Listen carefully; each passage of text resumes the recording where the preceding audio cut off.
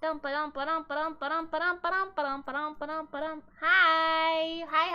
What's up? Howdy do.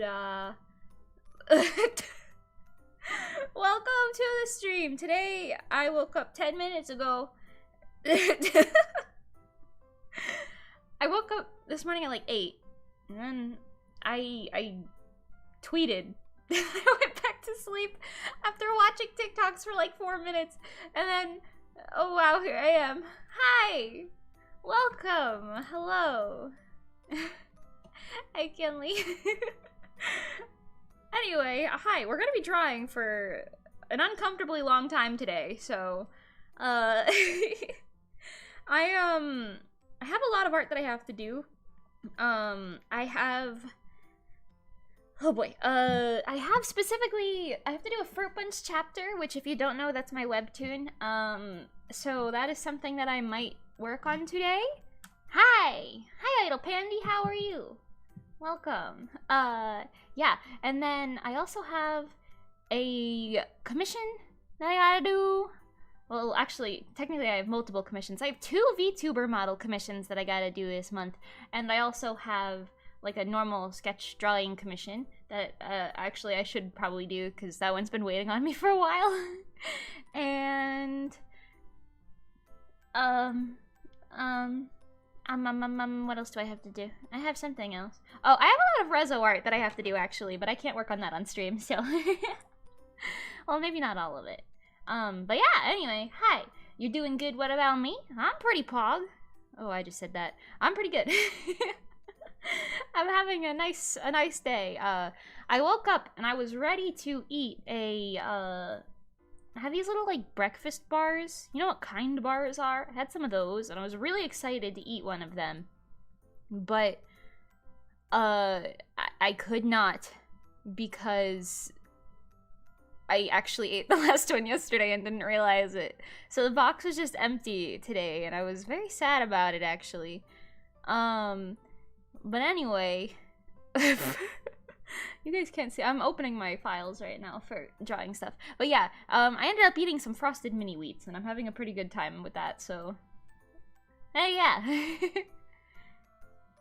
Also, I think my cat is going to sit next to me today, so. Hi. Welcome. Okay. What do you guys want me to work on? Does anyone have any preferences? Do you want me to do the Fruit Punch? You want to watch me work on some comic stuff? I'm probably gonna jump around quite a bit because I can't finish an entire chapter in one day. I could do that. I could just do some normal drawing. I've got plenty that I gotta do anyway. Unless you want to see me make a VTuber model. Got 2 of those we gotta do. Anybody got any preferences? Get your votes in.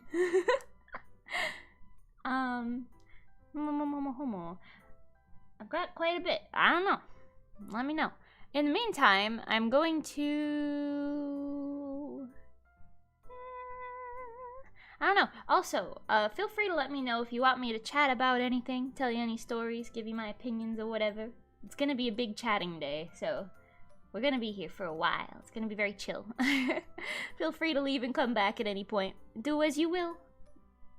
Haha, hee hee, hoo hoo. I think I'm gonna work on a little bit of the Fruit Punch. So I guess fair warning for spoilers, if you care. Although if you can read my, I'll try to hide it, because I don't know what page I'm gonna open this on. But if you can read my, my words written in my handwriting, good luck. If you can interpret anything that is going on in this panel, good luck. But yeah, I think I'll work on this for a little bit, and then I will stop when I get tired of it, and we will go do something else. Sound pretty good? And depending on how I'm feeling at the end of the stream, I might do a couple little tiny sketch requests like I did last time, because that was kind of fun. The bunch of fruit? Whoa! Yeah. You got a VR headset recently? Oh, dag. I used my friend's recently. Like I borrowed it, and it was very cool, so I am very glad that you have that. It's very interesting. Run around and have fun. Do as you will in the virtual universe.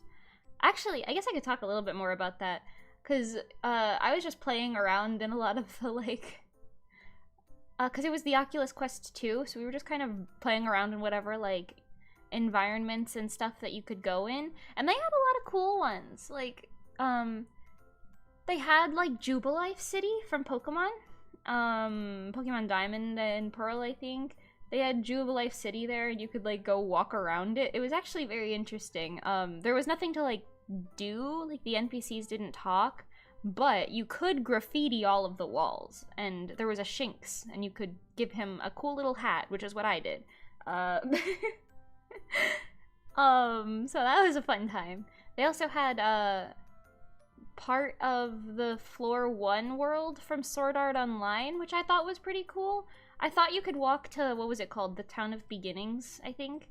But you couldn't walk all the way there. But you could still see some of the sights, and it was very cool. It put into perspective what having cement for a sky looked like. But it was pretty cool. Oh, shoot, hi! Hi, Mimi, what's crockin'? Not much, what's up? Kruka Gamer, Kraka Gamer, Kruka Gamer, I feel like that's how that's pronounced. Hi, what's up? What's crockin'? What's crookin'? I don't know. I'm bedoodling today. Quite a bit. This is, what I'm doing right now are panels for my, webcomic, The Fruit Bunch. This is episode 24, I believe. I did change the Fruit Bunch to be one update a month, because that's just more reasonable for me, considering I'm also doing, like, idle work and everything else. Instead of every 2 weeks, which is what it was before. But to be fair, I wasn't even making that deadline. I think I was late every single time, so doing it once a month is more reasonable at the moment, because I'm not making any money from it, so you know how it is. Sometimes you gotta make some money. Anyway, so the VR world stuff was very interesting, and it was very cool seeing things in, like, around you, instead of just, like, on a screen, you know? Pretty cool. 3 a.m. raid, hi, good morning, good morning. What's up, welcome. Oh, and Velvet Nimbus, hello, good afternoon, hi. What's up, what's up? We got time zone parties up in here, huh? Hi. Welcome to a party. This is gonna be one of them 10-hour-long parties that I heard so much about. I actually don't know. I'm gonna be live for a while, certainly, but I don't know quite how long. This is Tropia, so I don't know why I almost gave her my bangs, but whatever. Yeah, I don't know. What do you guys want me to talk about? I could talk about literally anything at all. I could also talk for hours upon hours. I am the type of person who will not stop speaking. So yeah, I don't know. Give me some topics and I'll bounce off of them in chat. But yeah, so the Fruit Bunch, this episode is, it's episode 24. I don't know if anyone knows anything about it, but if you do want to read it, you can read it on Webtoon. Just look up the Fruit Bunch Webtoon and the link will be right there. You can read it online or with the app. It is free to read, entirely. Yeah, I don't know. I like reading comments about it, so if you want to leave me a comment, that would be pretty pog. Tornado! Oh god, is there a tornado? There was a tornado yesterday, I believe, in Florida, but there wasn't anywhere near I live. I live a lot more towards the northwest side. You started reading it and Hikari scares you so far. That is very accurate. That's understandable. Have a nice day. That's also kind of the goal, so I'm into it. Thank you. But yeah, there was a tornado yesterday in, I think, Naples? I don't know, somewhere in the southern areas. I was talking to Pengy and Nikki about it since we all live in Florida, and we were like, I mean, thank God that's not near us, but like, oh my. Oh my jeebus.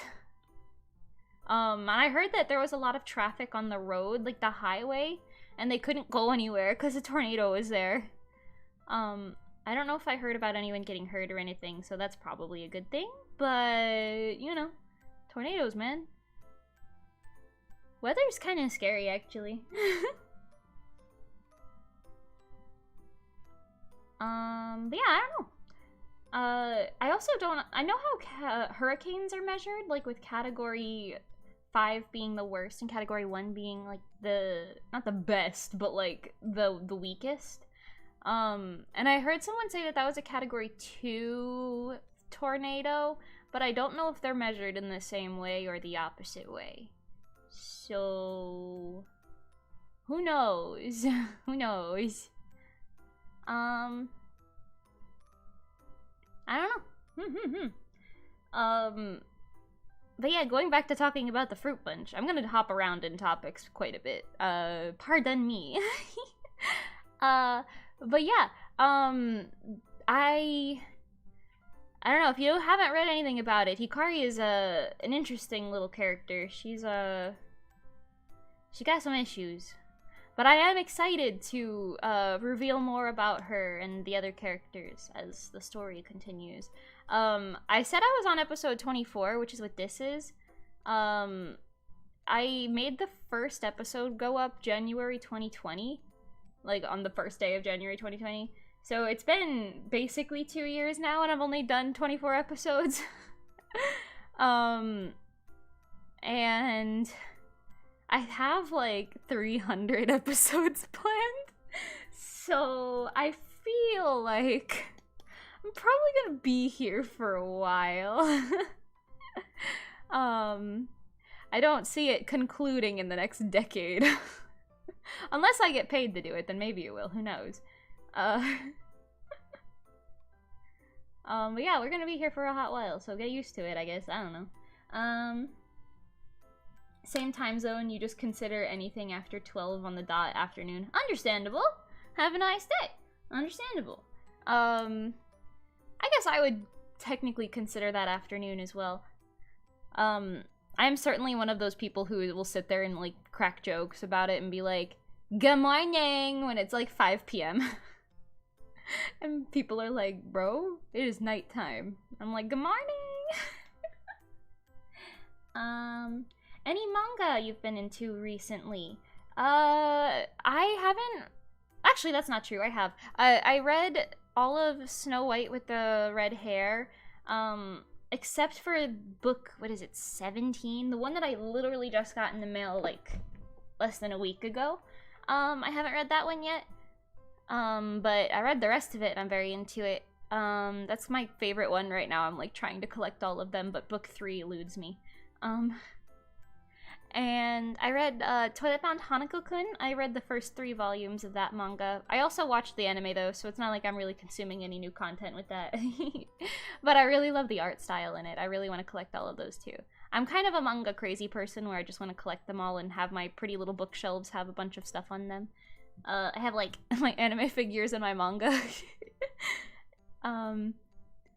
Yeah, I don't know. I'm very into collecting a lot of manga. Also recently, I bought one of the... Oh, I don't want to get the name wrong. It's one of the Madoka Magica spin-off series. I think it's the Wraith arc I bought the first book of. I haven't read it yet, but I did buy that, and I'm very excited to read it. And I know book 2 is going to come out soonish for that. And Evie from Oracle and Maya, they got me Madoka Magica Side Stories book 1 and 2, so I'm very interested. I read all of Tart Magica first, and I obviously saw all the Madoka Magica animes. Those are probably my favorite anime, like, ever, so I'm very excited about reading, like, more content from them. That stuff's crazy, bro. This isn't a manga, but I did watch a new anime recently, Cardcaptor Sakura. It's not new, but it's new to me. The proportions on Tropia's face are looking a little wonky here, but we're gonna breeze past that temporarily. But yeah, I watched the Clo arc of Cardcaptor Sakura. I haven't watched the movies or the Sakura arc, but I enjoyed it for what it was. I watched the dub because I was drawing while I was watching it, as I do. It's not a great dub. The dub itself is a little questionable. I went to watch the movie, the first Sakura movie, but I had to go to a different streaming platform than whatever I was watching it on the first time to watch it, and oh god, I went to Crunchyroll, I think, for the movie, and the dub voices changed entirely. They were not trying to keep true to anything, and I was just like, I can't watch this.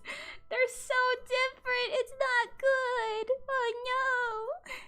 I was very mad. I couldn't even watch it. So I'm gonna watch the sub of that, but that requires more time, which I seem to lack a bit of. Anyway, excited to check out this webtoon. Oh heck yeah! Thank you. I've been writing this webtoon since I was like 12, so a lot of it is like, I don't know. I've revamped a lot of it, to say the least. It's gone through a bunch of changes since then, because obviously it's been more than a decade since then. But here we are.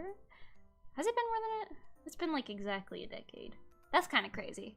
But anyway,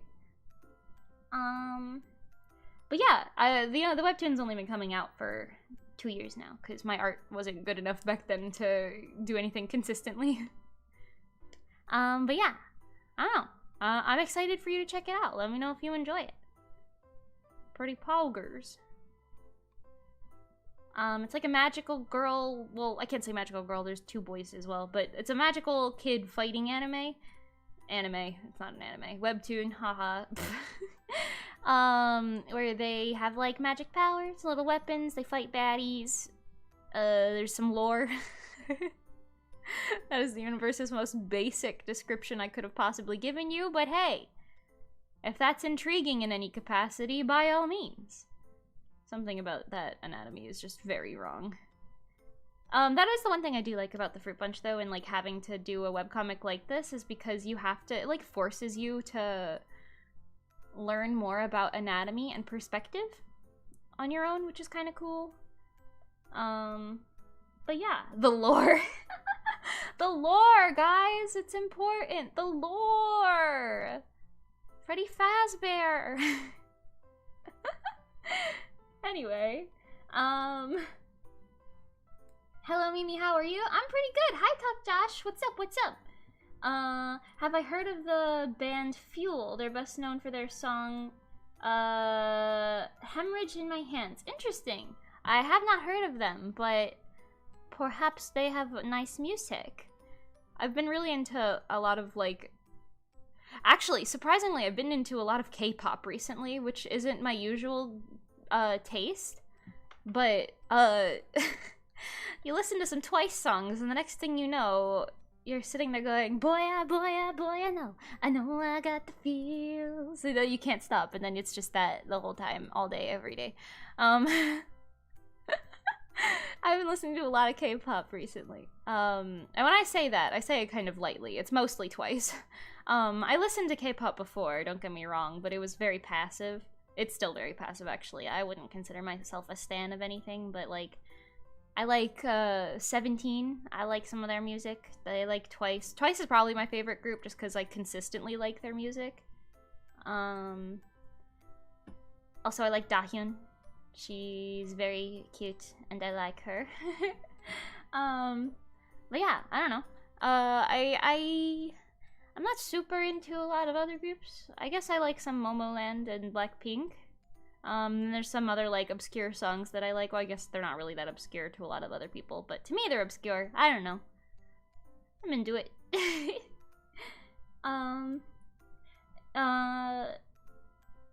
If the first band, oh, you heard them first when you were playing the game Need for Speed. Because one of their games, or one of their songs was featured in the game's soundtracks. That's really cool. Oh, Red Velvet. Yes, I listened to some Red Velvet as well. Some of my friends actually are really into Red Velvet. From Stellar Callisto, she was a really big Red Velvet stan lots of years ago.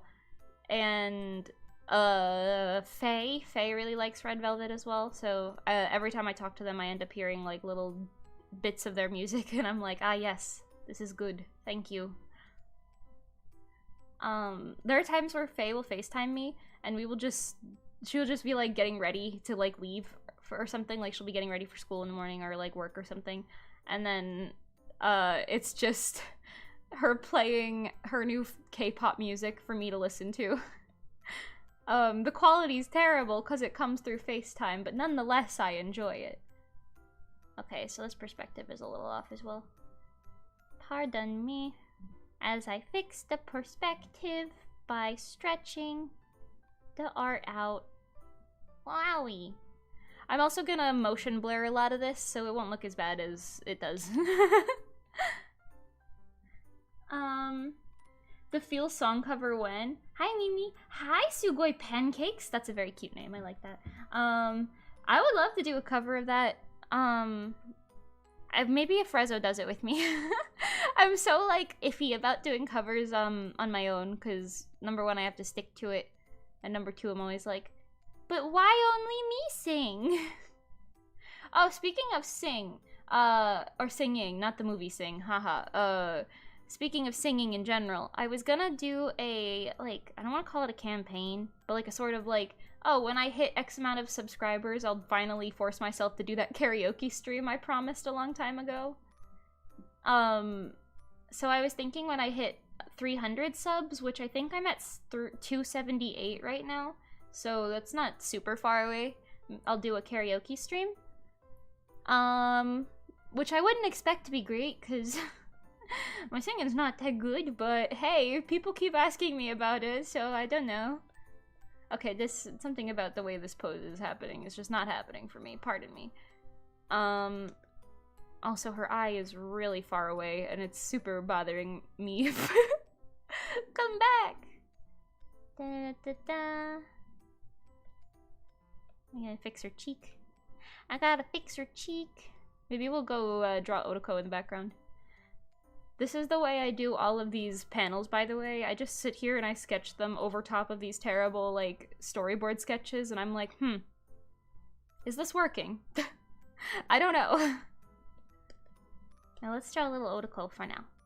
Nyaho.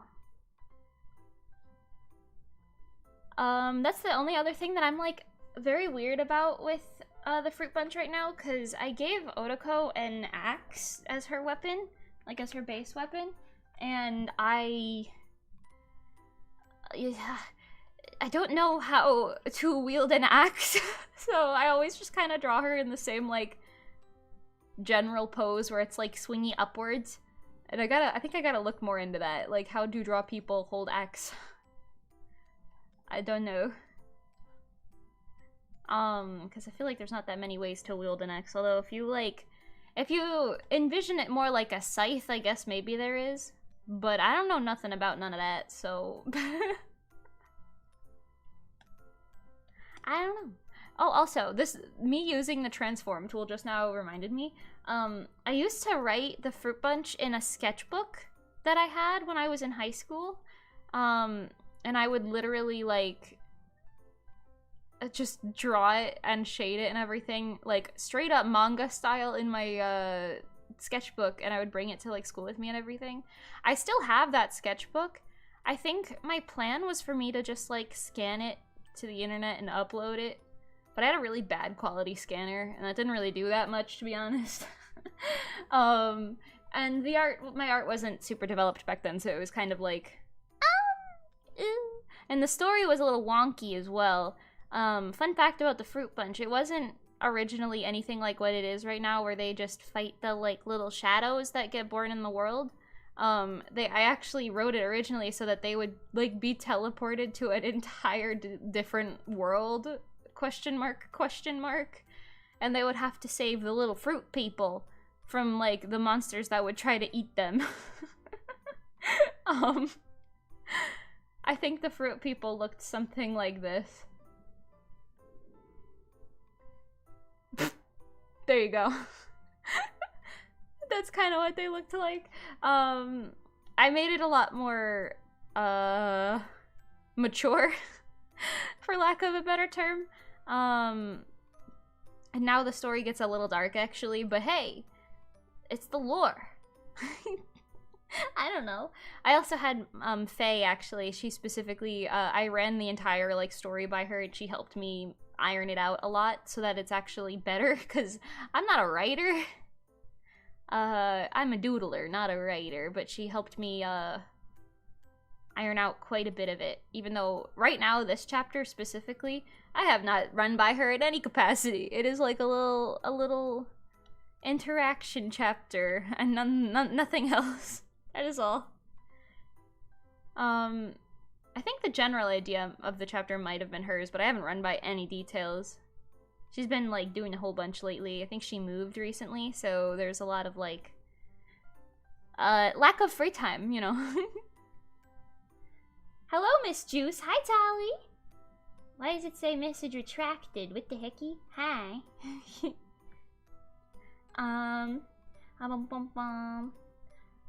Wow, I missed a couple chats here. The drawing of the new Mimi outfit on my recent Instagram post, you thought the hair accessories were lemons? That is so funny! No, it was like, you know those little dango hair buns and like the way they put fabric over them? That's what it was supposed to be. But I can absolutely see why you thought they were lemons. Here, I'll actually open it up right now for context for people who don't know what we're talking about. Bum ba bum bum bum. This one. These. You thought these were lemons. I actually really like this outfit though, not gonna lie. I kind of want to make it in real life and just wear it around for the funsies of it because it seems very cute. But yeah, I can absolutely see why you thought these were lemons. They're like supposed to be little hair bun tangos. I don't know. But there's also hair bows, so who knows? I got lemons in my hair. What if I put lemons in Pengi's hair in the next Rezo song? You guys be interested? would that be an attention grabber for you? Cause I'll do it. Pengi's gonna be like, hey, why'd you put a lemon on my head? I'm gonna be like, don't worry about it.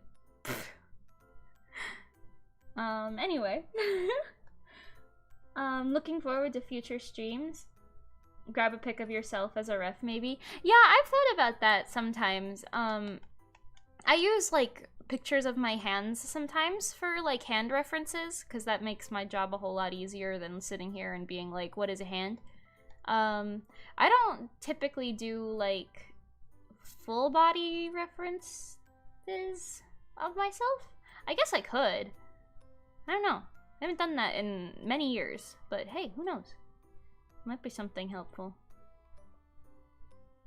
Ba-da-bum-bum-bum-ba-dum. Ba-da-bum-bum-bum-ba-dum. Angie fighting faces. Faces. Grr. Oh, I haven't posted this anywhere yet, but Fruit Punch Rezo style. Yeah, it's all kind of the same, honestly, because I just draw all of it. You guys want to see an outfit that I designed for Alicia recently? I haven't posted it yet because I wanted to design the Otoko one as well, but I didn't finish it. Here, yeah. This is for the Spring Festival. They all have their own, like, little things, but I designed this Alicia outfit recently. I haven't shared it, but here it is. Wowie. It goes with... Do I have the other two on here?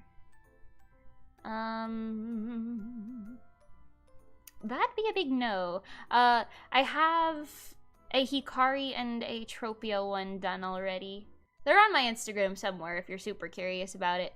Or if you, like, look at the Fruit Punch hashtag, you'll find it. But, yeah, I don't know. They all kind of look generally the same. But yeah, these are outfits that are going to come in the Spring Festival, which is, like, the next big arc. And then after that, everything in the story just goes to shit really quickly. Hello. As the saying goes, when life gives you lemons, you put them in Pengi's hair. Oh yeah. I'm gonna tell Pengi that that is a thing that is happening. In fact, I'm gonna say it right now. You just pop over in Discord. Hope everyone cannot see it. Oh, Pengi went to Otaku Fest this weekend and commissioned a table of a bunch of younger artists in the artist alley. I think 4 of them to draw Resoluscia, like little sketches, and they're all so cute and I really like them. I'm not gonna show them on stream because I don't know who to credit, but they are very cute. Pengy, someone on my stream. You know what? I'll say your name. Velvet on my stream. Said, and then in quotes, when life gives you lemons, put them in Pengy's hair.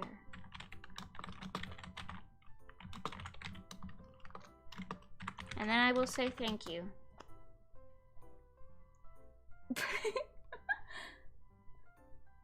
Sorry for the brief break. Your boyfriend was showing you how Pokemon was showing your Pokemon learning a new move. Oh, we have Brilliant Diamond on his Switch, but you're back now. Pog, you're good, no worries. I'm gonna be streaming for so long today, honestly. Don't even worry about it. But yeah, that is very cool. I kind of want to play the remakes, but at the same time, I do remember the story entirely because I played it when I was younger. So I don't super need to, and there's some money right there. I don't know. I did recently get a new game. It's not Pokemon or anything that I was gonna stream. Papers, Please. I got it as a gift. So I am like, that might be a fun stream to do. Or a depressing one. I don't know. That game's a little wonky, but we'll see. I might do that this week. I also kind of want to play more Minecraft soon, so we might do a Minecraft stream soon as well. You're currently planning out an OC idol group with original music and an IRL aspect, kind of like Stellar. You're still working on the basic story and characters, but you're having a lot of fun doing so. That's cool! I'm glad. What was I gonna say? I don't know. I'm glad you are having fun doing that type of thing. I certainly, enjoy seeing all sorts of groups pop up and do things. So, hey, have fun with it, man. Do your best. Your best is all you can do, but do your best anyway. That sentence didn't make any sense. Whatever, it's fine. That'll make you sound crazy out of context. That's okay, don't worry about it. Pengy doesn't need context. I'm sure she'll appreciate it anyway. I guarantee you, I'm just gonna get a response that's very similar to this. This is gonna be Pengy responding. There's a thumbs up right here. Yeah, there you go. This is Pengy after hearing this information. There you go. She will simply just be like, ah, yes.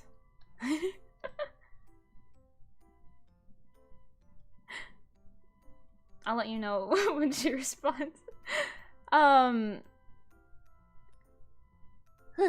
don't know. We had a meeting yesterday too, so we have a lot of stuff going on. I'm very excited for the work that Rezo's doing. I wish I could tell you guys more about it, but I cannot spoil anything. Just know that there's stuff coming soon that I think will be very enjoyable content. I recently did a lot of artwork for some things, so, you know, get ready to look for that, I guess. Oh wait, Fruit Punch song when? I have been thinking about that so much for so long now. I was thinking like, I thought it would be cool to do like a Fruit Punch theme song with Rezo. But I would have to, I don't want to say like hire, but I'd have to get a couple other singers to suit the other characters like Kai, Tetsuya, and I guess Otoko. Cause I feel like I would do Hikari's parts. I think Nikki would suit Alicia's voice, and Pengy is a good Tropia probably, but I would be like, if I was gonna do a Fruit Punch song, I would want all of the characters to have like lines in it. I don't know. I wonder if like Mani and Johnny would be into that. They helped us work on Monochrome.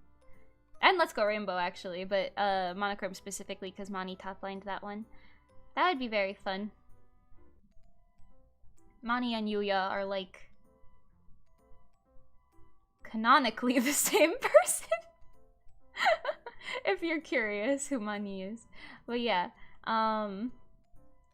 That was a very weird sentence to come out of my mouth, but that's okay. Just let it happen. But yeah, I don't know. It would be cool to do something like that. I don't super have the budget for it, but I have brought it up to Rezo, and they seemed very, like, receptive of it. The only thing is, like, it's not like the Fruit Punch is super popular or anything. So it might not do super well. But it is something that I definitely want to do in the future at some point. Like, do, like, a soundtrack for it or something. That'd be really cool. Bum. I have the feels stuck very aggressively in my head right now. I'm so sorry. I keep sitting here and, like, stopping whatever I'm saying midway through the sentence because I'm just sitting there like, boy, no. I'm like, please, do I stop haunting me? What did I do? This is just gonna be the line for her headband now. Oya, oya. Oi. Thank goodness undo buttons exist, bro. That's crazy.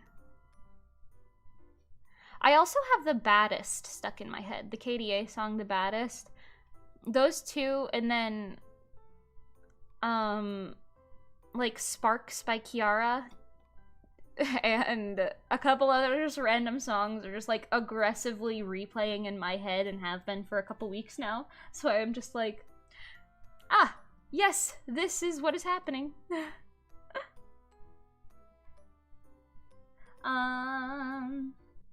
You're gonna play in the VR, you'll be back soon. Oh yeah, have a good time, don't worry about it. I think that's very funny. I'm going to the VR world, see you later. It sounds like a anime thing, but that's a real thing that is happening. Like, people are going to the virtual world and hanging out, and that's pretty crazy. You know? Pretty crazy. Did you know 2022 is, like, in the lore of Sword Art Online is when the game, like, released?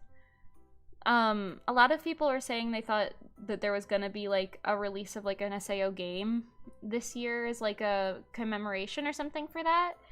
But, I don't know, with the COVID. Who knows? You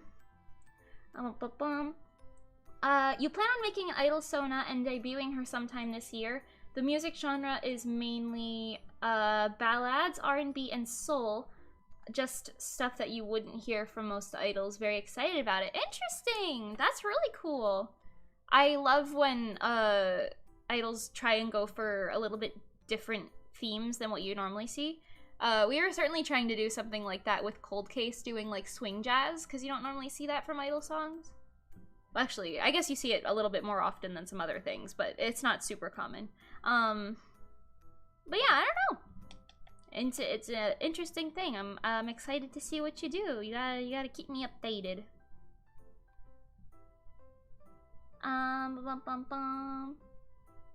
You have an Idol Sona group and you're currently working on your first original song and getting intros out. Interesting. Green Blob, hi, by the way. I don't think I said hi to you yet, but hi, welcome. That is really cool, though. I love the whole, this is gonna sound so weird, but I love looking at groups doing introductions because it's like, I wanna see, show me your stuff. Who are you? What does your character look like? Let me draw them!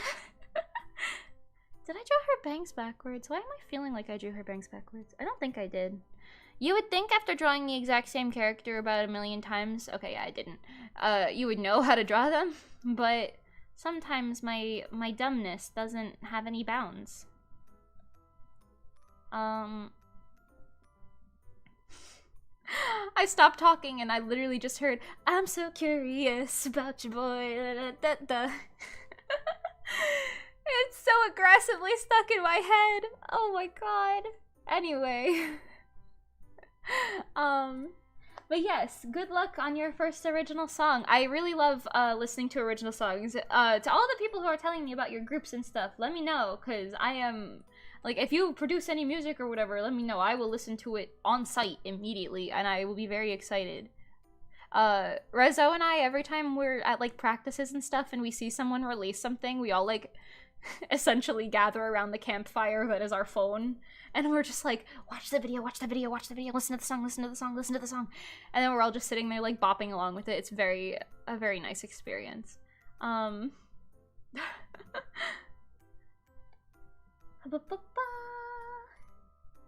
keep missing a lot of chat messages. I'm so sorry. Oh my gosh. Okay. Hi, Kaiko. How are you? I'm good. How are you? I'm bedoodling some fruit punch today. If that wasn't openly obvious by Otoko being drawn on the screen. That's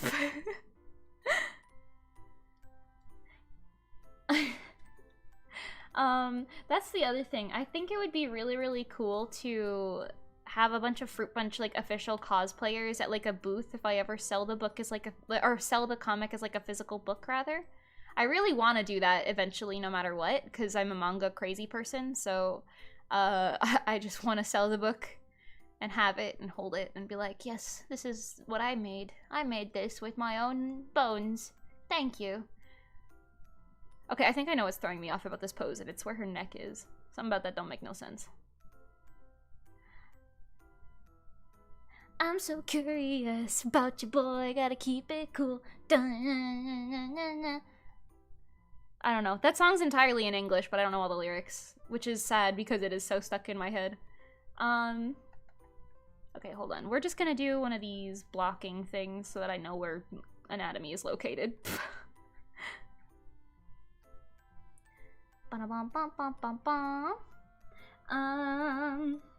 Idols take over the world. Oh yeah, oh yeah.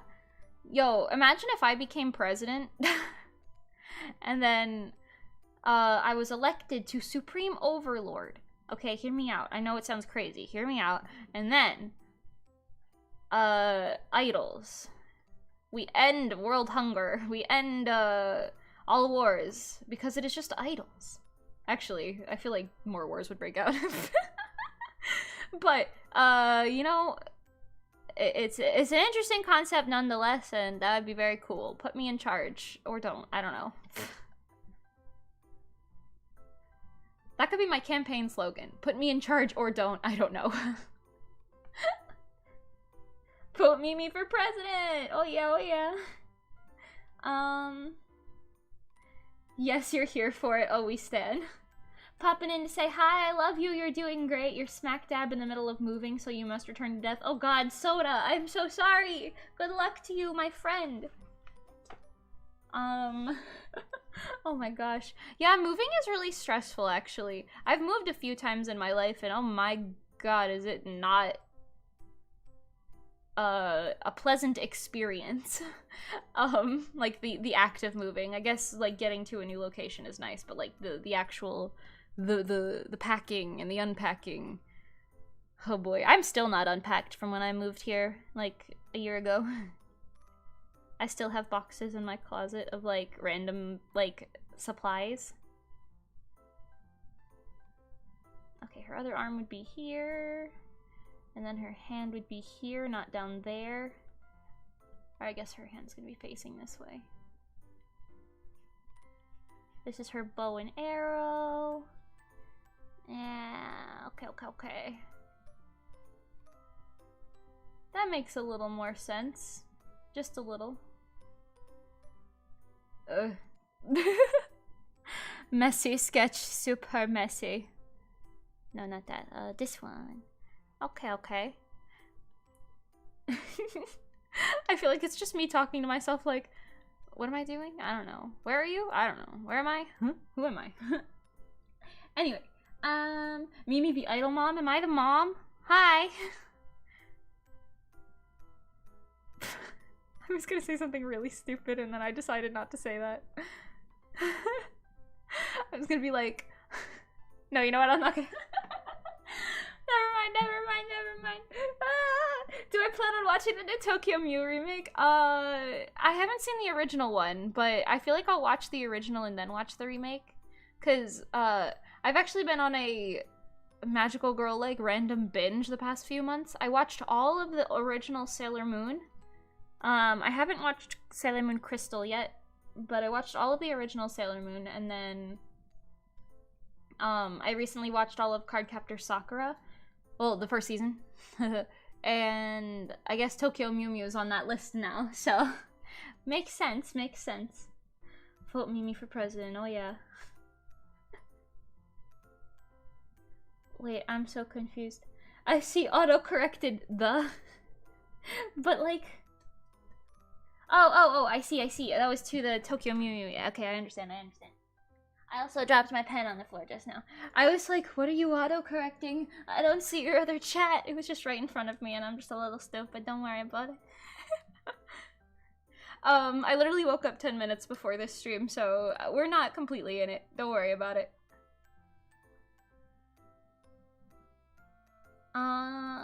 I might move on to a different panel. This panel's kind of annoying me, to be honest. Actually, I want the bow to be a little more... I gotta think about, like, physics and stuff. That stuff's kind of confusing for no reason. You gotta be like, oh yeah, the physics of this bow, it wouldn't just be standing upright like that. It would be kind of pushed down because she's moving kind of quickly. Talking like a one brain cell human being. It is okay. Anywho.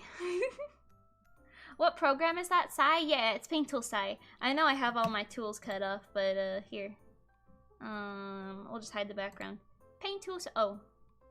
Well, okay, maybe not. It is Paint Tool Sai, yeah. I thought that would show a lot more useful information than it did. Meow meow meow. I am getting kind of bored of doing this, so I feel like I might jump to a different thing.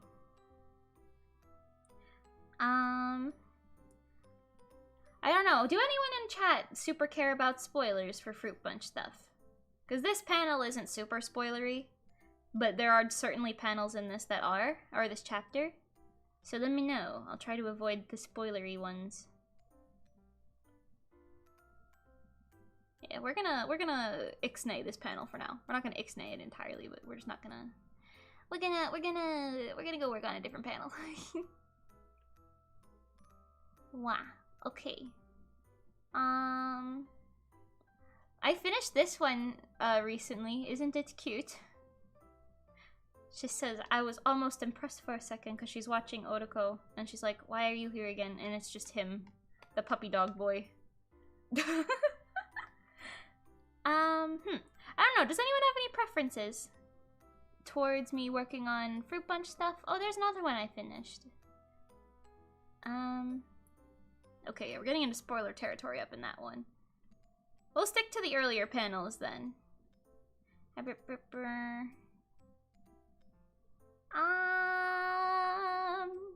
I want to work on right now?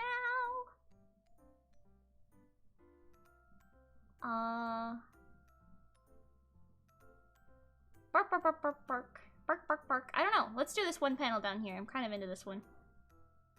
This is how I work, by the way. Every time I do these chapters, I literally sit here and I'm like, which one do I wanna do? You haven't read it, so you don't care. Understandable, understandable. Have a nice day. I guess there's nothing, like, super spoilery. It's just spoilery for the episode that it is. Even if you saw a spoiler, you wouldn't understand what's going on anyway. Very fair. These panels are very messy. My storyboarding is a little messy. Oh, yeah, bye. Pogoroni. Also, to all of the fun people in chat who haven't read it, you're gonna read it, right? You're gonna go to Webtoon and read the Fruit Punch, right? Do I have to play the ad? I have a Fruit Punch ad. I'll play it. Don't make me play the ad. You're gonna read it eventually, right? There's 24 episodes. That'll take you at least an hour. Or longer if you're a slow reader like me. Or if you like to look at the pretty pictures. But yeah, I don't know. I'm definitely gonna probably swap to doing one of the VTuber model commissions, I think, in a couple minutes. Maybe not a couple minutes, in a little bit. 'Cause I can feel myself getting tired of this.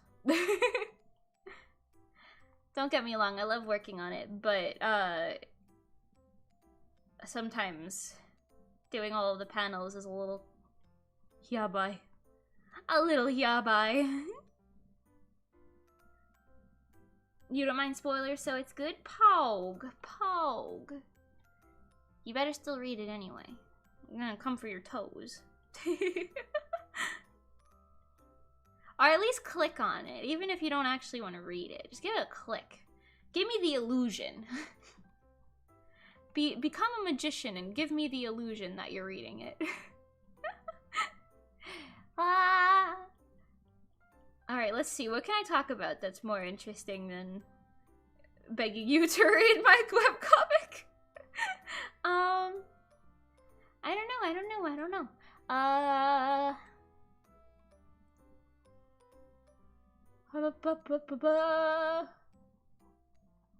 Oh, that's another thing we could do. We could make thumbnails for streams that I want to do this week / next week as well. Like I said, I want to play Papers, Please, and I want to play more Minecraft. So there's probably gonna be a lot of stuff I need some thumbnails for. I draw my thumbnails in Paint Tool Site, just like everything else. So I don't know, maybe fun. It would certainly fit the drawing stream vibes. I actually really want to work on this one Reso thing right now, but I cannot stream it. It would be such a big leak. Not even a spoiler, just a straight up leak, and I simply cannot. Yabai. I guess in a future stream I'll tell you what I was referencing when I am saying this, or if you don't figure it out. Doodle requests, maybe? Yeah, we're probably gonna do those at the end of the stream, or closer towards the end of the stream. Mostly because I have a lot on my to-do list, and the point of me doing a big drawing stream like this is because it's like, okay, now this forces me to work on stuff consistently for 8 hours. So, you know, we can be getting a lot done. Little tiny angry mouth. I don't know. You will, you promise? Oh, thank you. I'm gonna pretend I can read that kanji. Sometimes I can read kanji, like certain ones, but then other times I see ones and I'm like, I don't remember what that one is. Yabai. I know it doesn't say a little Kira Kira, but let's just pretend it does. A little Kira Kira, a little sparkle.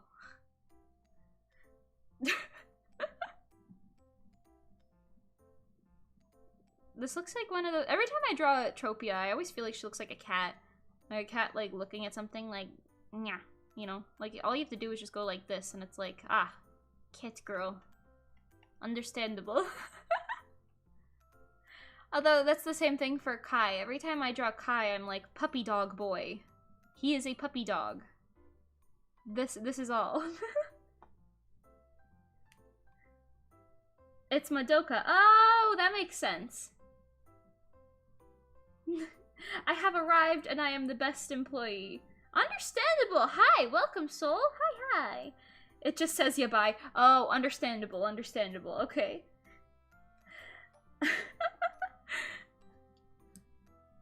I could read the last kanji, but not the first two, which is a little embarrassing, but we're not gonna talk about it. A little Kira Kira yabai. Wow. I'm like so tired right now. My brain is like, yes, speak for the stream. And my brain, simultaneously, my body is like, what? I woke up 20 minutes ago.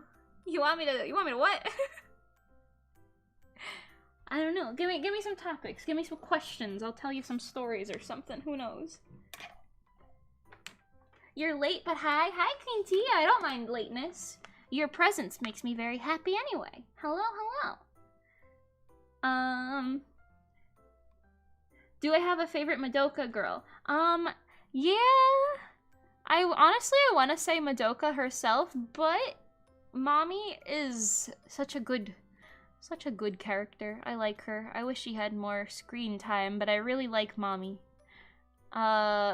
Mommy Tomoe, not mommy like M-O-M-M-Y. M-A-M-I is what I mean. Debuting is scary, understandable. Debuting is a scary thing because you're putting yourself out there. And you're starting kind of on the low, most likely, so I can see why that's kind of scary, but I don't know. It gets less scary if you try to care less, which sounds a little bad. Like, don't care less about your product, but if you're like, stream scuff, but it's kind of funny, then it's a little less scary for debuting, definitely. You could always do like little practice streams with your friends too on like Discord or something if you feel like really worried about debuting something.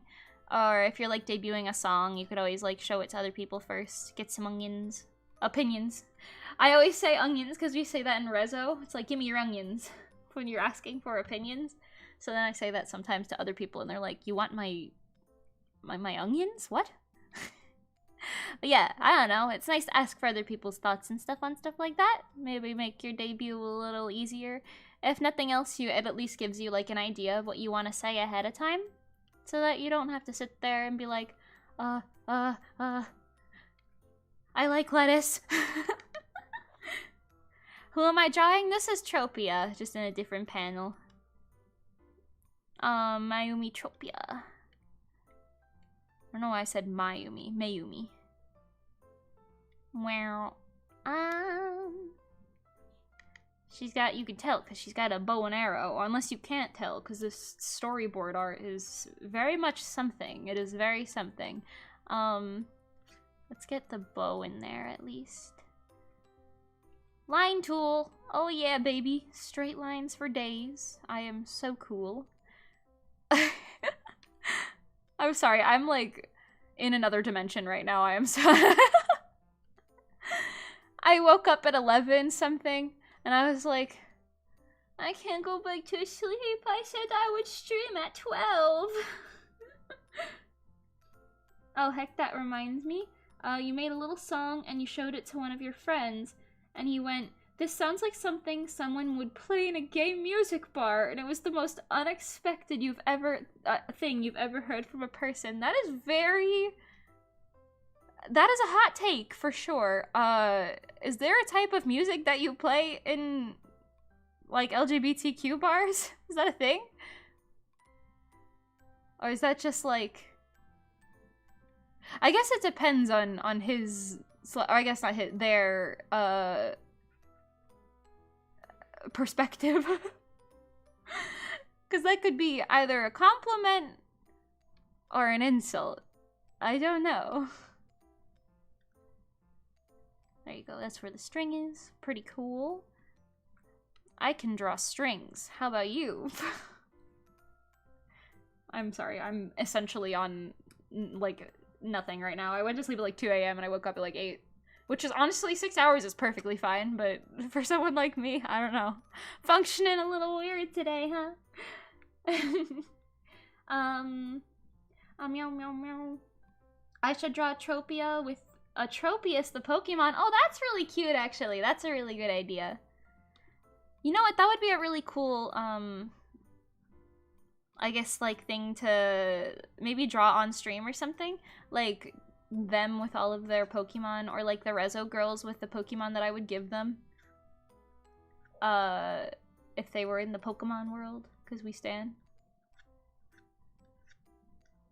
I'm like a huge Pokemon fan, although I don't want to be one of those like 90s kids who is like, listen, I only like Gen 1. Everything else doesn't exist. Because I'm not like that, but I'm very much so on the thing where it's like, I'm sorry, what is an Ultra Beast? What is that? You want a Giganta what? Your Pokemon? I mean, I played those games, so, like, I'm obviously joking. Like, I do know what that is, but at the same time, it's like, alright, this is some of that new Pokemon nonsense. I don't know where I am. Like, you had me with Mega Evolution, I suppose, but after that, you kind of lost me. Because I guess Pokemon is, like, the franchise is trying to add a new cool thing to every, like, region that they do. But simultaneously, my head is like, bro, I don't even I don't even know how many Pokemon there are now. Isn't it like 800? Like, I don't even know all their names anymore. I used to know the, like, Pokemon rap that they would play at the end of, like, the VHS tapes of the anime. And I used to, like, be like, night slow poke. And like, my dad would walk in the room and he'd be like, what are you doing? And I'd be like, I'm just vibing to my Pokemon VHS tapes. Do not bother me, sir. I don't know. I don't know if I remember that entire rap now, to be honest, but I did know it, like, by heart when I was a kid, so... Does that say anything? Who knows?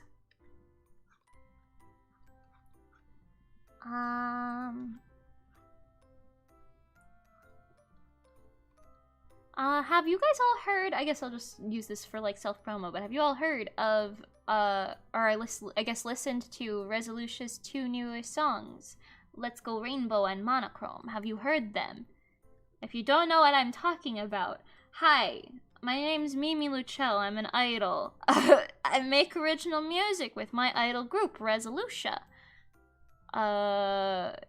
You can find the YouTube page for Resolucia on my YouTube page. Kinda crazy, but hey, you should go listen to our 2 new singles, because I guarantee at least one of them is probably something you'll enjoy. If you like J-pop/K-pop, you're probably gonna be into at least one of them. I think this hair is a little too long. But yeah, I don't know. If you've heard them, cool. You're officially a cool kid. If you haven't, what are you doing? You can't sit with us. No, I'm just kidding. But yeah, I don't know. Listen to them if you haven't heard them yet. Hee hee hoo hoo. Let's Go Rainbow, yes. Monochrome, not yet. Oh wow, you gotta listen to Monochrome, my dude. If you had any opinions on Let's Go Rainbow, Monochrome will probably change your opinions, no matter what they are. That is what I have been told by the people. Meaning other people in chat, but you know. I don't know. Give it a listen. I'm sure you'll probably enjoy it at least a little bit. It's very catchy, if nothing else. But yeah, I don't know. Rezo is gonna have like every year we do one of those. I say this as if we've existed for that long. We've only existed for 2.5-ish years now, but like we're gonna have our like yearly like what are our goals for this year meeting. And we're gonna sit down and be like, yes, for 2022, X, Y, and Z is what we want to do. Are any of them realistic and or feasible? That is a different conversation. But, you know. Both are really good. Oh, thank you. Let's Go Rainbow is so very happy, and then you have Monochrome. Yeah. Let's Go Rainbow is very much like, yay, friendship forever! And then Monochrome is like, so anyway, you should be looking at me because I'm the best. I think those were not like verbatim the words we were going for, but like theme-wise, it was like, yay, look at us all having fun together! And then it's just the contrast of like that to, you can help but look at me, only color that you see, da-da. Da da da da da da da da. But yeah, anyway, it's a vibe. It's a vibe town. I feel like you'd love my self-run OC group, Poke Rainbow. It's on your Insta. Oh, tally those things. Okay, I will pray to God that I remember that. I do know your Insta because I recognize your username quite a bit. Thank you for sticking around for so long, by the way. Haha. So as long as I remember to check, I'll be like, oh yes, Tally said to do this. So I gotta go do that. But yeah, that sounds interesting. Poke Rainbow. Humu Humu. Just the name on itself reminds me of something that Nikki was telling me about when I first met them. She was doing this like, I guess it was like a little, I don't want to call it a role play thing, because I mean maybe it was like a role play thing, I don't really know. It didn't have like music involved, but she did this thing with her friends, where she blah blah blah blah blah blah. She did this thing with her friends where she had like every one of them had like a color of the rainbow, and then they each chose Mimi Chrome. Sorry. And then they each chose Pokemon that would like match their rainbow color, and they made teams based off of that. And I think they called it the Rainbow League, I think is what it was. It had a very interesting concept, and obviously she was orange, and she had like a Charizard and some other Pokemon on it. I think a Raichu. So I was really into it. It was very cool to hear about. But yeah, based off the name alone, it reminds me of that.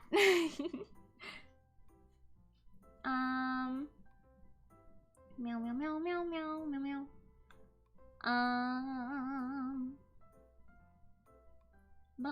I don't know where I was in chat. Where am I? Do you watch Luxium? I've been having some big brain rot from them recently. I do not know of them. But hey, I'll check it out. Perhaps. Assuming Monkey Brain remembers to check it out, I'll check it out. I haven't heard of them, no. Tell me about them. Tell me what they be doing. First stream you're finally available for. Hi, welcome Introverted Cosplay. Hi. It is a lot earlier than I usually stream, to be fair, so I am very glad that you could come today. Also, it is, I believe, Martin Luther King Jr. Day today, so I feel like a lot of schools and some workplaces are probably off for the day. I don't know if I should call it a holiday, because, I mean, I guess it is celebrating his life, I think, but calling it a holiday is a little strange. I don't know. But anyway. No, this is not how hands holding a bow and arrow works. I was also, I think I talked about this on one of my... I think I talked about this on the last stream that I did.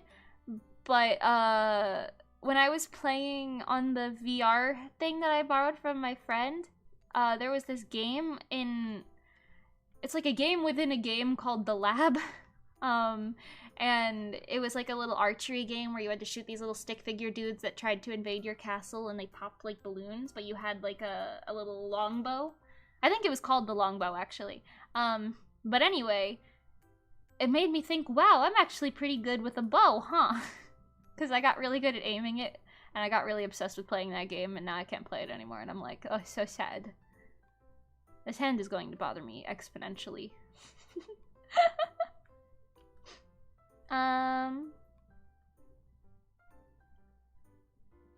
Something like that. Anyway, but yeah, I don't know, so now I'm like, interesting. I enjoy drawing longbow. Assuming I can get the anatomy correct. That's almost PR, except they're all Pokemon trainers that perform along with their Pokemon. Anyway, you gotta go keep what you're doing. Thank you for coming anyway. I'm glad that, yeah. But that is actually a really cool concept. I remember really liking that about, like, some of the Pokemon animes, like how the Pokegirls would sometimes, like Dawn and Serena, they would, like, go to the showcases and whatever, and the contests, and they would do all sorts of, like, almost performance style stuff with their Pokemon. Like, that would totally be what I would do if I was a Pokemon trainer. I don't think I'd be super into the gym scene, but I'd be super into the, like, contest / showcase scene, certainly. Oi. Hoo! Ha! Hoi! Your good manager told you she was very proud of you for the work you did yesterday, so you are best boy. Oh, we stan. Also, Mimi knows firsthand how I feel about the new songs. Yeah! I watched Soul's live reaction to the songs. It made me very happy. Pengy and I watched it last night at, like, I don't know, midnight or 1 a.m. or something. Pretty late. We were just chatting about random stuff after our meetings and, like, browsing the internet together and streaming stuff. It was a very fun time. But yeah, I don't know, yeah, I'm glad you enjoy the songs. I'm very into it, haha. You have a question about future streams, though. Are we ever gonna play Uno again? Yes, we probably will play Uno again. Ray wanted to... The only reason I had Uno at all in the computer, I actually had to, what is it? Uninstall it temporarily because I didn't have the storage space. But the only reason I had it at all to begin with is because Ray was like, we have to play Uno on stream, and I was like, that sounds like a great time. I'm not gonna play it alone anymore, though.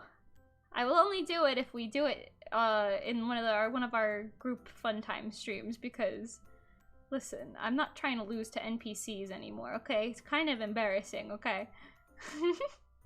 Especially when you have it set on easy mode. You should be winning when it's on easy mode. I played like, what, 2, 3, 4 games? And I lost all of them. There's kind of a hit to the confidence. No, I'm just kidding. But yeah, I don't know. We probably will play it again. Meow meow meow. Finding out Pengy watched it too, and I might have sleepily screamed, "Aw!" Listen, I was like, "Oh hey Pengy, you wanna watch this with me?" She was like, "Hell yeah!" We were already down some sort of a rabbit hole, for lack of a better term, with like commentary videos yesterday anyway, so we were like, interesting, very interesting. So yeah, I don't know, we were into it. It was cool. Pengy said she really likes Soul's voice, which I thought was very cute. Cuter. Why did I give Tropia a headband? The world will never know. Flump, flump, flump, flump, flump, flump. I think I am gonna move on to doing one of the VTuber models, because this is feeling like very slow progress right now. I don't know. Hey, yeah, let's do that for now. Meow meow meow. No, you're fine. The AI in Uno cheats no matter what difficulty. That's stinky. That is so stinky. Don't cheat when I am trying to do my best. Okay. Let me see. I have to open up a reference sheet.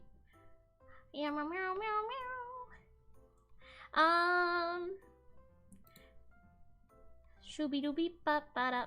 I have this one VTuber commission that I got literally yesterday, I believe, but it does have a strict deadline because it is through Fiverr. So hey, I think I'll work on that one.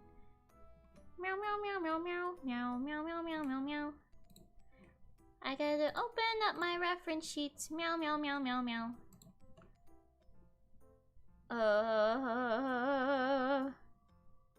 Oh god, where am I? Wait, am I stupid? Oh no! I might be stupid. Hold on. Don't worry about it, don't worry about it. Oh, that's when you screamed when Pengy said you have a nice voice. Understandable, I probably would have as well. Meow meow meow meow meow. Okay, here please, thank you. Nya nya nya nya nya. Yeah, this one's due in 11 days, so hey, might as well get it done now, huh?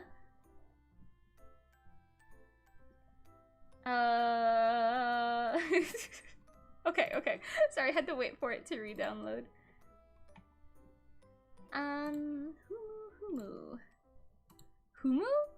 Humu. This one. Cease this behavior. Is this what I want? Yeah, okay, so I want this one. Sorry, I'm trying to extract them from a folder. Where am I? Is it this one? There's so many things in this folder. Where am I? Here, okay, this one. Pogaroonie. Pogchamparoonie. Okay. Close this. Open, please. Su. Wait, hello? Wait, why isn't it here? No, please. I think I might be an idiot. Hello? Okay, you know what? I'm gonna print screen it. We're gonna print screen it today. I don't have the patience for this. Print screen! Yay! Okay. Paste to desu. Okay, this character's a lot different than a lot of ones that I've made so far. The person on Fiverr told me... Actually, I wonder if I can make this in a different tab. Yabai. Yabai, yabai.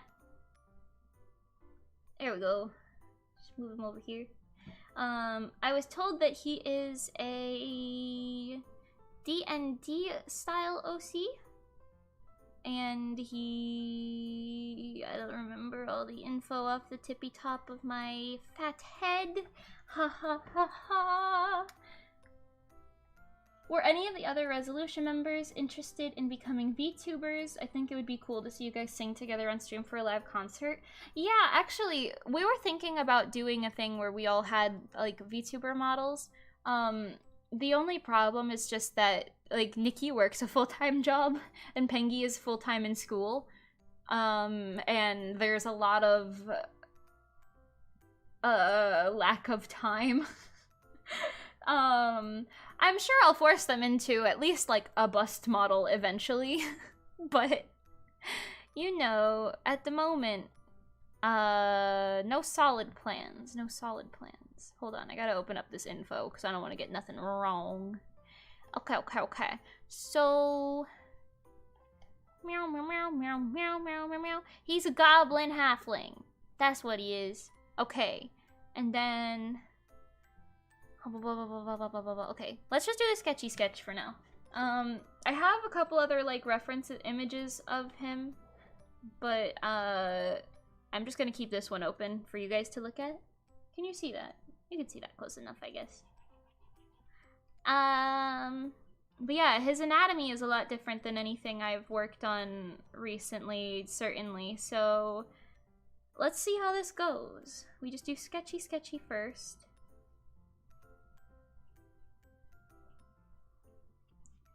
I want to make it look like a kid. I'm just trying to get, like, the anatomy basics down, I think. Because, hold on, I have another... Hold on, this one will probably help me actually here. Yeah, bye. This one? Not that one. Turns out it was the one after that one. Turns out I was wrong again. It's actually the one here. This one, haha, print screen net. Okay. I know you guys can't see what I'm doing, don't worry about it. Here, okay, another reference of the character. This one's from, in-game something. Yeah, okay, Pog. Pog, we got him open. I feel like I made his torso too big already. Or maybe that was pretty close, actually. Got feet's like here. These are the feets. That means the legs are here, the half point is here. Here we go. Wow, very cool. And he's got bigger forehands here. Forehands, forearms is what I meant to say when I said that. Nyahoo. That's where his hands go. They like, whoa, Kali Yuta, go, Nanuji, I know. Now I have Bada stuck in my head. What is happening? What is happening? Where am I? Who am I? What world is this? I don't know anything. I really like the way the hair is drawn on the, like, rendered one, too. I think I'm gonna try to mimic that quite a bit. I think the outfit, I'll mimic the art, though, because that's what he asked for. So we're gonna go for... Yum, yum, yum, yum, yum. Do you guys like how I sketch? Is this readable? Do you know what's happening? I certainly don't. Okay. Schmoll. Him schmoll. Okay. And because I do VTuber models in a silly way, we're just gonna start and see where that leads us. Humu. Nya. Let's do the head first. Oh, by the way, my cat Oreo, he is inside of a little cardboard box right next to me. He's curled up in there. It's very cute. I love him. What a good boy. I feel like this model is going to be a challenge because the anatomy is just vastly different than what I've done before. But you guys are here to live through the challenge with me. That'll be kind of fun. Nonetheless, you can at least laugh at my suffering, if nothing else. Yum. That was actually a pretty good line. Not gonna lie. Cha-cha-cha-cha-cha. But yeah, my VTuber children, you have another sibling coming soon. In fact, you have another 2 of them coming soon. I almost feel bad sometimes because I feel like a lot of the time, being like one of only a few like VTuber kids of a person is really cool. Cause like then you can just, you know, bond with them and then you have, it's like a little special, but I take commissions for this stuff, so I also feel like it's like, I mean, it's still special, but like, how special is it? I don't want anyone to feel not special. I do have favorites. I pick favorites, but you know what I mean. Hello! Hi, Shady Bryce, what's up? Welcome! The ultimate financial dream would be us all siblings together with us in 3D models doing an MMD dance to Specialist. That would be amazing. I would love doing, I don't know Specialist specifically, but like just the MMD dances with the 3D models are so cool. Hold on, I'm gonna break the VR code over here. Don't worry about it. But yeah, that would be really, really cool. I would love to do 3D model stuff, because then I could do, like, live dancing and stuff, and that would be really cool. But that's some money. That's some cash money right there. Oh, wait, what do his ears look like? Oh, yeah, but I don't know what his ears look like. Because he said he's a halfling goblin. And I do not know. I think they have big ears. Yeah, it looks like he got big ears, actually. Oh! Oh, I think I understand. Oh, Yabe, hang on. This one? Just kidding, this one? Okay, he do got big ears. That he do got. Big ears, yes. Okay, I'm just gonna leave this open because I'm a little dumb. Okay. I know you can't see when I'm opening up my files, but don't worry about it. Don't worry about it. You got some big ears. They look kind of like this.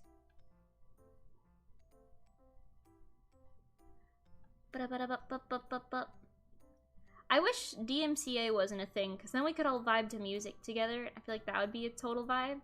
Honestly, if you want to watch my stream with your like playlist in the background, that'd probably be a big vibe right there. Look it up if you're not in the know. Understandable, will do. You're playing Pokemon Sword right now and you wanted to watch a stream while you played. Oh, awesome. Hi, welcome. Catch the Pokemon. Do the best. I have Sword, but I actually didn't finish it. I played it like right when it came out, and it was very like I don't know if it's still like this, but the open area was very like broken, so my brain was like, oh god, maybe I should just wait until they fix it. I don't know why I was assuming that. It's a Switch game, but whatever. But yeah, I don't know. Maybe we could play that on stream one day. I do have a capture card, but I think I need a HDMI something or other for it. I don't know. It was explained to me briefly, but I'm a little dumb. Ears. Ears. Yay. Okay. Humu. The yes of got big ear. Yes. He got big ear. I feel like I'm gonna just... will also punch someone for you. Oh, it's all about the contact you keep and the bond you build with the artist. You're my best friend, and I will hold you up and yell about how gosh darn cool you are. Thank you! You're so sweet, soul. You're just waiting for the new Pokemon game? The Arceus one? Yeah. I didn't actually order that one, so I feel like that is going to be one that I do not own. But, hey, I hope you enjoy it. I hope it's cool. I know they're being a little... I'm actually gonna make a folder for this. I hope that it's a good game, because I know the developers are being a little shady, for lack of a better term, with, like, sharing game footage, I guess. Although they did just release a trailer that I haven't looked at yet, so maybe they actually finally released some game footage. I know it's releasing in, like, what, 5 days? The 22nd, I believe? I don't know. Also, I think I tweeted about this, but I went to a GameStop recently, because we were just, like, walking around stores, like, just kind of vibing. And I went to a GameStop, and we were like, oh my gosh, look, they have Pokemon cards! So we each bought a pack of Pokemon cards. But there was a kid in front of us in line, and he was, like, exchanging a game that he had, that he, like, I guess that he got as, like, a gift or something for a different game. And he was like, can I just get this other game instead of this one? And then the lady was like, let's see what I can do, because you can't just do, like, equal exchange like that all the time. And he was like $13 short, and the look on his face when she said it's gonna be 13, like, I don't know, 95 or something. He looked so sad. He was like, oh, I don't have money. So I was like, I got it, I'll pay for it, don't worry about it. I didn't say it like that. I think I literally said, like, I'll get it for him if he wants it. And he just did this little, like, yes, please, nod. And it was very cute. He was like 10. His parents were in the parking lot, and they said, yeah, we sent him in, because they, like, flagged us down when we walked out to be like, thank you, or whatever. But they were saying we sent him in on his own so that he could grow up a little bit. I'm like, he's like 10, but okay. Anyway. So yeah, we were doing that, and the TLDR here is that he wanted to get a Pokemon game, and I was like, listen, if the kid wants, I think he wanted, like, Pokken Tournament or something like that, or... does this character have bottom lashes? Maybe I shouldn't be giving him bottom lashes.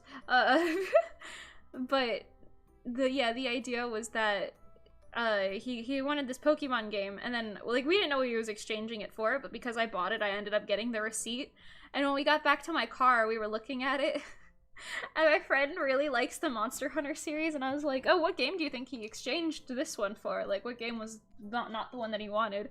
And it was the Monster Hunter game that came out recently. Which is arguably worth very much more than I think Pokken Tournament is, but... I don't know, and my friend was like, what? We gotta go back! We gotta go back and tell that kid he's wrong! We didn't, but it was funny. It was a very funny, haha. A funny haha. Bum bum bum bum bum bum bum bum.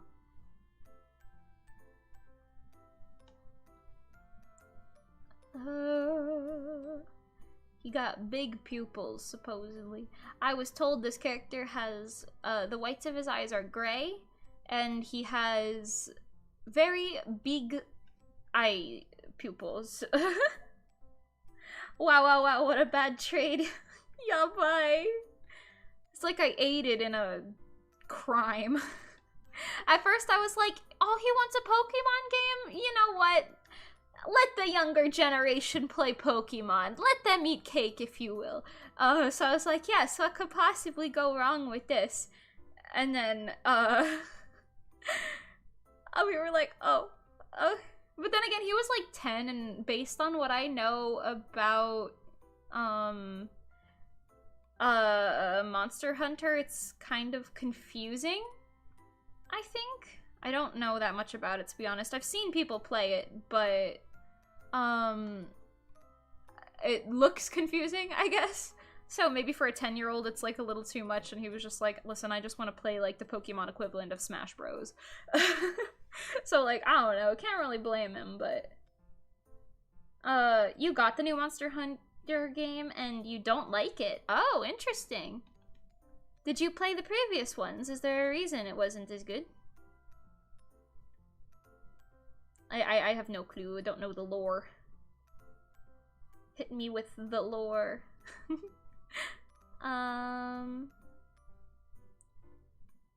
Okay, wait. This, get that out of there. This one is this one is right eye. Okay. I'll go back and relabel all of these later. That's what I usually do. We kind of just shove all of the layers on there. And then this one will be for face stuff. And you just put the eyes in the face one. Yippee. Wait, not that. Oh god. Okay. Here. Poggeroonie. Pogchamp. I keep saying Pog because of Pengy, and I need Pengy to understand just how bad that is. Anyway. Meow, meow, meow. Oh, it's releasing on the 28th of January. Okay, I have a little bit of number dyslexia, so I thought it was the 22nd, but it's the 28th. Understandable. But yeah. I hope it's as good as they are trying to sell it to be. If it is, maybe I'll get it. If not, well, yeah, bye, I guess. The trailers are too cool and too cute to miss, but we'll see. Oh, wait. The trailers are too cool and cute to miss, but we'll see. Understandable. I do really like the, animation that they have in parts of the trailers, but obviously that's not gameplay, so I don't really have much to speak on with that. Wait, did you guys see the little Bidoof animation that they released for Bidoof Day? It was really cute. It was like this trainer who had a Bidoof as a HM slave. But he ended up winning the, I don't know, the championships or something. I don't know what region they were in. Assuming they were Bidoofs, maybe it's just the championship. I don't know. Okay, I actually don't super like those lines there. I'm trying with this VTuber, I'm trying to mimic the style that the creator of the character themselves drew it in, because it will feel more like their own thing if I do it that way. So I'm trying to keep it kind of in the same vein of what they're going for, just a little more in my style. So hopefully it's okay. I don't know. He's kind of cute for a little guy. He's kind of small. Schmool. The Bidoof movie or video was so cute and you freaking loved it. Oh yeah, it is very, very cute. Hola! Hi, XD! Hello! Hola! One of the very few words I know in Spanish. I could do a little bit of his hair as well. Meow, meow. I feel like rigging this character is gonna be a huge pain, but that's not my job, so yay! Whoever gets that job, I hope they have a good time rigging my 50,000 individual curls that I am about to put in this afro.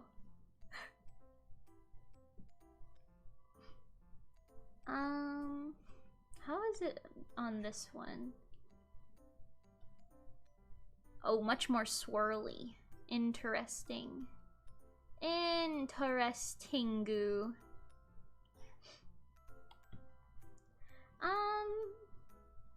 No worries, bud. If it ain't your thing, it just be like that. Understandable. XD.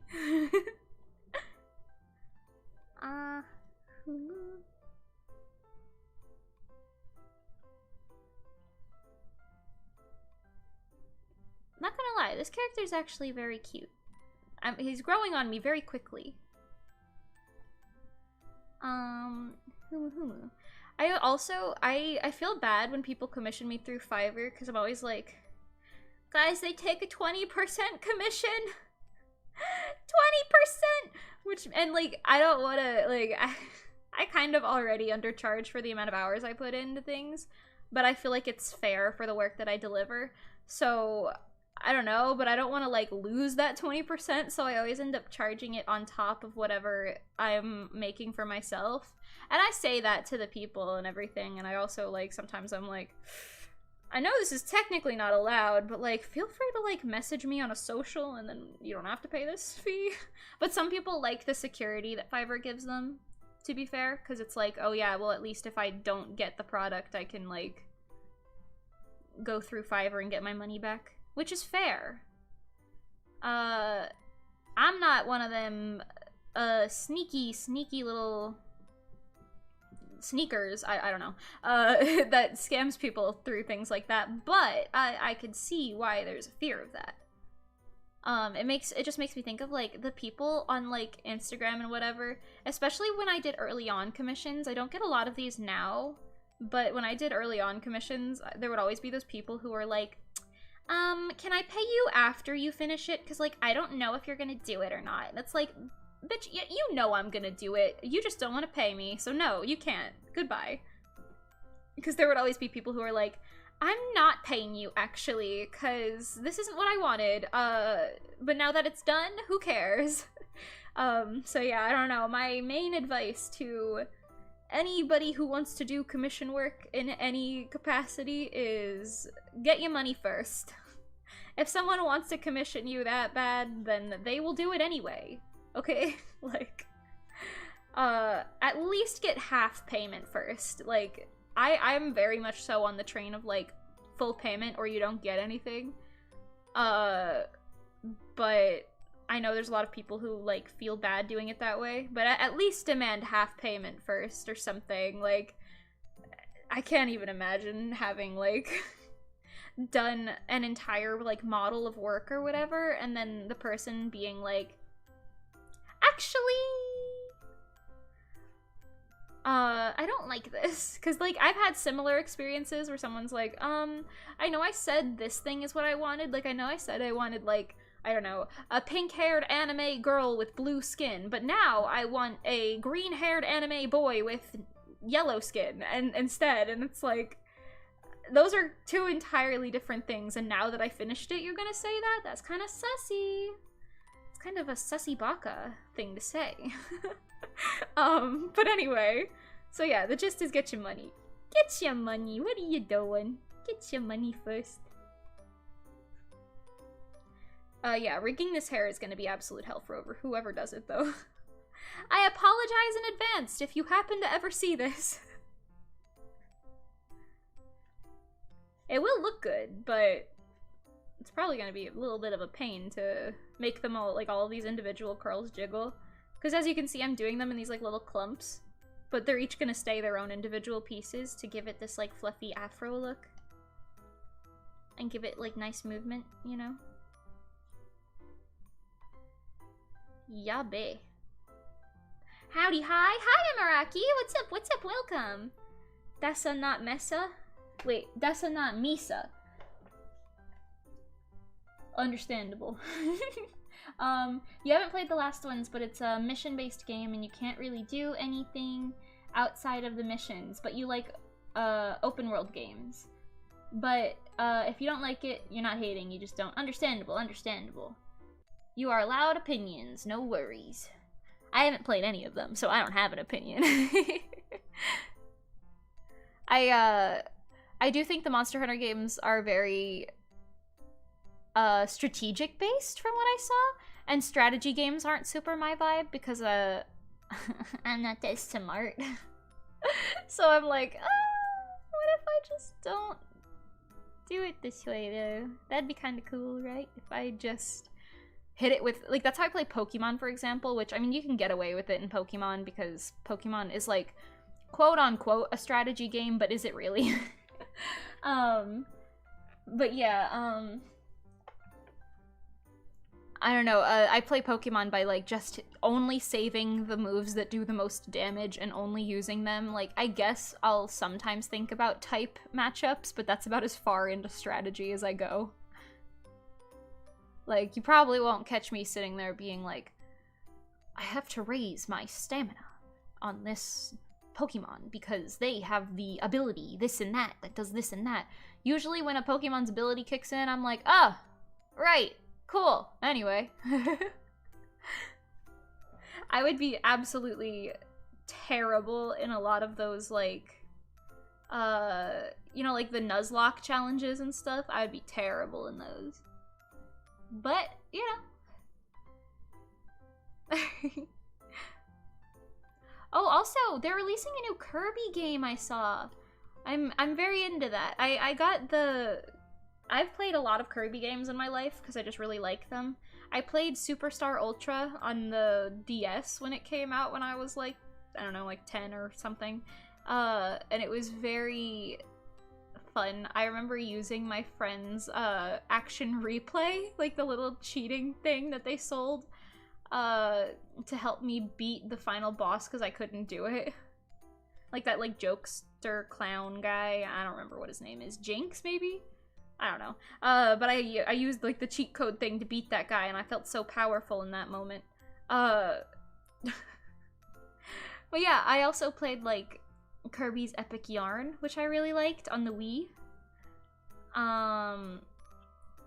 Kirby's Epic Yarn and like Super Paper Mario, that's like such an obscure and specific like type of game, but I really like them. Like, something about the perspective and having like the themes be like that, I don't know, I'm really into it. Marks, yes, Marks was his name. Oh my gosh, thank you. Yes, I beat him using a lovely little cheat code. I still had to do the work, don't get me wrong. I think my cheat code gave me more life or something like that, but it was very difficult for a little 10-year-old me at my cafeteria table waiting for my parents to pick me up from school.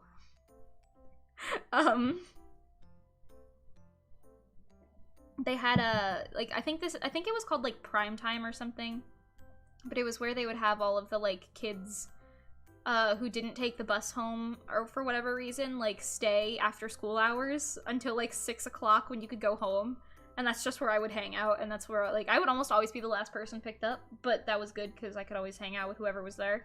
Made a lot of friends that way. Pretty cool. Oh, wowie. Hold on, I missed a lot in the chat. Give me a second. That's why, oh wait, is this a, and this is an interesting character. Is it a model comm or a regular one? It's a model, a VTuber model commission. I got it through Fiverr.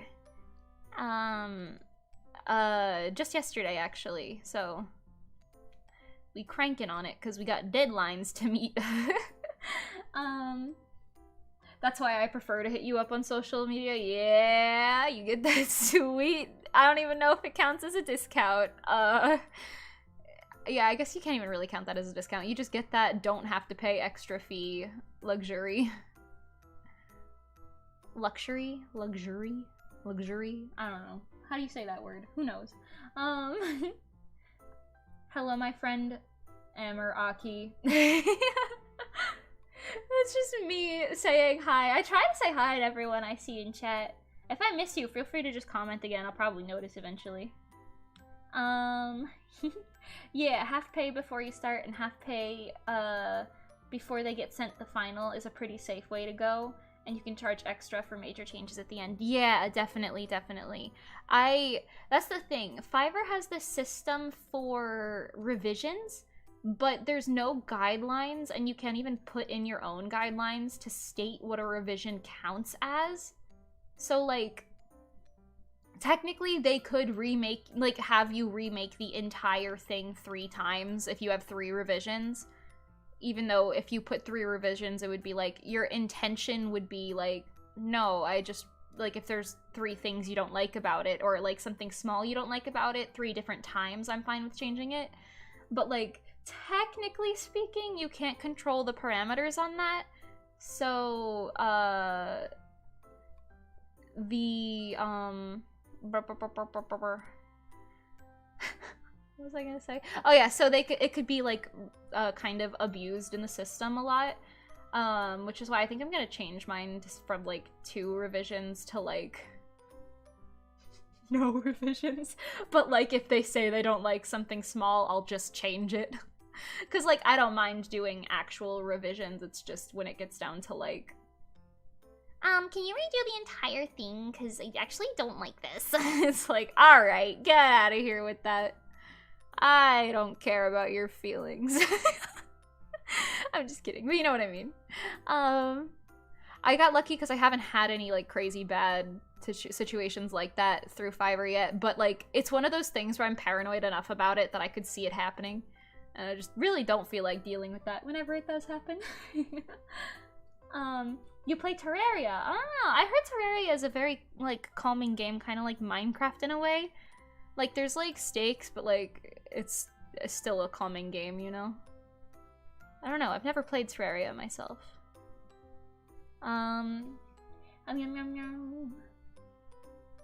Also, hi, I'm finally in an art stream rather than the VOD. Oh, dope! Hi, welcome to being in the stream live. Feel free to chat and I will simply respond. As that is mostly what these streams are. But yeah, you get to work on a model while watching me work on one. Oh, that's cool. That's really cool. That seems like a fun time, actually. I know this model is definitely a lot different than my usual one, so I'm probably going to be doing a couple different techniques for it. But I can definitely see why working on a model while watching someone work on one is a very interesting thing to keep you going, you know? I use the word interesting too much, I'm realizing. But everything is just so interesting. You can honestly play Monster Hunter with Money Brain depending on the weapon you use, since they're all different from one another. Understandable. The less patience the weapon requires, the better. Yeah, that's fair. I feel like, there's a lot of games that kind of fall into that trap of like Genshin, in my opinion, really fell into that trap where it's like, if you don't grind, you can't even progress, which I think is like bad for passive gamers. Like, it's good for people who are actively like, I guess, logging in every single day and like, very like they have the free time and capability to do that, but it's really bad for whatever audience members like me, for example, who like enjoy the game and are mostly here for the story, believe it or not, but like you can't read the story unless you have like crazy abilities and stuff that you just can't get without constant grinding for like materials and stuff, which is difficult.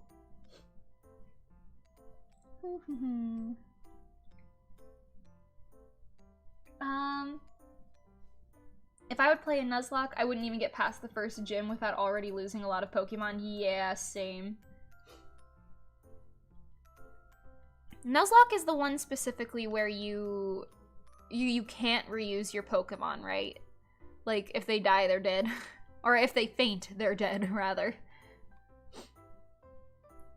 I do not see myself doing well in one of those challenges.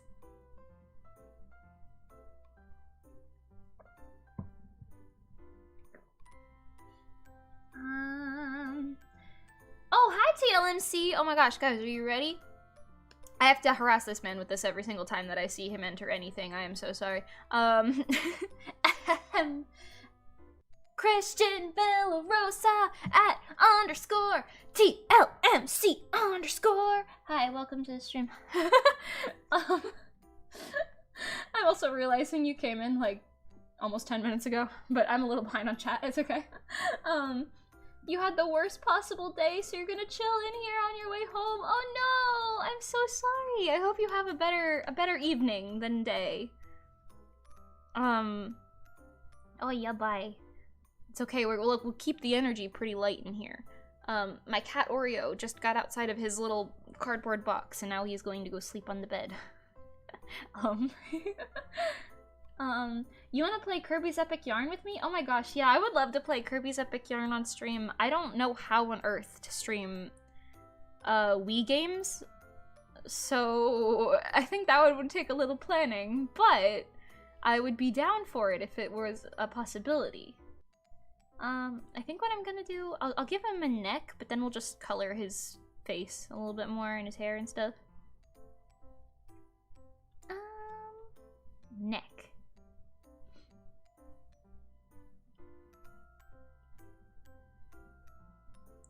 Meow, meow, meow, meow, meow. Your favorite game is Terraria, but you had a 3-year end over save and your PS4 broke and you lost all of the memory on it. Oh no! Oh my god, I can't imagine 3 years like save file just being gone. That sounds so sad. I'm so sorry. Oh my god. I know this was my own fault, but when I was very young, like probably 7 or 8, I'm guessing, I played Nintendogs.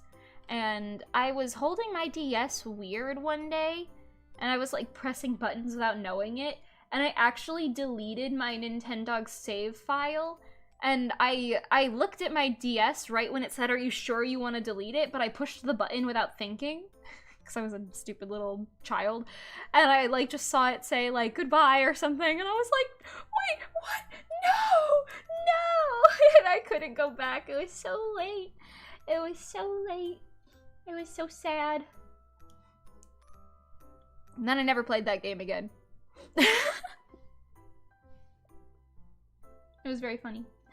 Yeah, Terraria is basically 2D Minecraft. No, it isn't! Oh no! An argumento! Yubbit. You know there's differences, you're just simplifying it. Understandable, understandable. It's an easy way to describe it to someone who only knows Minecraft. Yeah, understandable, definitely. I certainly don't know enough about Terraria to be like incorrect, correct, who knows. The only thing I have heard about it is that if you enjoy Minecraft, you will probably enjoy Terraria, which is pretty cool.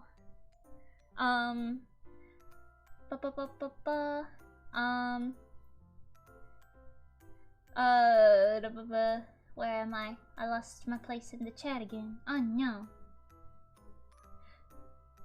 You gotta make sure you get Mimi all the money she's owed.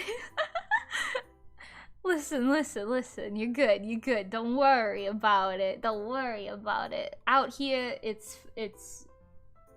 I was gonna say fight or be fought in. Like eat or be eaten, but just wrong. I don't know, man. Fight or be fought. But yeah, I appreciate it nonetheless. Thank you. Hold on, I gotta hide a lot of these layers. There's a lot going on. Okay,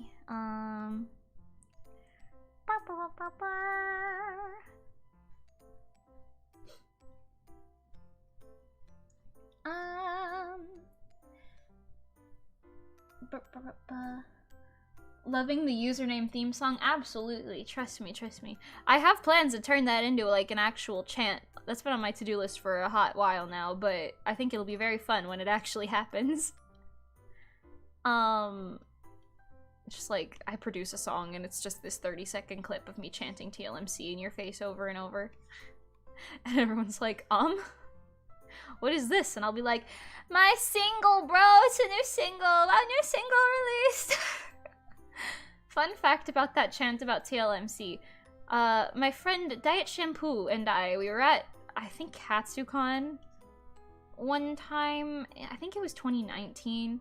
I don't know why. I think Christian supported Lauren on like Ko-fi or something, and in turn got a like video shout out, and I think that's what started it.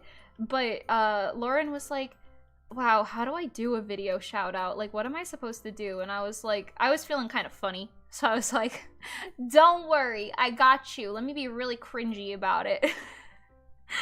And it was very,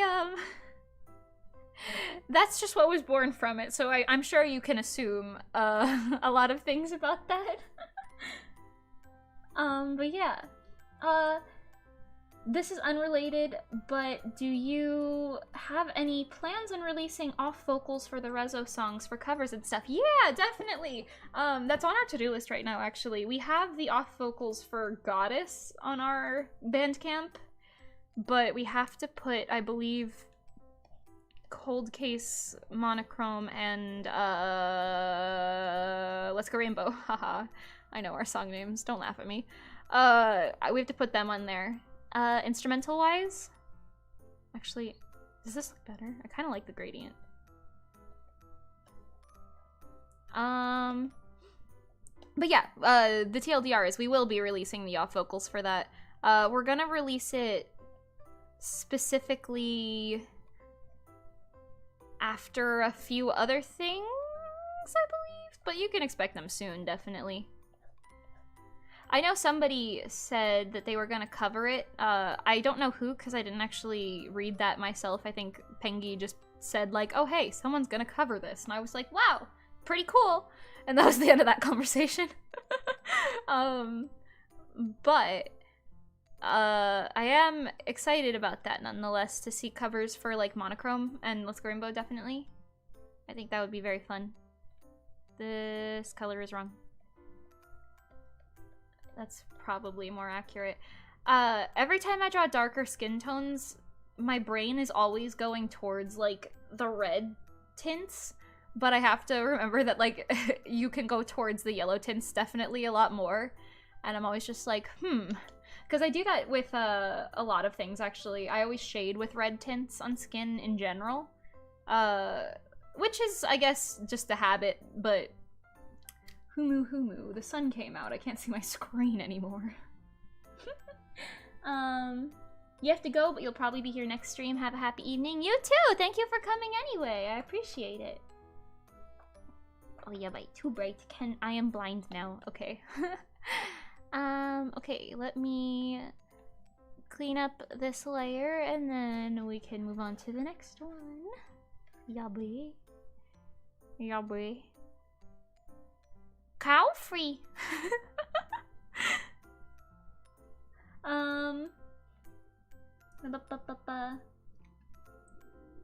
You've been playing Terraria since before the PS4, so you know some stuff about it. Ah, understandable. Very cool. I really like how some people like grow up with the games that they play. I mean, I guess like the most popular example of that would be like Pokemon, or I guess maybe Minecraft too. But it's really cool, like, seeing people who are like, yeah, I played the old versions, now they got all this crazy stuff and I don't know what's going on. But, like, you still play it, and I think that's very cute. Oh, yeah, bye. Yeah, bye.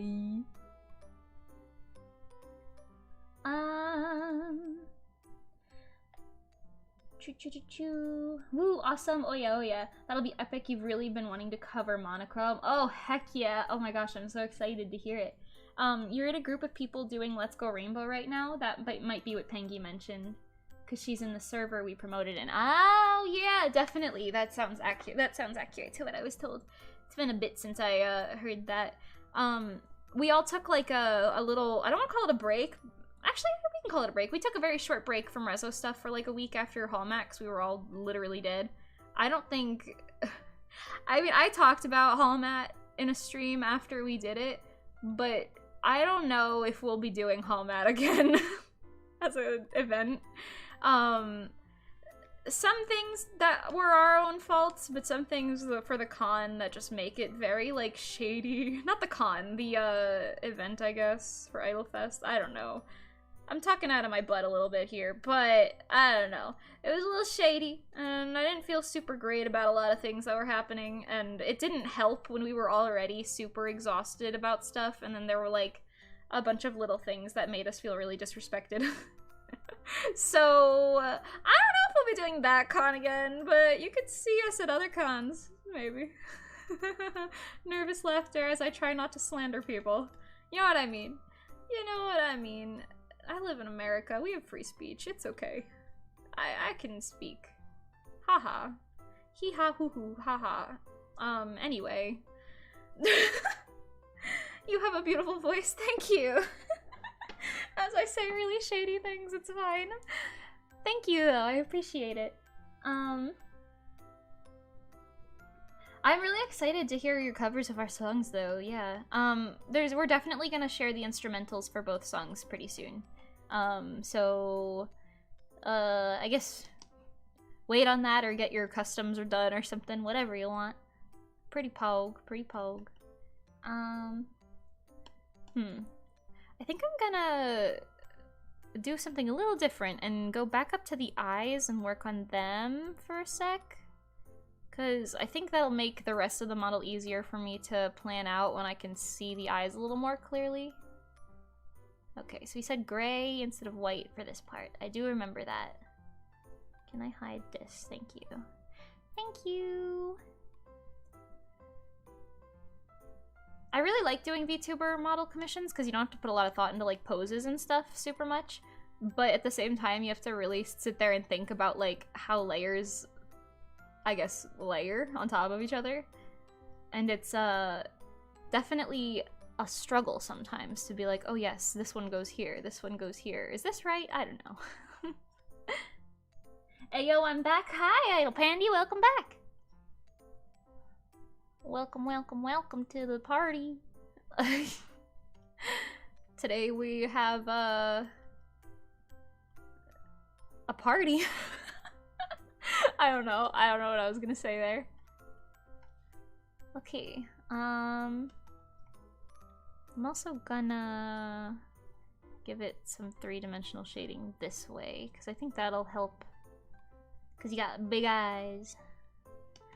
A lot of people say I have bug eyes, like in real life and everything, because I got big eyeballs. I've been told that I have bug eyes. I was told that as an insult when I was little, actually, but I didn't realize that it was an insult, so I was like, thank you! I have big eyes, thank you, I'm so pretty! And then my friend was like, you know that was like an insult, right? And I was like, what? No, why would it be an insult? I don't know. I do remember that very vividly from when I was quite young, and it was very funny to me.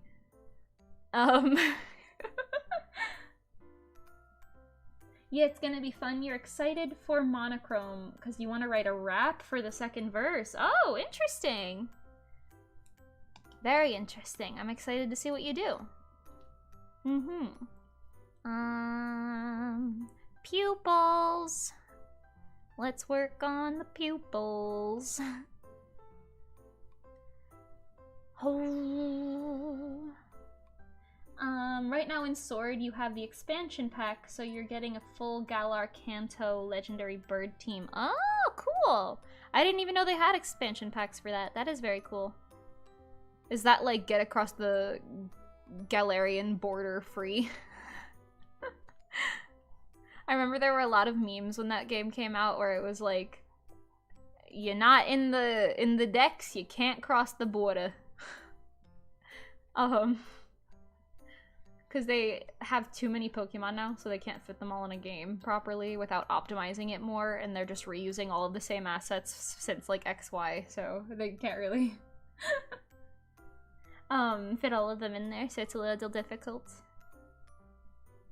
Okay, so he has large black pupils too, which is what I was told about this character, so...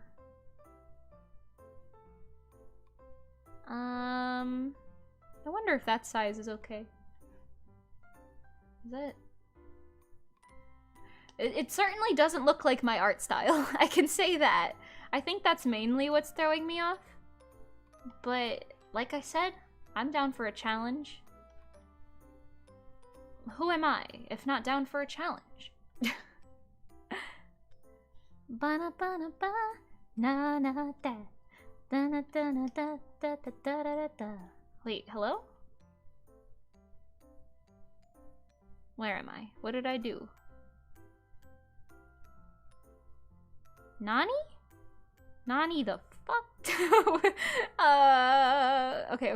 I fixed it. Don't worry about it. There we go. I don't know what I did just now, but it seriously confused me in my small brain. I feel like Should I flip that maybe? No, that makes him look cross-eyed. Interesting. I am Confucian. Why is this one Kansas, but this one is not Arkansas? Why Arkansas? America, explain. Do you guys remember that Vine? It was very funny. Okay, he's kind of looking kind of creepy, and I'm really trying to figure out how to make him look less creepy. Yubber. Gonna break the rules and hearts in twos. It's stuck in my head, I can't help it. I'm so sorry. I'm only gonna get it stuck in everyone else's heads, and then I'm just gonna be yelled at for that later. I'm gonna be like, Mimi, you got this stupid song stuck in my head again.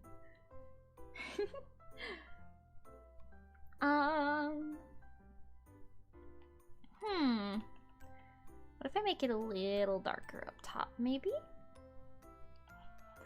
I feel like the faces are so important on things like this because it'll like either make or break the entire model. So I'm like, oh, I got to be very careful and make sure he doesn't look creepy. You know what I mean? I wonder if I give him more shines, would that either help or harm? We'll see. I don't know why I'm doing both eyes at once when I could just do one and then copy paste it, but we're not gonna talk about it.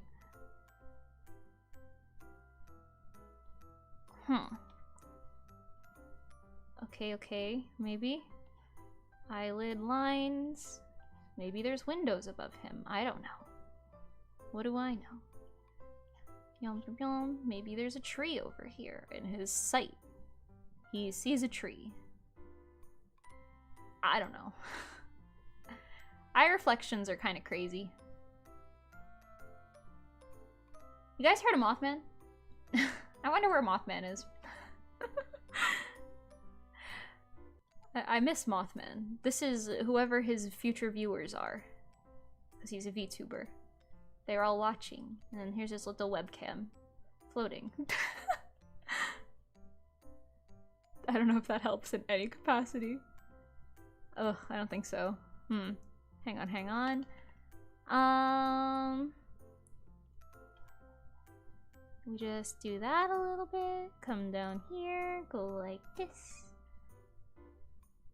Merge the layers properly instead of being silly.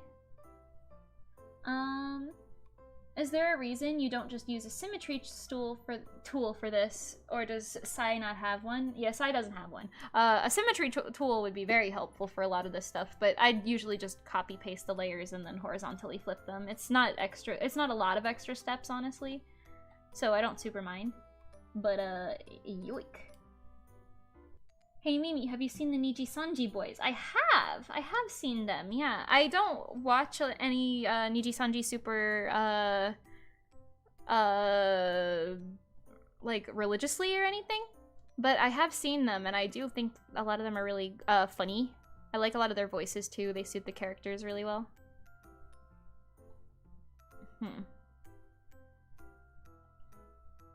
Ooh, that didn't help. I think I have to make his pupil darker, maybe. Maybe. I don't know a lot of things. I'm simple-minded. You give me something small and cute and I will be pleased. I'm not a complex person. Okay, that sincerely did not help. What if...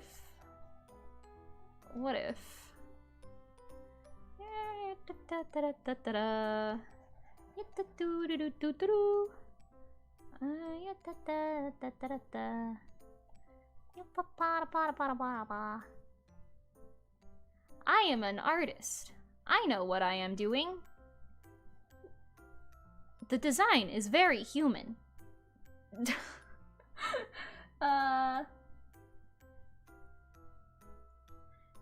Emotional damage. Understandable.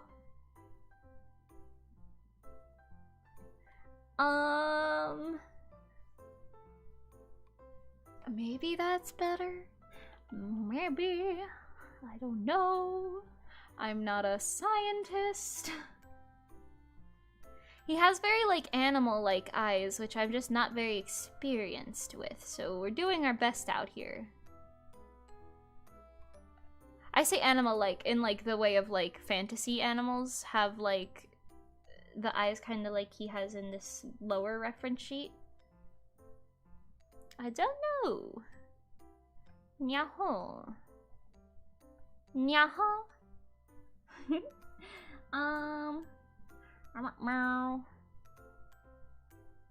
I feel like the eyes are the hardest part, to be fair.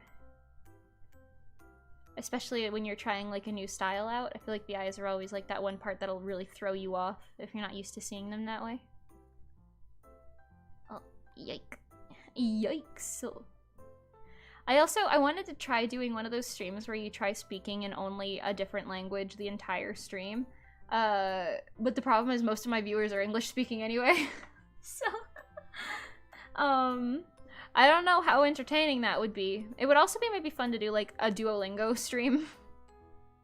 Where we like, I don't know, we could do it in either French, which I guess it would be kind of cheating because I know a lot of that already, but a refresher would be nice. Or we could do Japanese because that's the stream, that's the main stream, just to go to. Plus it would be nice to be able to understand a lot of things when I read it and not have to translate it, you know? Who knows? I'm talking out of literally the air right now because, I don't know, I'm just staring at this eyeball like, hopefully this doesn't look scary. I'm trying to do the tricks that I do on all the anime girl eyes that I draw. Which is make it Kira Kira sparkly doki doki. And hope for the best.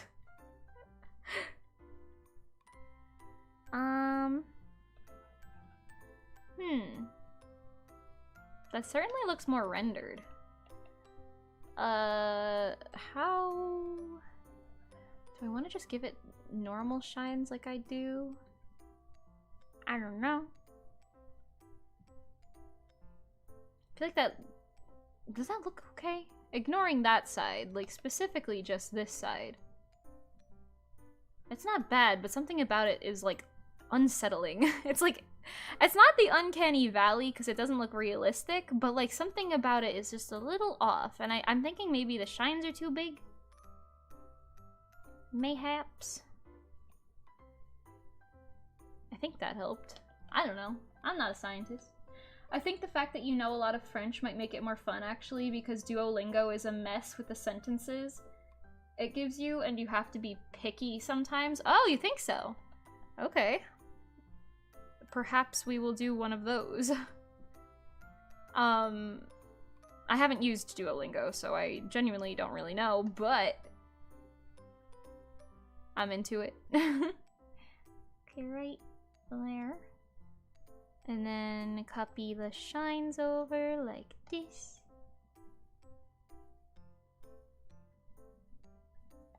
Mama, mama, meow. Meow, meow, meow. Meow, meow, meow, meow, meow, meow, meow, meow, meow, meow. Gonna break the rules and hearts and twos. Ay, ay, ay. I've been singing, or not singing, sorry. I've been talking for a while, so my voice is very like... I would like to finish this model on stream if possible. I think that would be a really cool thing to do. If I could. I feel like the commissioner would be like, what? I paid you for this yesterday. How is it done?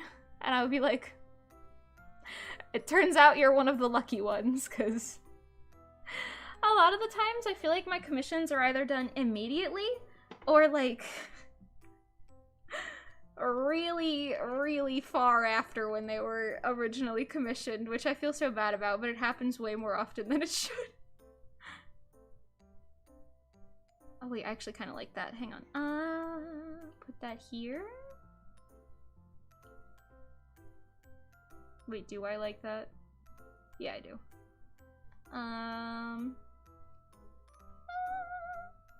Humu humu. Maybe that's the proportions of the eyelashes that I did wrong. I do think I made them too pointy. Which one is the... Ah, here it is. Okay. I do think I have to, like, round them off back here a little bit more. Makes them look a little more boyish. I am not a rocket scientist. Sorry, I'm really running out of things to say. Help me out, guys. Help me out. Yeah, we could come back to this later, but I think I'm satisfied enough with that.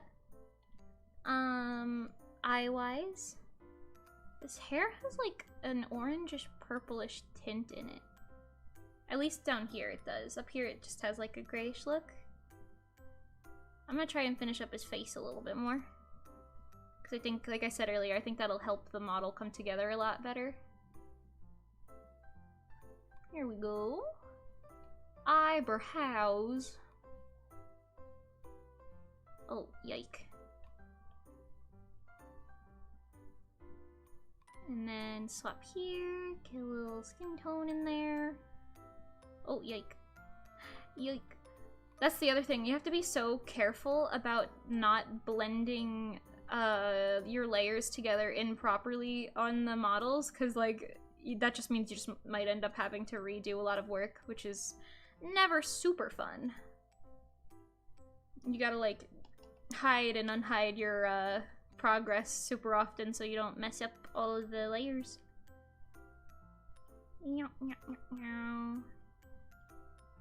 Hairy eyebrow. Can you tell I'm on my last brain cell? Is it obvious? Let's see. I wonder if I could tell you guys a story. Do I have any stories to tell? I haven't really done that much recently. Oh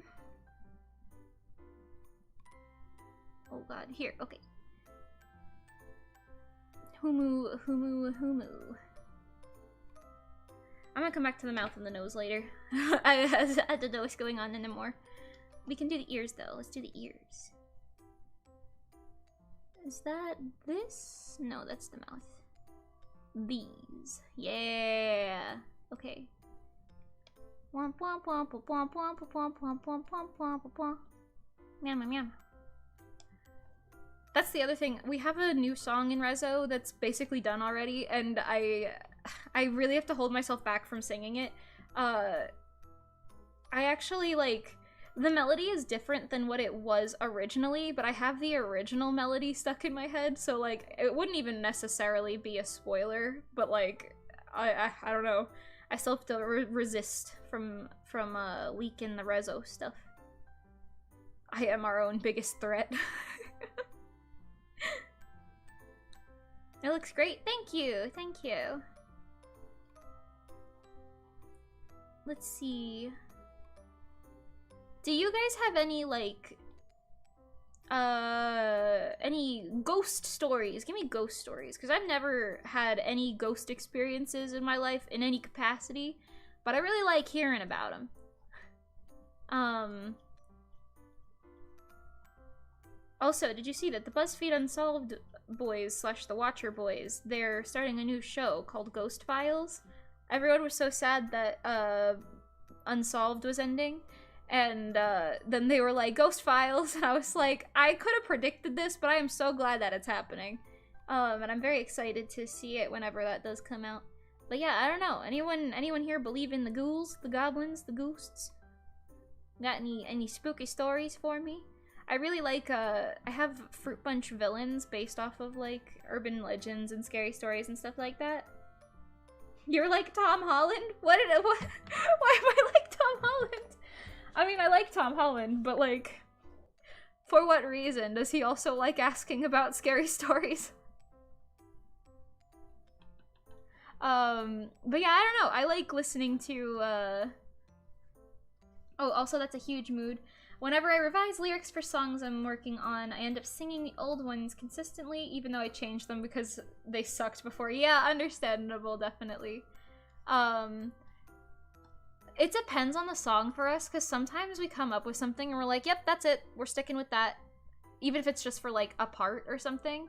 So, like, our chorus for the song that I'm thinking of in my head that I can't talk about is the same as it was before, but, like, the I guess, verses and stuff are entirely different. And I'm just like, yes, the original way is how I will keep this one in my head.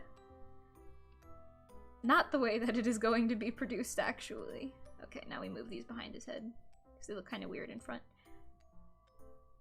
Interesting. I'll do his neck really quick, too. Hello? Here.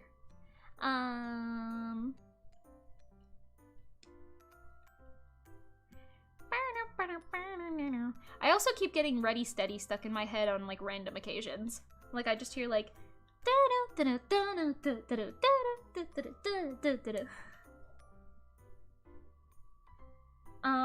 and that's the other thing, because I'm like, oh, I can't I don't want to sing things like that on stream a lot because I'm so worried that I'll like say the Japanese words incorrectly, because when I'm singing to myself, like I don't really super pay attention. Like I sing it how it sounds, but like that doesn't mean my pronunciation is proper or anything.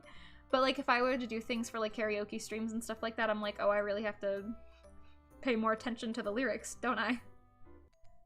Oh goodness. Purple tint. I give skin purple tints in the shadows a lot. For no super reason besides I think it just adds like depth to it in a weird way, like more color depth, which is something that I like. No, like Tom Holland for accidentally leaking content. Oh, that makes sense. Yeah. Understandable. I was like, is this Tom Holland like Ghost Stories? Hello? But yeah, definitely. I mean, I trust myself not to say something I shouldn't, but god dang do I want to. Like, I really want to sit here and be like, hey guys, so Rezo's next single is... and I'm just like waiting for myself to slip up one day and then have like Pengi knocking on my door like, FBI, open up! Federal Penguin Investigations, FPI, open up.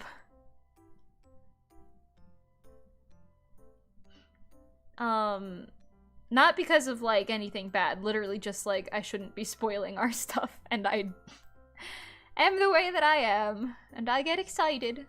Can't help it.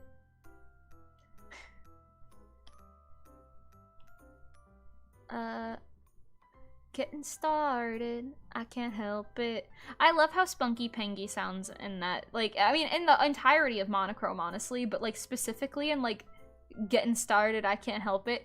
That is like a specific type of like, I don't want to say like vocal noise because that sounds really weird, but like that is such a specific type of like vibe in the vocals that I just don't think I could mimic. Not well anyway. Because she sounds so spunky. I don't know, like... She's like, getting started, I can't help it. But, like, it just sounds weird when I do it. She has so much, like, sassy energy. It's really cool. I love that for us. Which is funny, because Pengi is not sassy at all in real life. Pengi is, like, the most understanding human being you could possibly talk to, and surprisingly has the most patience out of everyone in Stellar, or not in Stellar, Jesus, my god, where am I? In Resolucia? Resolucia is my idol group, goodbye. But yeah, cause like, I think I have the least patience in all of Rezo, to be honest. Like, there are times where I am like, sewing? No! And obviously that leads to more issues, but you know what I mean. Like, Pengi has very high patience. She came, she ate, she chewed up the entire plate too. Yeah, definitely, absolutely. Her at the start of Monochrome is your favorite Pengi parts because she really ate in Monochrome. That is so true. Especially like, I don't know if we said this anywhere, but Pengi actually wrote a lot of the harms in Monochrome. So like, the parts at the end, like, we had the high note at the end, but she added the, like, it's monochrome, like, in the background. Like, she made that and added it herself. And it was such, like, that line in itself, like, I know it's technically a background vocal, but the amount that that adds to the final chorus and, like, how hard it goes is insane, and I love it so much. Pengi is, like, practicing writing top lines and harmonies and stuff quite a bit lately, and I am very glad because she is very good at it, and I am very excited to work more on that stuff. I would definitely say, like, in Rezo, I'm very much so our, like, creative person for, like, visual things, like art and, I guess, like, I don't want to say social media entirely, but, like, art and, like, costumes and stuff, like, our oh, pretty shiny visual. And then Nikki is absolutely our choreography person, and then Pengi is certainly, like, Pengi has a lot of talents, that's the thing. I feel like it's a disservice to Pengi to be like, yeah, she writes music stuff and is working on it. I don't know, because it's just not even like, it is true, but like Pengi is so smart with like marketing and business and stuff like that. And then like Pengi has a lot of ideas that I would be not bold enough to explore, like doing things like Cold Case specifically, like having like the swing jazz aspect and doing like really crazy like storyline stuff. Like those are ideas that I would have, but typically I would be like, okay, but what's the realistic way of doing this? But Pengi's like, no, we can make this work, here's how. And I'm like, ah, I see. And then sometimes it's also like the exact opposite end where Pengi says like, so first we go to the moon, and then and it's, meanwhile it's just me standing there like, huh?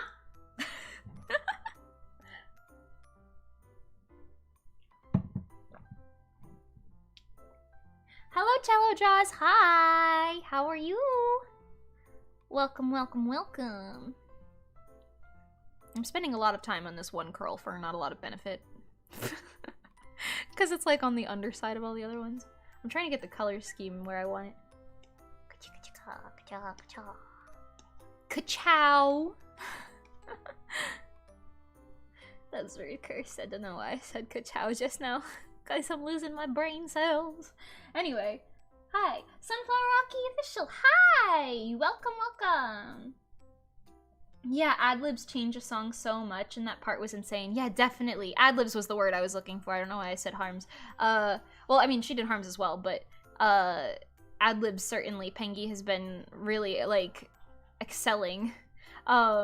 Mani and Pengi have been working together a lot on a lot of things for us, and I am, like, so glad because they're, like, a power duo in terms of music making. Like, they come up with this, like, really crazy, catchy stuff that just sounds so good, and I am, like, very honored to be able to, like, work with that. I do a lot of our lyrics. I write almost all of our bass lyrics. In fact, I think it is fair to say I've written all of our bass lyrics so far. And then, like, we alter them together, and, like, we go through them and change them to make them work a little bit better, but, I don't do all of the concepts myself, but, like, the bass lyrics where I, like, I don't know, right, like, here's a bunch of stuff for us to bounce off of later. I know Pengi and Mani both kind of enjoy that, because their, like, process is, like, sometimes you're singing random stuff, but having lyrics that you can work with helps quite a bit. So the TLDR is, it's very nice that we get to bounce off of each other so well. I'm really thinking about how I want to do this. I think I'm gonna add, like, a number of purple glows, because, like, this image down here specifically has a lot of purple undertones, like blue and purple undertones. So I'm thinking I might add lots of undertones like that to the model? Who knows? Okay. This is a very funny thing on my screen right now, like just this with the one little hair. It's very funny. Okay, next up. Humu. Going to break the rules and hearts in two, 'cause that's what the baddest do. The baddest do what the baddest do. Hey, the baddest do. We the baddest. Ooh. It's super cool. You and Pengy are great together because you have a mix of crazy dreams and absolute dedication to achieving them. Definitely, yeah. I almost feel bad sometimes because Nikki is like sitting there like the voice of reason, like, our budget? Guys, the budget? And Pengy and I are just like, so we go to the moon, and then... It is very fun though. We have a really great dynamic, I think, and another thing that I want to say, I guess, is, like, I won't lie to you, it is not all sunshine and rainbows all of the time. Like, we have a very fair amount of, like, hard discussions and arguments and stuff about a lot of things a lot, because it's, like, expecting yourself, because, like, idol groups are, like, very, like, how do you say this? Like, portrayed in media... I say as if I'm just not talking about just anime, but you know what I mean. Like, they're almost always portrayed as, like, what could go wrong? You meet people, you have the same dream, you achieve it. That is all. No struggles. Besides, they want to shut down your school. I guess, I don't know. But, like, the reality of it is, like, you really have to find people, number one, that are close to you, unless you're like a digital group, then I guess that aspect doesn't matter, but you have to find people who you can work with, who have similar availability to you, not only like time-wise, but also like emotionally, because like I used to have like this weird mentality of like, well, if person A puts in like 30 hours of work, then person B should be able to put in 30 hours of work. But like, that's not necessarily true, because not everyone has the same, like, I don't want to say mental fortitude, but you know what I mean? Like, it's hard to keep doing the same thing over and over and over every day for that long, or like work on the same project when you keep running into like barriers and stuff. It's really difficult to work through a lot of that stuff. And finding people who you can't, like, not only just work with, but that you can also communicate with on, like, a mature level is so important. And it's something that, like, I don't think a lot of people actually really talk about. I know some people in the idol community are always like, everyone in the idol community sucks, they're all so mean. But it's like, I mean, if you had a bad experience with a group, like, yeah, that's probably what your outlook might be like in that moment. But yeah, I don't know. The point that I'm trying to get to here is I feel like I work very well with Nikki and Pengy. I'm like really grateful to be able to work with them because we all communicate so well. Like, we do have like our disagreements and our arguments and stuff, but like we're all like capable of sitting down, taking a break, or being like, listen, this is what I'm thinking, this is why I'm thinking it, can we discuss this more? And like, we're all very on the level, you know? And it's pretty good. That is a thing to be treasured in a group like that. Especially when it is like so high stakes because you're all spending so much of yourselves on everything that you're making. But yeah, I don't know. That was kind of a tangent. But nonetheless, it is very important to have people that you trust and like and work well with, etc. Other thing that sounds like that. Inspirational quote, insert here. I don't know.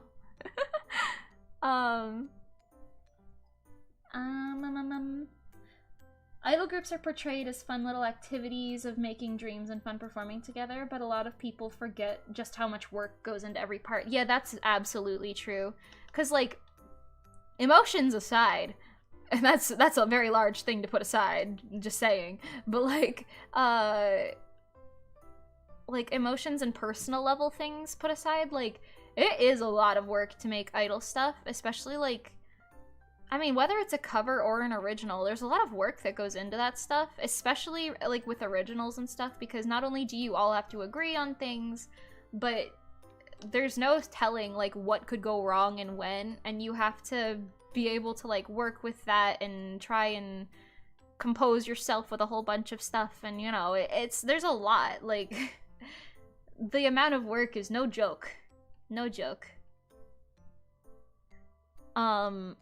Yeah, I don't know. It's work that you can enjoy if you end up getting enough experience in it to not overwork yourself to death, if that makes sense. Because, like, even now in Rezo, we're still trying to, like, figure out how to streamline our work process so that nobody is, like, burning out at any point, because, like, I don't know, I do a lot of art for Rezo, for example, and, like, a lot of the times the deadlines kind of crunch up on each other just because of how we work and how we currently are. So it gets very stressful, and then, like, sometimes, like, for example, if I'm sewing outfits or something, I lose time for dance practice, and then, like, that obviously leads to different issues. So, I mean, we're still trying to streamline our work process, but there is a lot that goes into it that I kind of wish was portrayed in idol media. I know we've talked about our semi-animatic series, Rezo Records. We have written it, it's just we're really trying to figure out where we get the budget and stuff to work on that as much. Or not only budget, but also time. Like, there's a lot for it, and we're working on it, is the TLDR of that. But, like, anyway, we really wanted to try and showcase a lot of that. And honestly, it's hard to showcase that in a, like, idol anime aspect, honestly. I can certainly see why things like Love Live, for example, sit there and are like, yeah, Maki plays the piano, and then someone else just helped them. Yeah. That's the gist. Take it or leave it. Like, I can see why they do that, because it's a lot easier to write off that way, and it's probably more interesting to watch than sitting there and being like, I don't like these lyrics. Oh, what if we do this instead? What if we do this instead? What if this is this way? What if this that? Like, I can absolutely see why it's like, oh yeah, bye. I'm also very much so in, like, I understand the concept of having, like, a leader in an idol group, but at the same time, it's very much so, like, in Rezo, I am not the leader of Rezo. I am the founder of Rezo, but Rezo doesn't have a leader, and I think that helps us quite a bit. We each excel in different areas. Like I said before, like, I do costumes and art stuff mostly, and, like, I guess lyrics. And Pengi is much more musical and business oriented, and Nikki is very choreography and organization oriented, and those things all help the group in different ways. And none of us are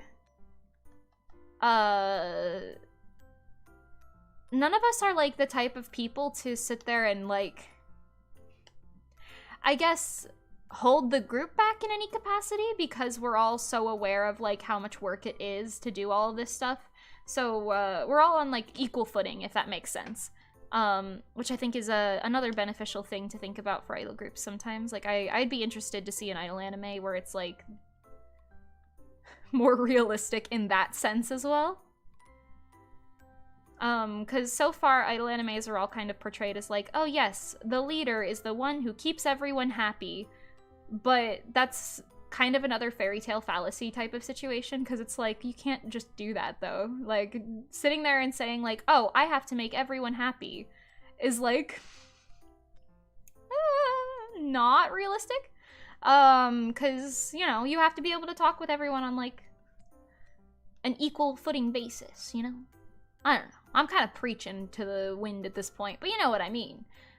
It would be nice to see some idol animes that are more portrayed closer to reality, even though I know in a Japanese idol context that would probably mean more towards, like, corporations and stuff, but, you know, I'd still be interested in seeing something a little less fairy tale-esque.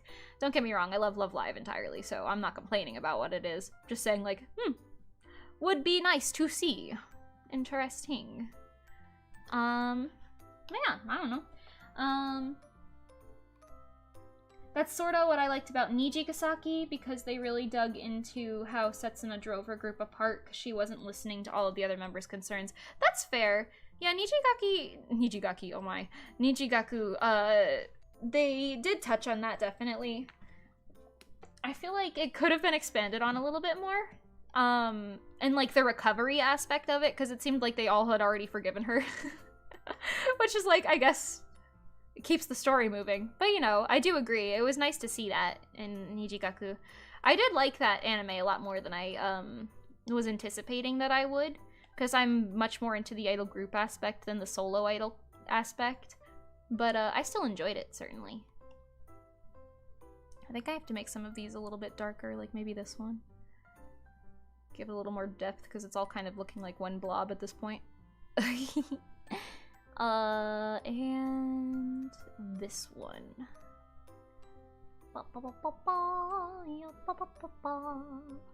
Yeah. Music-wise and everything, obviously, but just finding the right people is such a task on its own. That is very true. I guess I could talk about that a little bit as well. I mean, we're here, why not? Like, you could get along just fine with a person on a personal level. Like, they could be your best friend and whatever. But, like, there's no telling how you would work with them in, like, a professional setting. Because, I don't know, like, yike, I didn't... Hello. I didn't invert my selection, pardon me. But yeah, I don't know. You could always like a person as well as you do, but there's no telling how you work with them in a professional setting or when something goes wrong. Sometimes some people react differently, and there's like, obviously you're gonna have like arguments and stuff no matter what in like idol groups and stuff like that. Like, whether you disagree on something or you guys have different opinions or anything, like, you're gonna have little issues here and there that you have to be able to work out.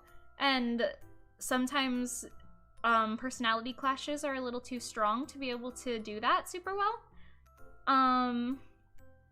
So yeah, finding the right people is like really difficult. I know Rezo specifically, we were like, originally we were aiming to be a bigger group, but then we were thinking, like, once we were 3 members for a while, we were like, oh, it would be so nice to be able to just stick with this dynamic, because we really liked our dynamic with each other, because we were very like, we got along very well, we each had good skill sets and everything, and we had auditions open for quite a long time, and we were actually really picky when it came to skill sets that we were accepting into the group and like types of people.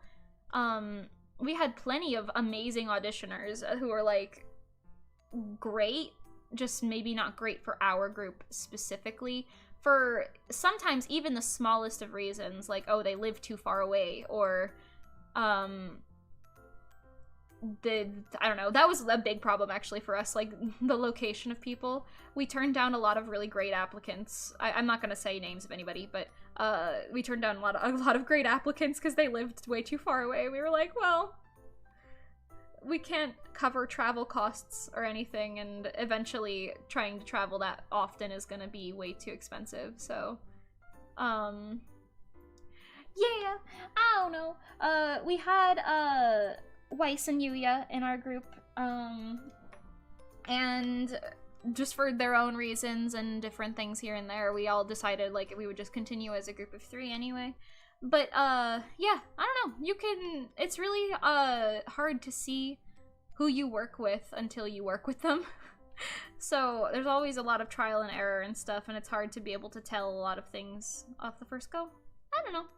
But yeah, the TLDR is finding the right people is probably the biggest task in the early stages of making an idol group that you will have to try and overcome.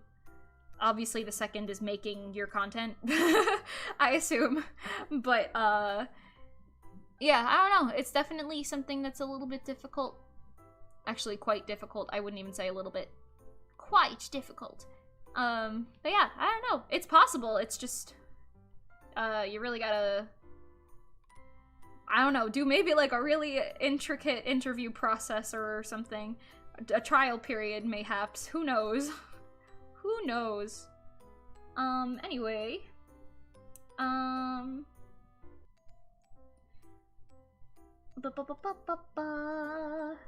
The idol group struggle is part of the reason that I decided to try out solo idol life before attempting another group. Understandable! Yeah, solo idol stuff is, certainly easier in that regard. Like, you don't have to worry about, like, agreeing with other people or anything like that. I would say, based on my own personal experience, I did do like solo idol stuff, but not as like a, I don't say as a career, because it's not like a career, but you know what I mean. Not as my like only gig, obviously. I mostly just tried it out to see if I would enjoy it, and I didn't super love it, honestly, because like it's great that you have the freedom to do things like that, but it does become more expensive, surprisingly, to try and do things on your own like that. And it's also like you do have to do it all your own. Like you don't have help, which is quite difficult, certainly. I certainly admire the work ethic of solo idols who are like pushing through on that, because I don't think I could. Certainly don't think I could. Do you think his hair color is a little wrong? I can change the entire folder of it. Something about it feels... I don't know. We'll continue doing it this way for now, and then I will change the colors after. Meow, meow, meow.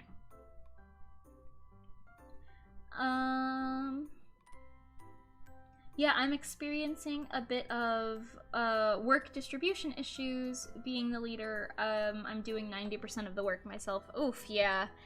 My best advice to you on that would be, like, just try talking to your members about it, cause I do understand, like, some people don't have the skills that other people do.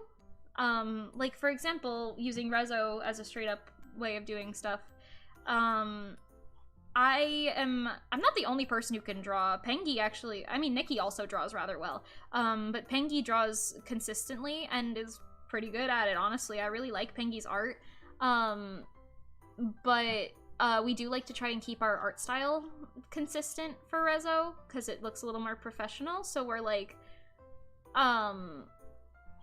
we leave a lot of the art to me. Pengi does a lot of little art where the style doesn't super matter. Like, she drew our Omanju little buttons for our merch. She also drew some of the art for Goddess, and she's drawing some art for something that I can't tell you about right now. But yeah. So she's helping out, certainly.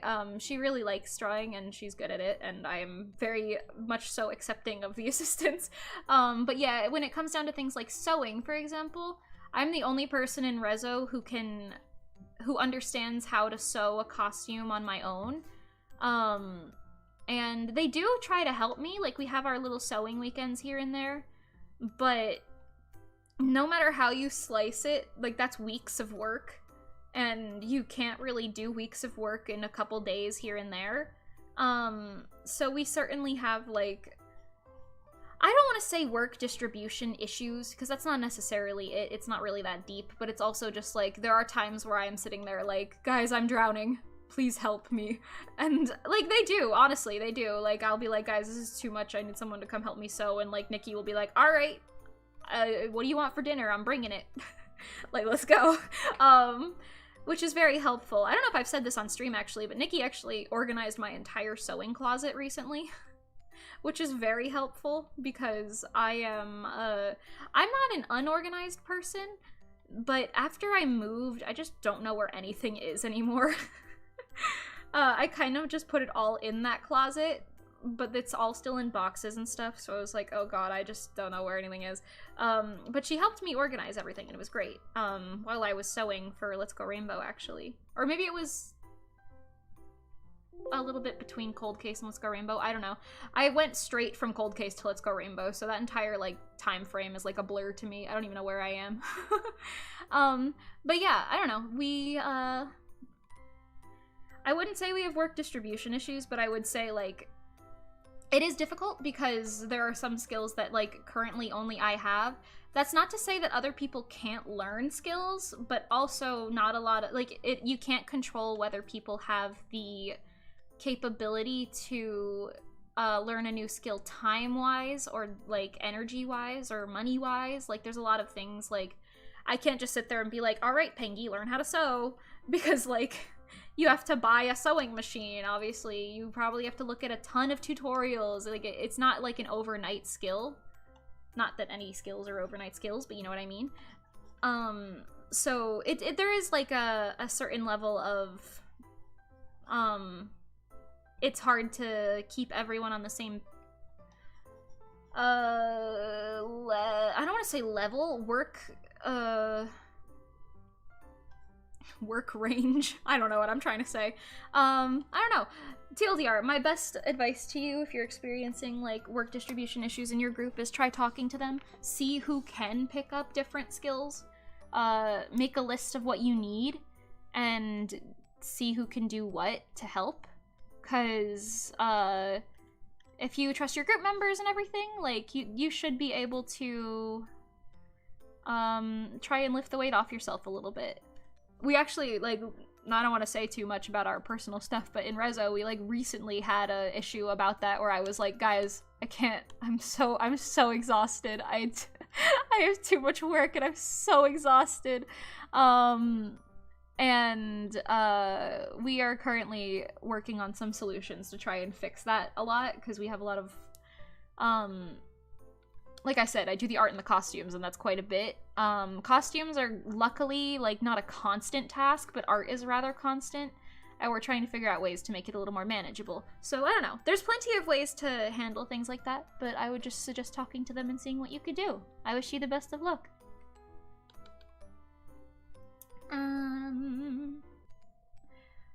It's a lot more expensive to make all of it by yourself, and it's a lot of work, but I was doing most of the work yourself in your idol group, so you haven't felt many pressures yet. Oh boy.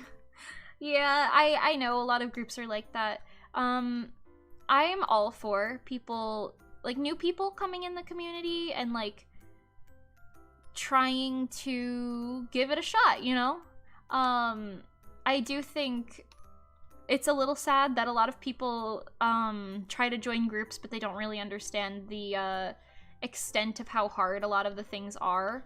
Like, it is, like, I don't want to sound rude, but it is true. I haven't had experiences like this personally, but I have heard of people like this. Like, it is very true that there are people who expect someone else to do the work for them, and they show up and they're like, okay, well, my costume should fit me because you made it for me. And, like, this should be this way. I don't care what your problems are. Like, you know, I don't know, I paid you for it or something like that. Or you're the costume person, like, that's on you or something like that. Like, there's a lot of, like, mentalities that shouldn't be as common as they are. Because they're not super healthy mentalities. But I do think that if you are passionate enough and your group members are passionate enough, or if you can figure something out around there, like, do your best. I don't know. You can certainly get to a point where you're able to, I guess, trust your group members to do equal work, and, like, you're not shouldering that burden yourself. Like, I know that's, like, big talk coming from me, but you know what I mean. Like, I don't know. It's quite difficult to find people who connect with you that way, who also share the same goals as you and everything, because people are so different, you know?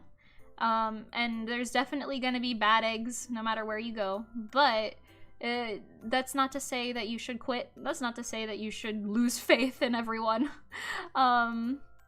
It's difficult, but it's possible. If that is any consolation at all, it is possible, and it might take some time and a lot of work, but you can certainly find people who resonate with you, and you can do some stuff with them that hopefully makes you fulfilled and happy. Yeah.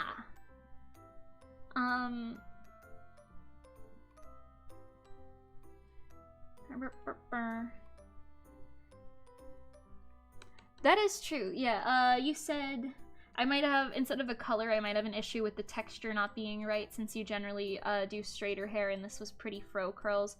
Yeah, that's fair. I was trying to mimic, like, this look. I am doing it a little less pearly than it is, I suppose. I might go back in and texture it a little bit, but we'll see. I know the color certainly is a little light right now, so we can fix that in a bit, but I don't know. I'm just gonna keep doing what I'm doing. We'll get there. I think it'll look better with them all layered on there, I think. Hopefully. I don't know.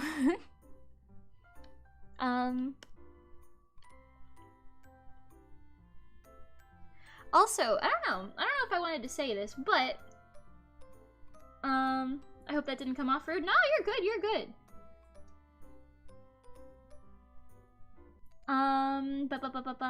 Your internet cut out and your message disappeared. Oh no.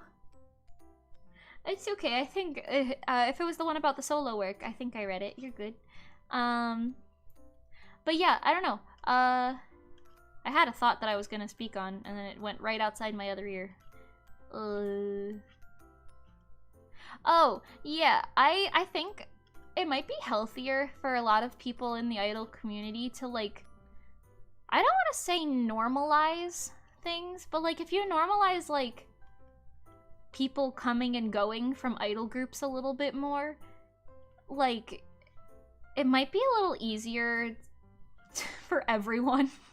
Because, a lot of the time, if someone leaves an idol group, a lot of the commentary that I see on that ends up being like, alright, that's it, this group's gonna disband, one person left it, it's over. And that's just not really true, because, like, you don't know with a lot of things. Sometimes it's, like, personal reasons. Sometimes it didn't work out. Sometimes someone doesn't have the money for things. Like, there are so many reasons that, a individual person wouldn't be able to do things.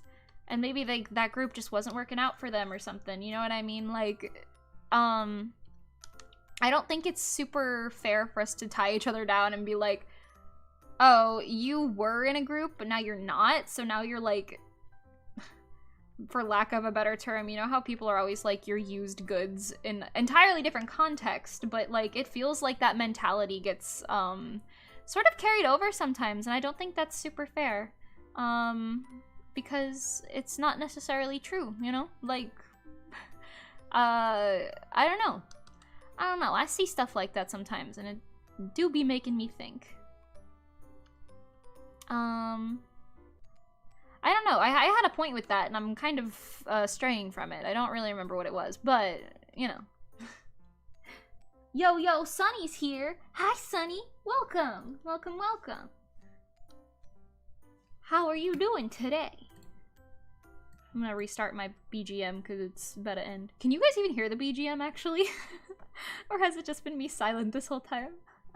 I didn't even think to ask about the audio. Oh, I'm seeing what I don't like about the colors now, actually. I looked at it in OBS and I was like, oh, I understand.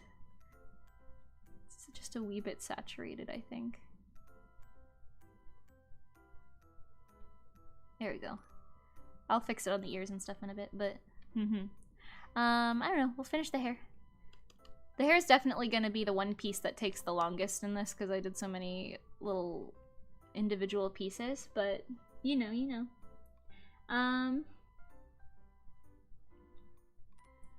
Get to you, the group. Are you guys ever feeling more okay with showing progress rather than perfection? Oh, is that what you were talking about? Might have gotten cut off. I think the first part of your sentence might have gotten a little cut out there.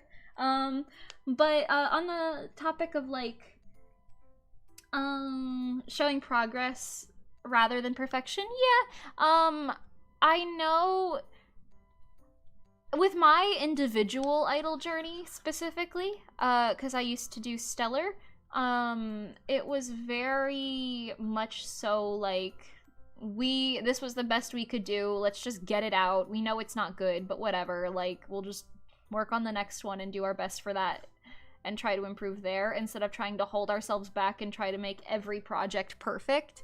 And that was a good mentality in some ways, but in other ways it wasn't. It's kind of like a pick your poison situation on stuff like that, because it's like, well, what would you prefer, producing good content or producing more content over time, or other things, you know what I mean? You can hear it? Cool. You got interrupted from watching the stream for a car insurance scam? What the heck? Oy, oy, oy. I didn't even realize that they run ads on actual live things. I thought they ran ads on VODs only. Interesting. I am very sorry. It is okay. Welcome back. Welcome back from your endeavor with the car insurance. Anyway. Honk. Understandable. But yeah.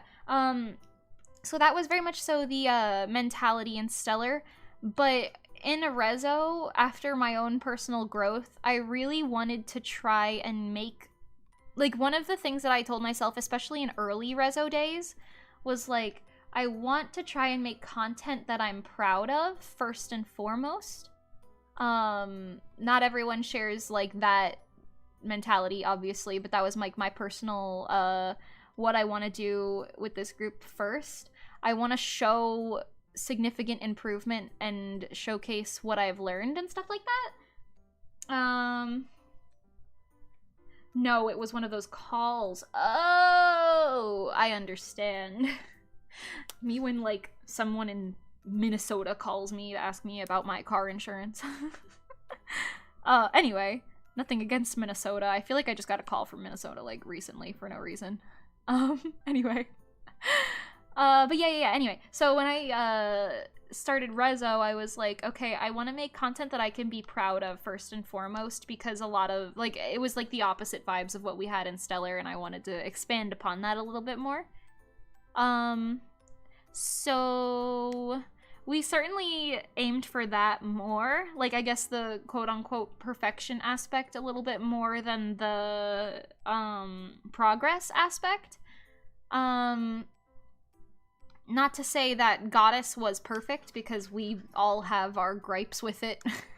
We all have our gripes with everything we've made so far, so none of them are perfect in our eyes. But we are aiming to outdo ourselves every time, for lack of a better term. Like, we want to continue making stuff that we would be happy with and have fun with. That's why a lot of the time we choose concepts that we think we can really vibe with and, like, have a good time with for a long time, you know? I think things like that is also why certain things have, like, good memories versus bad memories tied to them, because, like, if you overwork yourself for a song, you might not like that song in the end, no matter how good the song is. But, like, if you had a good time making the song, like, you might end up liking it a little bit more just for that reason. That being said, I do think it is important to make content more for you than for an audience. Like, your audience obviously is why you're making it, but at the same time, like, your audience won't care if you don't care, you know? I don't know if I'm hitting any accurate points with this, but the general gist that I'm getting at here is, like, you can do both progress and perfection. You don't need to view it as, like, you're either good or you're quick, necessarily, because I think you should work at a pace that works for you / your group. And I think that is different for everyone, certainly. I don't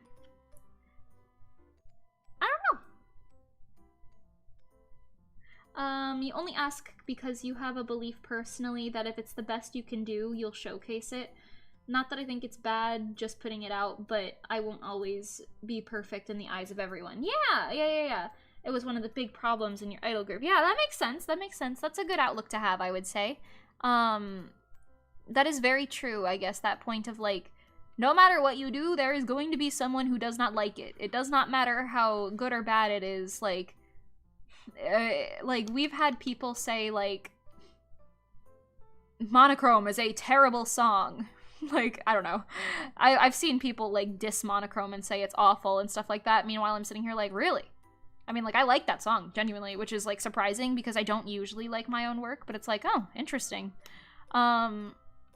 And, like, I don't harbor any ill feelings towards any of that. I am more than used to negative comments. But, like, it is interesting because, like, you can never please everyone. And you're only gonna dig yourself a hole if you really try to do that. And that goes for people in your group, too. Like, it is fair to say that not everyone in your idol group will be pleased with every decision that you make all of the time. And what you should aim to do is make it equal. So, like, if person A doesn't like, I don't know, what you're doing for the song 1, then maybe do what person A wants for song 2.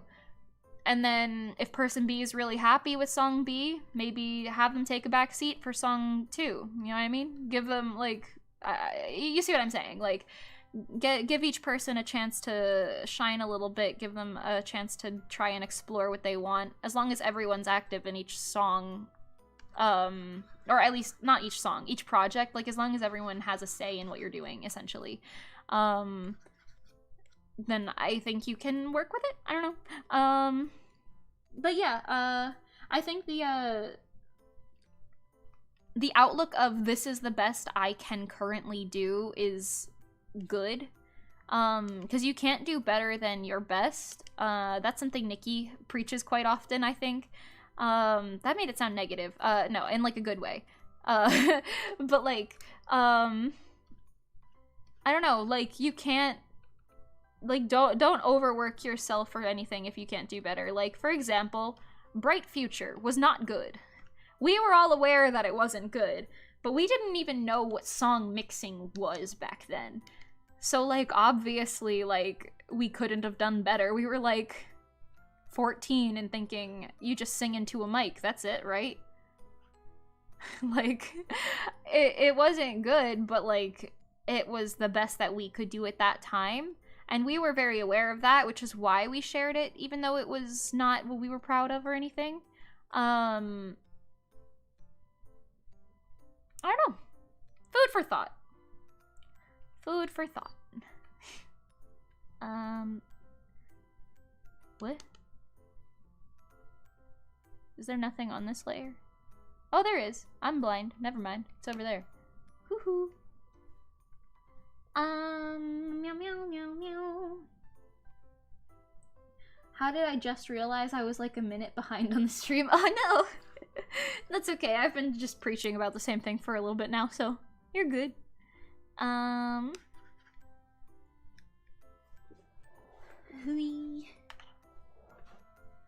Will you guys be making an MV for Monochrome? This is kind of a spoiler, but yeah. I think we announced it technically, so we will very soon. Not MV in the way that you're probably thinking, not like Cold Case or Goddess. We're gonna be doing a digital one for Monochrome, mostly because we do have plans to perform it. Well, we don't have plans currently, but we do aim to perform it live a couple other times. And we want to perfect it and stuff before that. Maybe we'll do like a filmed MV in the future, but as of right now, we're just gonna release a digital one. Either way, it's still gonna be nice. Like, it's like our covers, but I actually really like the editing style on what we have so far, so I'm not gonna speak any more on that. Me digging myself a hole because I don't know how much I should be saying. Haha. Anyway.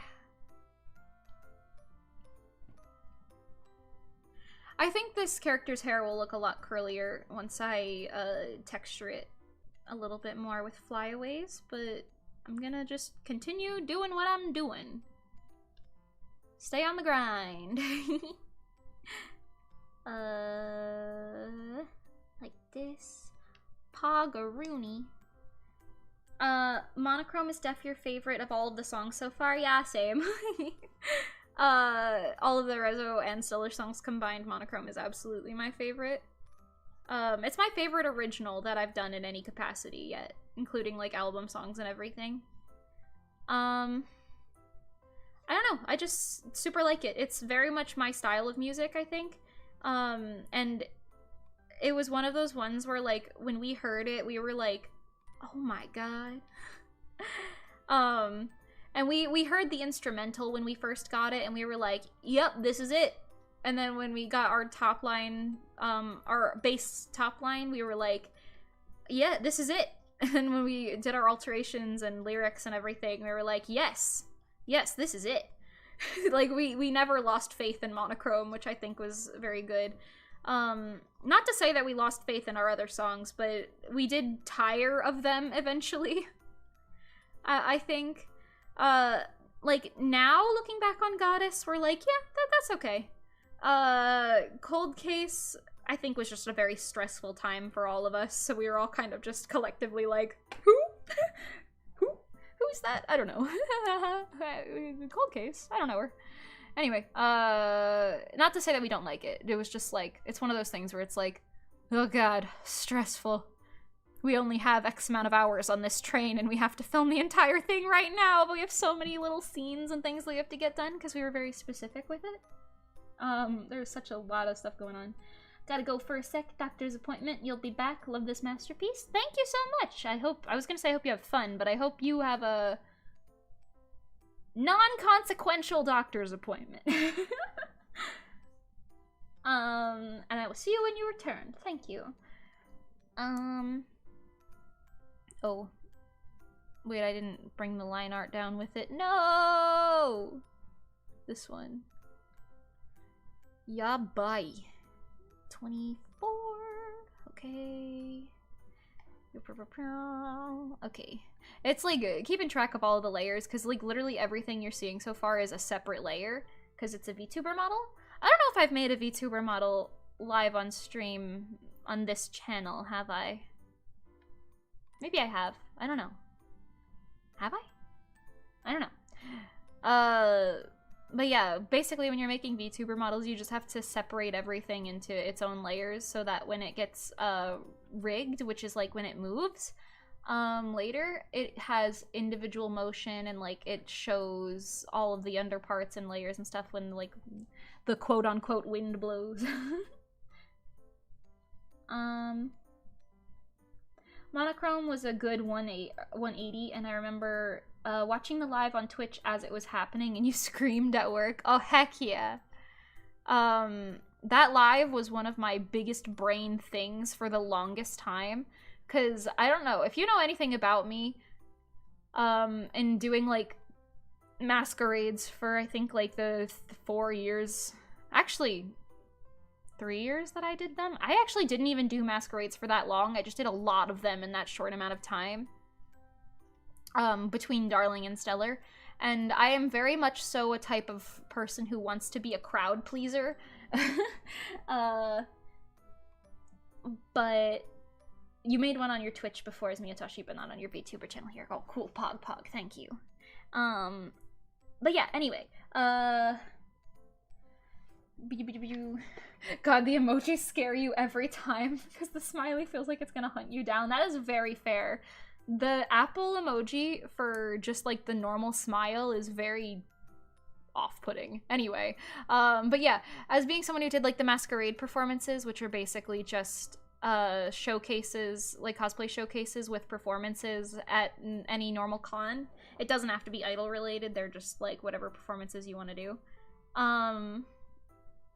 But I did those for a long time. We did, I think, like 20 of them probably in the span of those 2-3 years. I don't know, that number might be wrong. I'm guessing out of my butt right now, but whatever. But yeah, where was I going with this? Oh yeah, a crowd pleaser. I really wanted to do, like, I wanted to combine all of the things that I know work without reusing concepts, because, like, in Stellar, I would be like, alright, here we're gonna do just, like, a little wow factor, is what I would call them. I'd be like, okay, so here you're gonna, like, Polaris and I did, like, crazy flexible nonsense a couple times in Stellar things, because we were both flexible enough to, like, do high leg lifts and splits and cartwheels and things. So we utilized that a few times, but I didn't want to, like, overuse it. So we certainly needed some other new stuff, and I didn't want to make, like, just everything like, oh wow, another cartwheel, yay. you know? So I was thinking in my head, I was like, what are crowd pleasers? And my brain was like, okay, so you could either do a transforming costume, which I've played with before, if you saw the Absolute Zero, which was Snowbound, and Overdriver Live. We played with costume changes then. We played with, like I said, the gymnast-esque things that we were doing. Big props are also wow factors, costumes that light up. General things of that sort.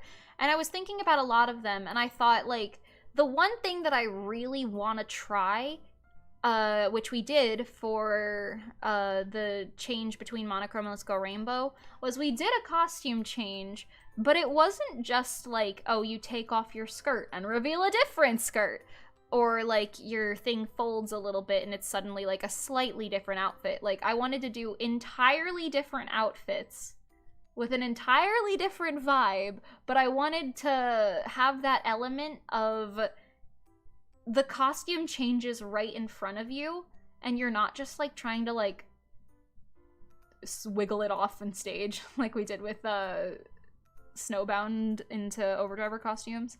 Like, you're not just trying to sit there and like wiggle it off or anything and like just like unzip it and whatever. That's why we did that like weird interlude part in between Let's Go Rainbow and Monochrome. Originally, I was thinking I didn't want that to be me in the center for that interlude part where I took off the Let's Go Rainbow dress and revealed the Monochrome ones with the fans behind me. I didn't want that to be me. We actually, we were having like votes and stuff in the group, and then everyone was like, yeah, so that's gonna be Mimi. And I was like, it could not be, because I didn't think my singing voice was strong enough for that, because originally we were going to be singing live, but then they said no live singing at the event because of COVID, so we were like, oh, okay, I guess that's how this is then, and then I got roped into doing it, so I was like, alright, I guess this is my thing now.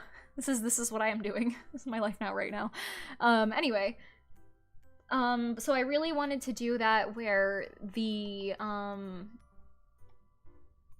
costume change happened right in front of you, so I decided to make the Let's Go Rainbow outfits as a one piece, all parts are attached, like you take it off like a jacket, sort of situation, so that it would be easy and seamless.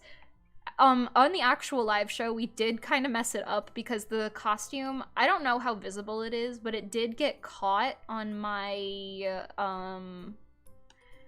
like arm or something, like just part of it. It worked, but it wasn't quite as seamless as I was hoping it would be, but it worked well enough.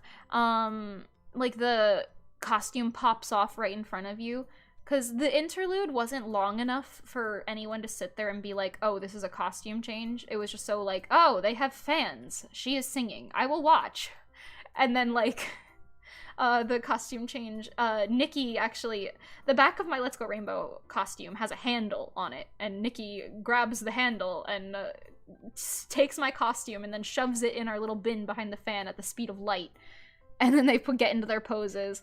The other thing with the fans, it didn't super work as we choreographed either for specifically the live as it worked in practices, because I don't know if this is obvious. One of the fans was backwards, and it fell off at some point in the hallway, and we glued it on to the base backwards, so we didn't realize until it was too late. I blame that stupid lady who was like, you can't come in here without your badge. I don't care who you are. Stupid lady was so mean for no reason. Anyway, but yeah, so it got broken in the hallway, so we had, I believe, Zach fix it, and I was like, yeah, just put this in there. It's not that, you got it, you got this. I didn't explain there was a front and a back. So he glued it back on, and it was sturdy, and it stayed and everything, which was great. But the problem ended up becoming it was on backwards, so I don't know if you saw, but the one side had stickers on it, and then we accidentally put them flopped on stage as well because of that. So Pengy had some troubles opening her fan because of that, because she was trying to do the lefty thing through the right. Or vice versa, or something like that. And the fan was like a little sideways and everything. There was a lot of like very tiny little details that don't super matter, and most people probably didn't notice. But it certainly didn't go according to plan. But yeah, anyway, so the idea was that the costume would be pulled through the hole of the fans, and then I would push the fans down. But because of the way that that went wrong, I couldn't reach the fans, and I was just like, I'm just gonna fake it. And luckily both of them put them down at basically the same time as like I guess a failsafe. So it ended up working, but oh boy. I don't know. I don't know if any of that is interesting for you guys to hear, but yeah, the idea was I really wanted to play with transforming an outfit live right in front of you, because then it's like, whoa, what the heck? How'd that happen? You know what I mean? Wow factoring an audience is good, but the thing is you just don't want to overdo it, because they're not going to be like, wow, every time. Also, the shift between Monochrome and Let's Go Rainbow was a wow factor on its own that I kind of considered, but I didn't. I wrote like a 15-page document or longer, maybe, on just a whole bunch of ideas for Hallmat, whether that was like our booth or the live show itself or things we wanted to do before and after. And so much of it didn't go as planned, because that weekend just ended up being so tiring. And we were all like, yeah, we're too tired for this. If you've ever seen idols dance on complete exhaustion, cool. If you haven't, go watch that live show. That's what that is. Like, absolute exhaustion. Don't get me wrong, we had a good time, but we were just like, ugh, zombies dancing. What is this, Zombieland Saga? Haha, very funny.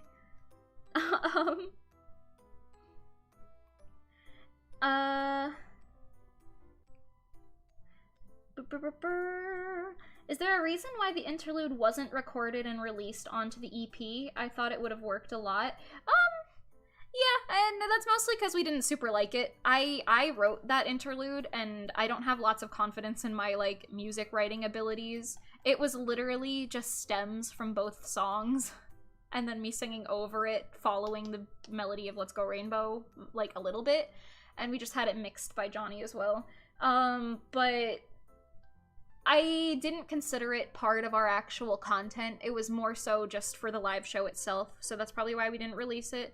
I don't really have any plans to release it at all, because it's like, what, 20 seconds or something? It's not really super worth it.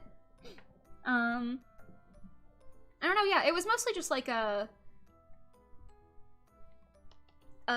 extra sort of thing to make our live show a little more, like, interesting, I guess, even though it didn't super need that. There's a lot of things to consider when, like, planning for live shows and stuff like that, such as, like, you don't want your audience to get bored of seeing the exact same thing over and over and over and over. So you want to catch their attention every now and then through certain changes and stuff. And, like, wow factors are a great way to make your performance memorable, but you really can't overdo it, so it takes a lot of thinking and planning. Like, saying you want to be the best and trying to do something too much might work against you. But it might work for you. It super depends on the ideas that you're throwing around, but I don't know. I really like showmanship and fancy-ass nonsense in, like, live shows and stuff like that, where it's like, you totally didn't need to do that costume change, but wow! The fans? A completely unnecessary prop entirely, but wow! You know? I don't know. Lugging those things around gave me a little bit more muscle than I had before, I can certainly tell you that much.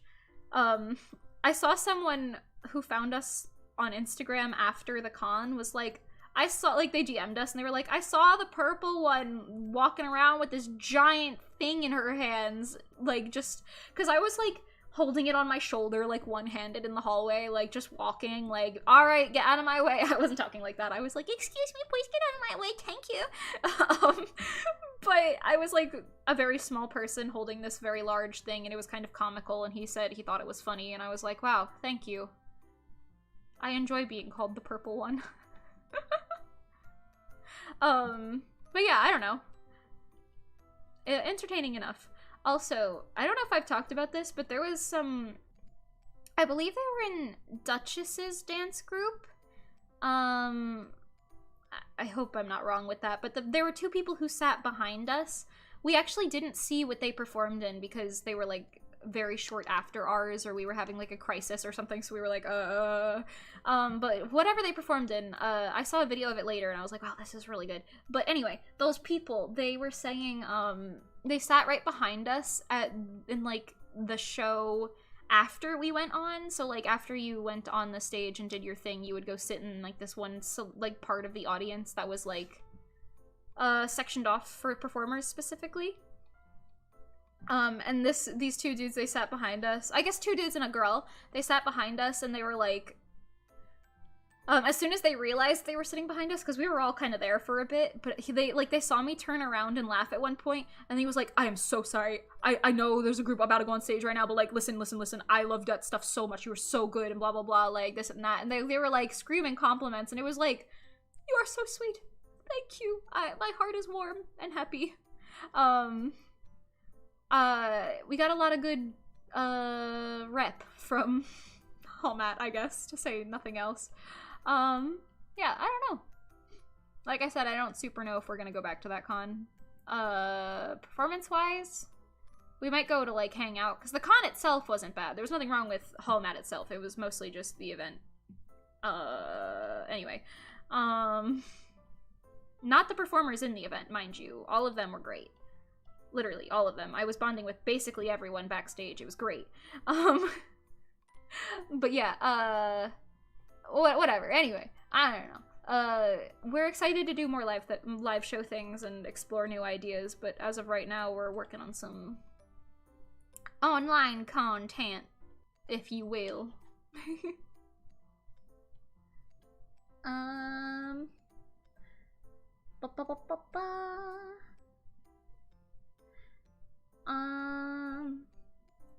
You understand that sometimes you would rewatch the VOD instead of Spotify just so you could hear it. Aw, interesting. I'm glad.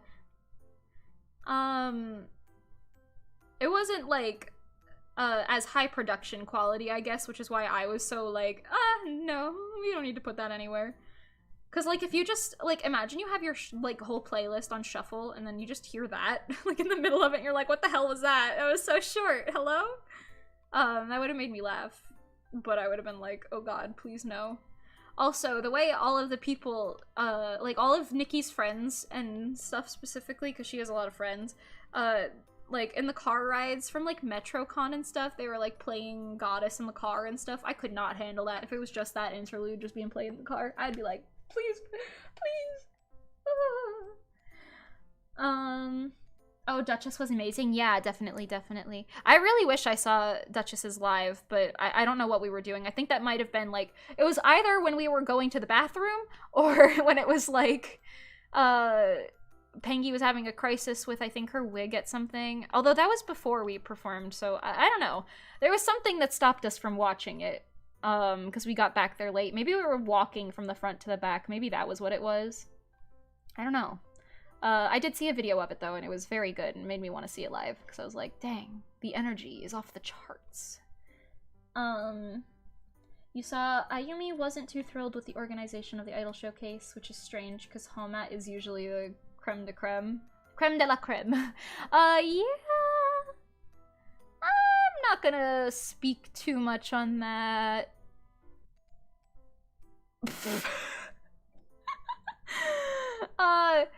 I talked to Ayumi as well. She's really sweet, by the way. Stan Ayumi. I'll talk about that. Starting line is absolutely pog. I don't know. I've only experienced this one Hallmat, so, like, personally, I've just never been to Hallmat before this. I don't want to say anything bad. I just felt a little disrespected, and I will leave it at that. Not that I'm demanding respect, but I'm... Anyway. Anyway. Yeah, I don't know. I feel like I got spoiled because I went to cons like Anime Next and Otakon where like the organizers, Dizzy, Lizzie, and Elizabeth, they treated everyone so well. Like you really felt like you were treated so nicely. And then nothing compares. Nothing could compare. Haha. We could just blame the pandemic because everything was pretty disorganized. I will say that wasn't why. But yeah, let's go with that. No shade, no tea, no shade. Anyway. Yeah, let's go with that. I like being honest on my streams, but simultaneously, I don't want to, like, start anything. Anyway! I'm gonna save this before I lose it. Yoik. Yoik, so. Oh no. Here. What is this character's name? It starts with a KH, I know that. Is it Khaled? Kenta!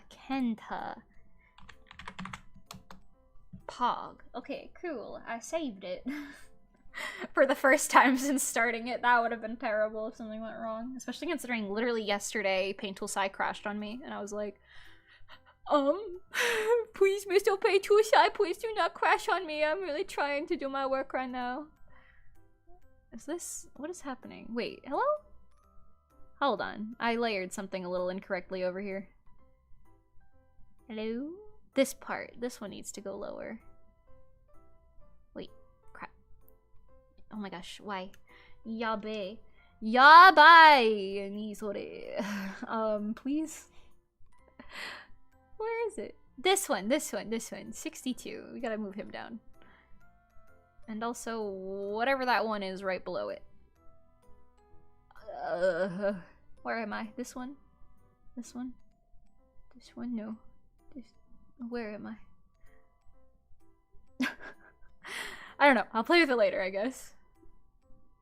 There's this hair right here specifically is bothering me. I think I have one that goes over top of it later, but... don't know. Anyway. No tea, no shade. No, that's perfectly valid emotion. You were selected out of hundreds of applicants. Your group is extremely popular, and you produce good content, so if you weren't respected by the con, then oof. Yeah! I mean, like I said, it wasn't the con. The con was fine. I don't know. We just felt a little... uncomfortable, I will say. And I don't want to say this lightly because I do understand that there are lots of idols who really want to perform in Hallmat Idol Fest.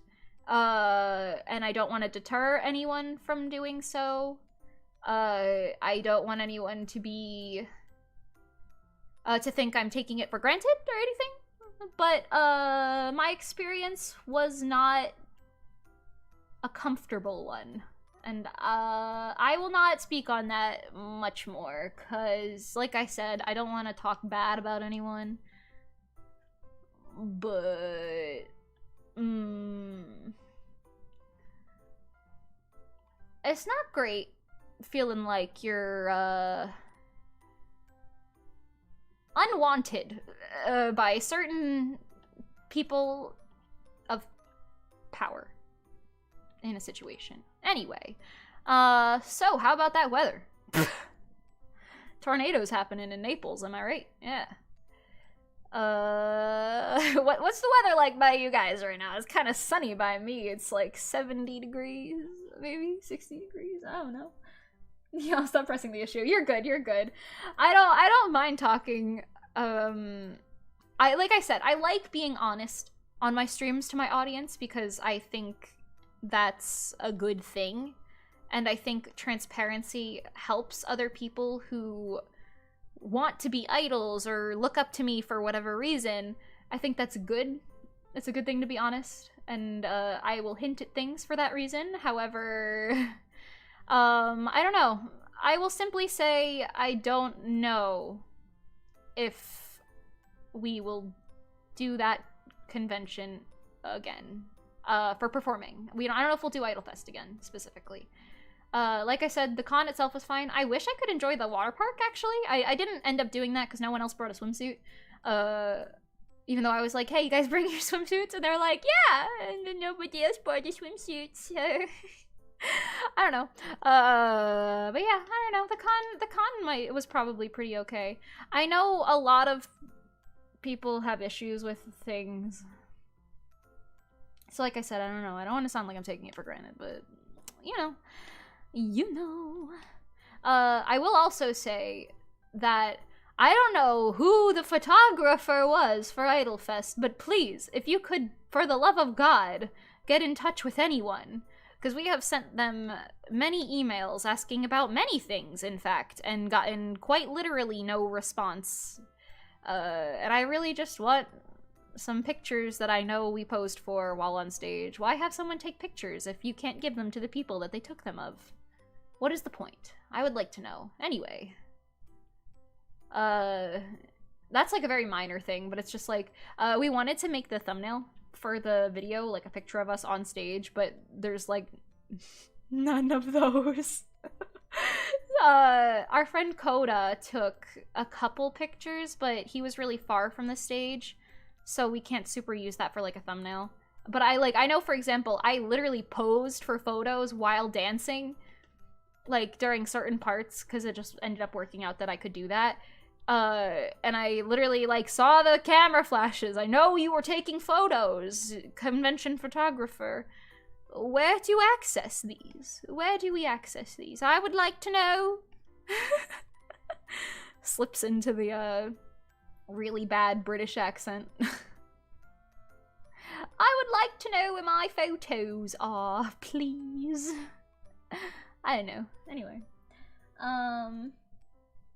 Idolfests don't exist in the Midwest, so you get a little excited talking about them. That's fair. They don't exist in the Northeast either. That's why I was talking about masquerades earlier, because Idolfests didn't exist when I lived in the Northeast. And I was like, wow, actually an event dedicated to idols specifically sounds amazing. I think there's just a few little issues that I have.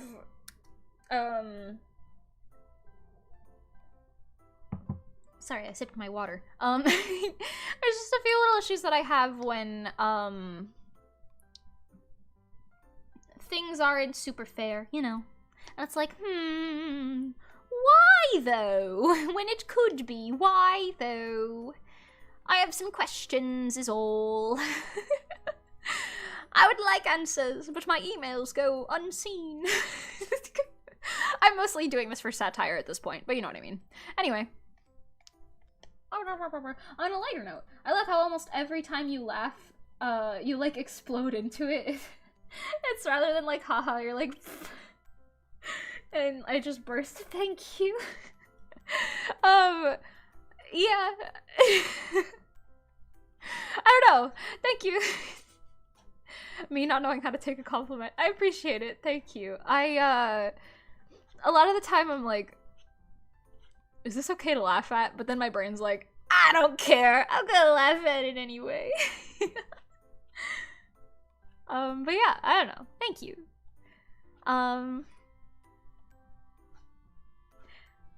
Yeah. I'll go back to saying, I think the way like anime Next and Otakon are run, like masquerades, their masquerades are run so well. The people who run them know what they're doing. It's not like, I've openly spoke about this other experience that I had, so I don't know why I'm not openly speaking about this one, but whatever. Like Anime NYC 2018, I think.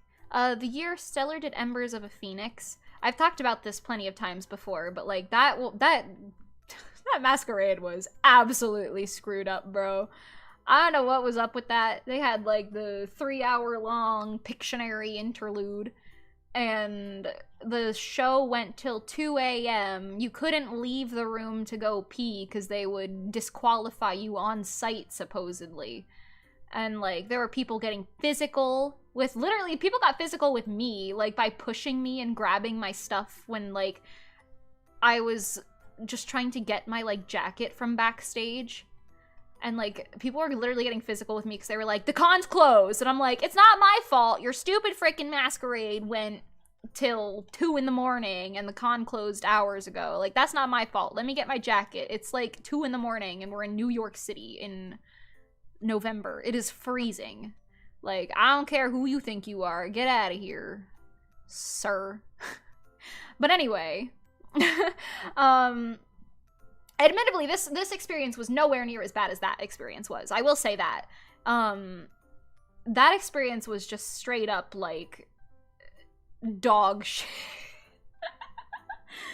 You've never heard that story? Really? Interesting. The general gist was that, they had a lot of idol groups that year, and the idol groups loved it. It seemed like the audience loved it. The next year, though, they banned idol groups. I don't know. I was very vocal about that convention because of absolutely how terrible that masquerade was. I had been in so many masquerades up until that point, and that was just terrible. I have not gone to an Anime NYC masquerade since then. I'll be honest too, Anime NYC, it's a good con. I didn't go this most recent year, which is good because a lot of people came back with COVID. But I have had significantly, like, each year, it just gets worse. Like, admittedly, the first year that I went, it was only bad because the people I was with ditched me in the middle of the city when I hadn't been in the city before, and I was terrified. I walked into a T-Mobile store. I was like, please, I am scared. Where is the convention center? Where is the train station? I don't care. I just need to leave.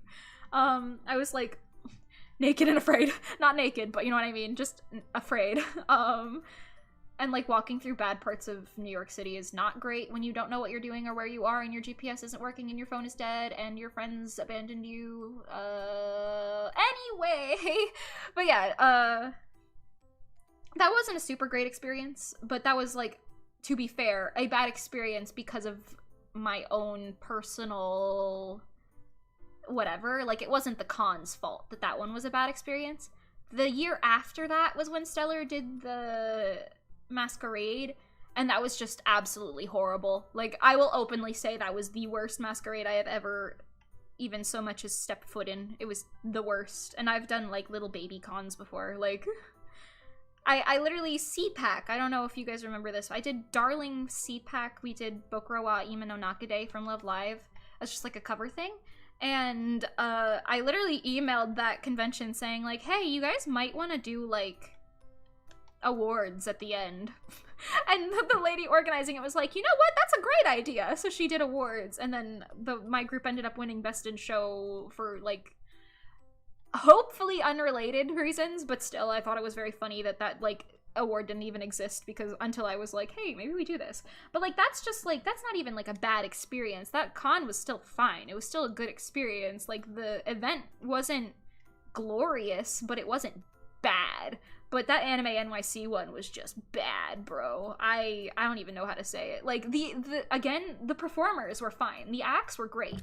No tea, no shade against any of the other performers. We were all in the same boat of, God, this is terrible. The lady behind me, I think she said something like, I just want to see my kids, or something like that. And I was like, oh my God. Because they wouldn't let you leave unless you wanted to be disqualified, and like, no one wanted to be disqualified after putting in all that work. So, and like, you wouldn't be able to come back in either. If you went to go pee, like, they would like say, you're out, you're done, sorry, disqualified, goodbye. And it's like, really? I think I've said this on stream before. Like, I literally peed on stage. Like, not a lot, just a little bit, but like, you know what I mean? Like, goddamn, I had to pee that bad. Like, that, Anyway, Guilty Kiss performed on the stage that I peed on the next year, and that is another thing that I like to talk about for literally no reason at all. Anyway, satire out of a bad situation, am I right? But yeah, anyway, so just to clarify, like, this performance that we did was nowhere near as bad as that. Like, this Idolfest was nowhere even on the same level as how terrible that was. But that being said, we still felt very disrespected and very uncomfortable performing there for certain reasons. I don't know. I'm pretty okay with being vocal about things like that on my own, but I don't want to do anything that could poorly affect Pengy or Nikki in any way. So I'll leave it at that. I will just say that you want your performers to feel good, and if they don't feel good, then your event's bad, and if your event's bad, then what are you doing? And that's about it. Anyway, sorry, I've been on this for quite a while now. It's only good for the guests. That is very true. Anime NYC is only good for the guests. I have heard so much bad stuff, which is crazy because they had, like, their special guest list was, like, crazy that year. And this year they didn't have those special guests that they normally do, like voice actors and people like that, because of COVID. And apparently it was terrible. I am genuinely shocked that Anime NYC, I wasn't there this year, but, like, supposedly, well, I guess last year technically, because it's 2022 now. I was gonna say it's 2021 now. Haha, oh god.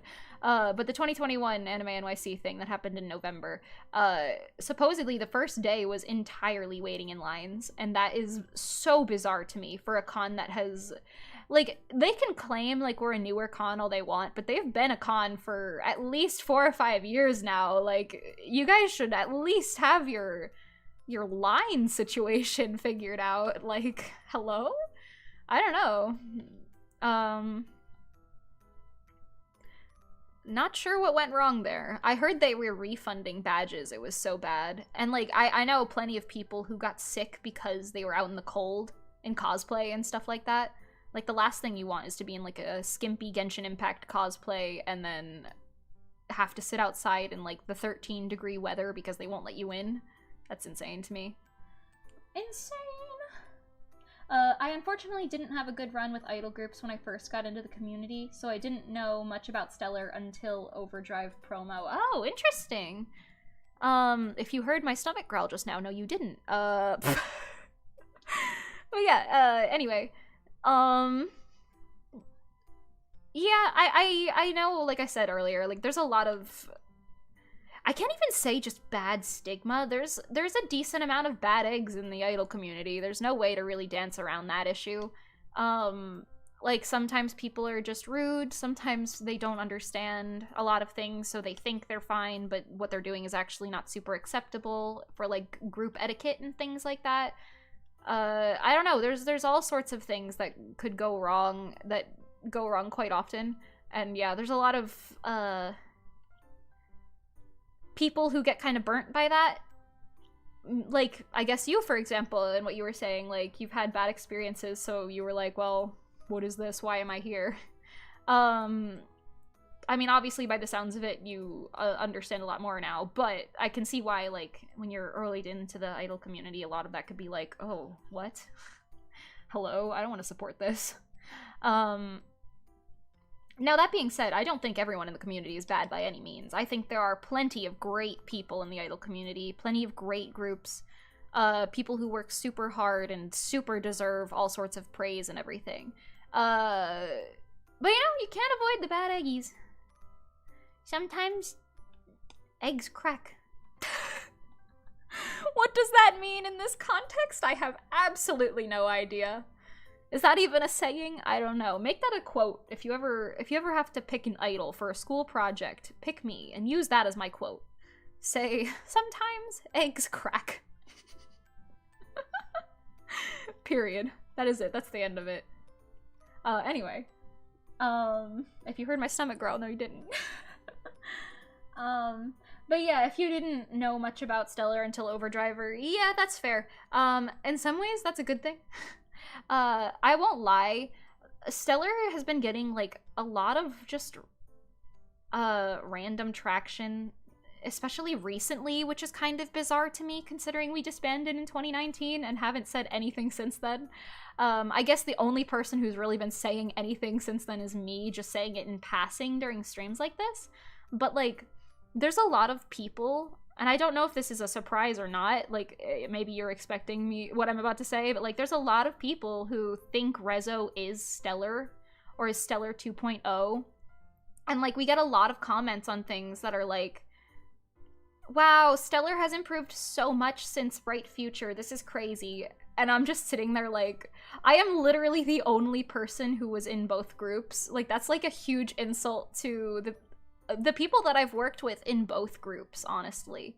Because it's like, don't belittle their work. Like, I understand maybe you don't know, but it's something that I wish was a little more common knowledge, where it's like, no, this is a different group with different people, a different process. Like, I consider myself an entirely different person than I was back then.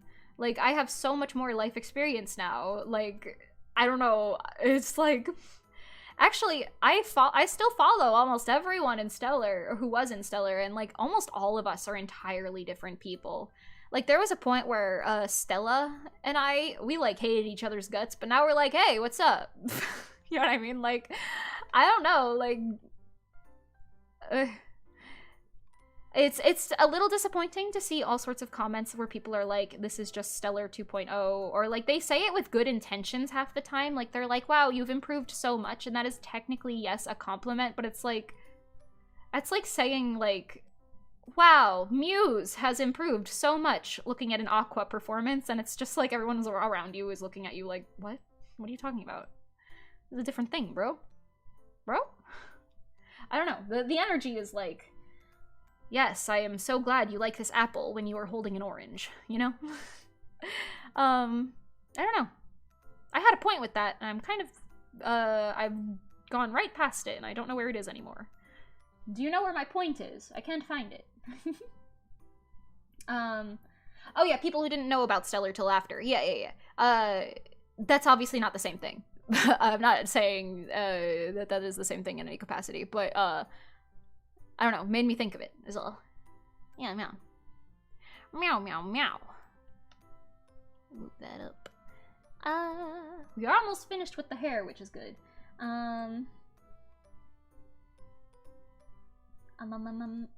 Not to mention the first Omicron case was from ANYC.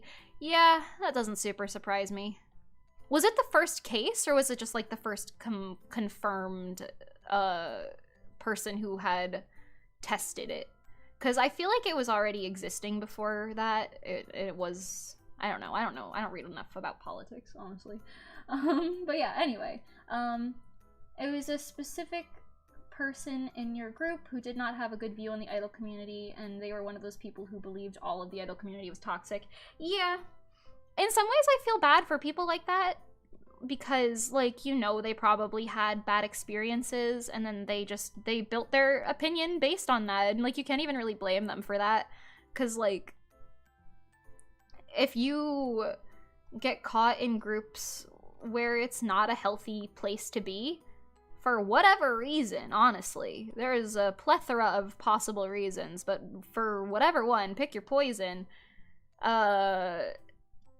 it could, like, ruin your view on the community as a whole, because there are a lot of people who, like, I don't want to say I'm one of them, because, like, I talk drama, but not really to the extent that a lot of other people do. You know how, like, people are like, oh, this group is this, and that group is that, and this group must be XYZ because of ABC, you know? I'm not really into all that. I'm more so just like, huh, look, that happened. Yikes. Alright, I'm gonna go stand over here now. But, yeah, I don't know. There's a lot of, it sucks because a lot of people end up forming really bad opinions of the community because of those bad apples. And it sucks that those bad apples hold so much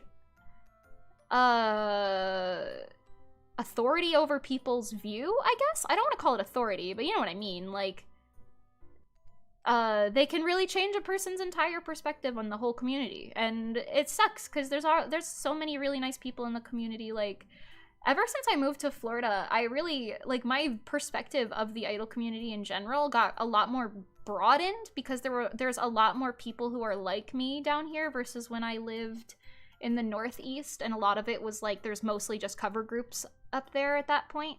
Like there weren't all that, but like down here, like, and when I say cover groups, I mean in the stance of like anime cover groups. They're like cosplaying as the idol group that they're dancing as, and there's nothing wrong with that. I enjoy watching those groups literally just as much. But it's interesting because when I moved down here, there's a lot more people going for more of an original concept, whether that be like they are just dancing as themselves, or they made their own costumes, or they wrote a song and they're performing that song or something. Like, there's, I don't know if it's maybe just like the time frame less than the geography of it, but it really feels like there's a more of a variety, I guess, because you still see all sorts of like groups, but it's great being able to support all of them. Honestly, like, I know people shit on the idol community a lot, because a lot of people are, whatever you want to say, like, two-faced or whatever, but like, when I was at Hallmat and like backstage and mingling with the other groups, everyone was great. Like, two-faced or not, I don't know. Like, all I know is everyone I talked to was incredibly sweet. Like, if you asked someone, like, hey, do you have any, like, bobby pins or something? Like, we asked there was a Snow Halation group, or they were wearing the Snow Halation outfits anyway, and we asked them, like, do you happen to have any bobby pins? Pengy's weave is gonna fly off. And they were like, here, and they gave us a whole giant bag of them. They were like, just give it back whenever. And we were like, oh my. But like that's like such a little thing, but like the confidence that gives you in like, okay, these people are like on the same page as me, you know? We're all here for some fun, you know? No one's here for anything bad. We're all just existing together and we all want to perform and have a good time. Like, there are so many people like that. So many groups. Literally, I did not meet a single person at Hallmat that I had a bad experience with who was performing, that I spoke to, specifically. I didn't speak to every single person, but all of the people that I did speak to, I didn't have a bad experience with any of them. They all felt very genuine. Like, whether you're talking about the Love Live cover groups, the Sailor Moon group, the, like, Prismic or Oracle, I mean, I already knew all of those girls anyway, but, you know what I mean? Like, they're all very genuine and very kind and just want to have some fun, you know what I mean? They want to show off what they've been working hard on, and I think that's a really great thing. It is unfortunate that a lot of people don't get to see that because they are so quick to make assumptions about each other. Like, you hear one thing and it's like, wow. I had a person, actually, this reminds me, I had a person, I'm not gonna say who, because I don't want to, like, out them or to their friends or anything, but someone said something to me, saying, like, wow, I heard you were a bitch, but you're actually really nice, essentially, and I was like, what? Thank you, I guess? What? But yeah, I don't know, the TLDR that I'm getting to with that is, like, some people will believe everything that they hear about a person immediately, and not everyone is like that, but there are certainly a lot of, I don't know, there's a lot of people who get thrown under the bus for having a bad day, or there's a lot of people who are actually bad but get away with a lot of things, or some people are too nice to say things. Like, there's all sorts of things. Like, it is literally like that in any community. Like, don't get me wrong, it is not just the idol community. No matter what, you are going to find people who are, like, undesirable or rude or something, or spreading lies, or hear one thing and then they're like, oh, this must be truth, let me go tell everyone I know about it. You know what I mean? Like, it's hard to get around that, honestly. It is good when you have people that you trust and you can be like, hey, I need help here. And I truly did feel like at Hallmat there was no bad eggs. Out of the people that I spoke to, specifically. I could, like, run through their names, but you know what I mean. Out of the people that I was talking to backstage, and I did speak to quite a few people, like, they were all very nice and very supportive, and, like, a lot of them were really excited to see Rezo perform, and, like, a lot of people were like, oh yeah, I came specifically for this. Not to the other performers, obviously, but, like, there were people in the audience who were like, yeah, I came just to, like, watch Rezo perform and whatever, and it was, like, it's really great. Like, the community, I think it's also important to say, the community isn't made up of just the performers as well. Like, I would consider the fans part of the community as well. I know there's a lot of people who are very, like, gatekeepy, but I don't know, I'm in the fan where it's like, the more the merrier, honestly, as long as you're not actively being a piece of crap. Like, who cares? Come on in, have fun. But yeah, I don't know. Talking on that tangent for a really long time. I got a lot of thoughts.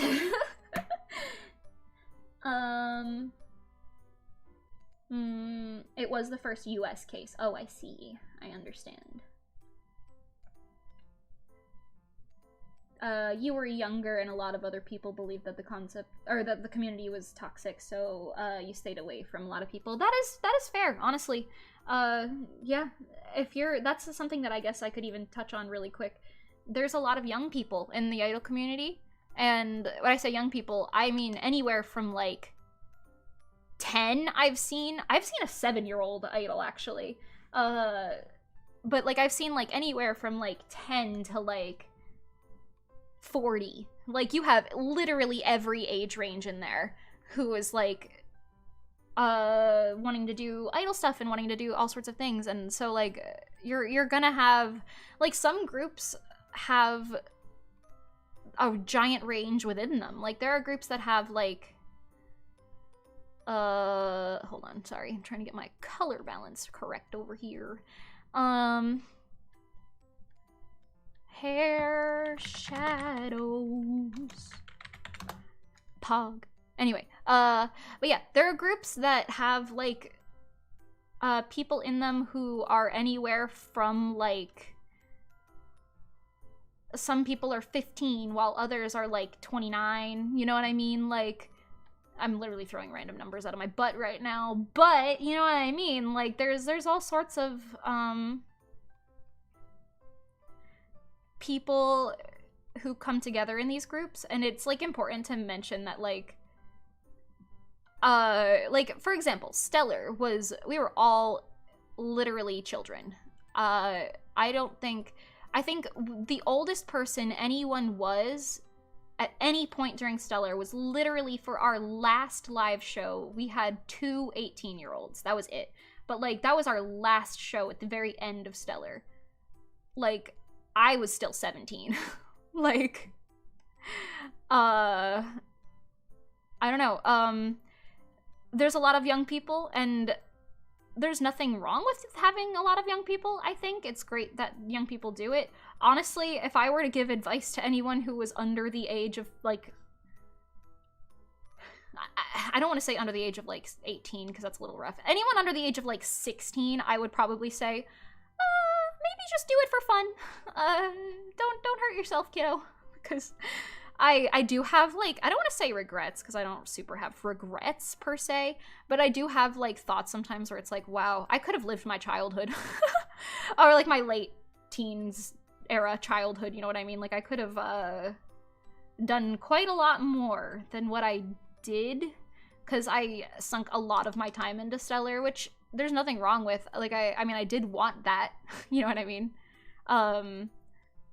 But yeah, I don't know. I would dissuade quite young children from trying to jump into anything super quick. I don't know. I wanted to add texture to it, but I'm not really sure if I'm vibing with this. Anyway. Let's talk about something other than that, shall we? That is all that's on my mind now, though, to be fair. What time is it? I am very hungry. Have you guys all eaten? Have you drinking water recently? Get a sip of water if you haven't.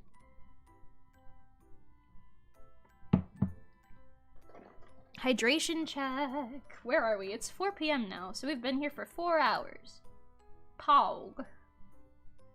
Meow meow. I feel like I haven't gotten that much done. I mean, like I have, but I haven't, you know?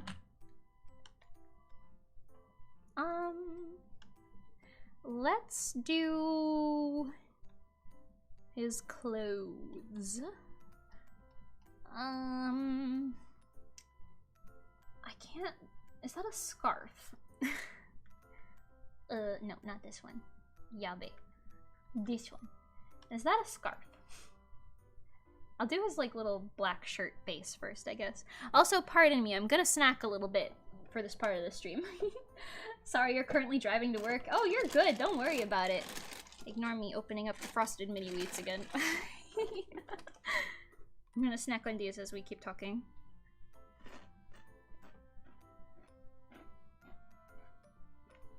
hope you can't hear me crunching.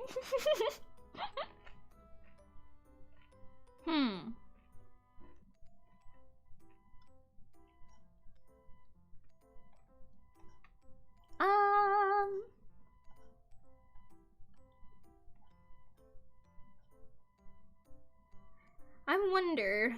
I'm trying to think now, because I'm like, I feel like I just said a lot of bad stuff about the idol community, but honestly, like I said, there's a lot of really nice people in it. So, like, don't let that deter you. If, in case whatever I just said deterred you in any way, come back. It is okay. It's not that bad, actually. There's just some noodles that we choose to ignore.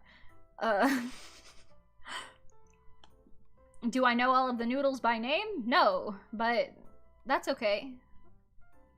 Do not be deterred. There are plenty of people who deserve your support. Crunch,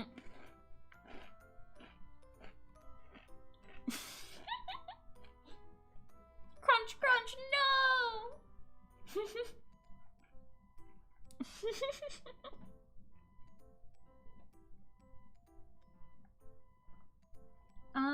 What made me decide to... Oh my god, I read that as... What made you decide to be a VTuber instead of a fascist? And I was like, I don't know. Instead of face cam. I feel like I worry less about what I look like as a VTuber. Also, I really like the concept of my little Mimi being animated. My little Mimi, my little Mimi. Haha. I don't know. It makes me feel a lot more comfortable on stream, I guess, which is cool.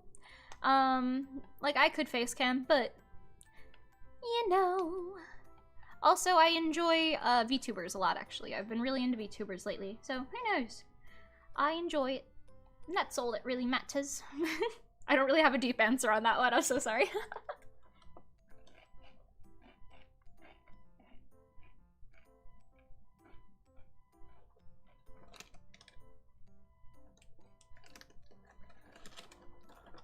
LMAO, I would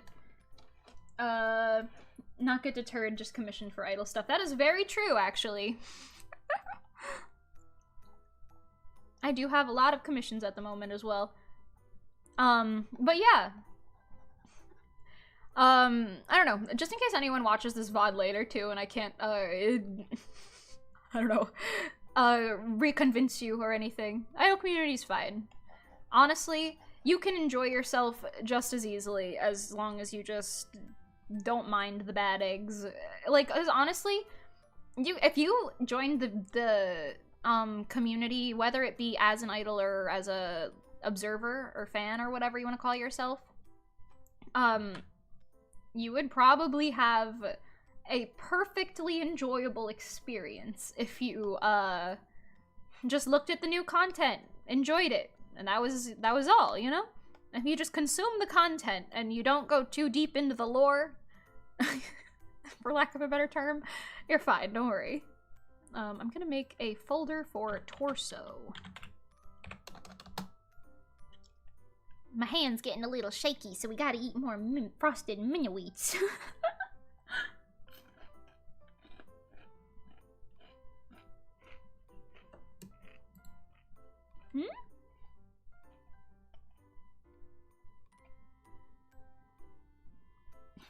I face cam. I am not a fascist. Are you the only person hearing a constant beeping in the background? Is it my background music? Is my background music not loud enough to sound like music? Is it like... Is this better? Is that a more palatable volume? I hope so.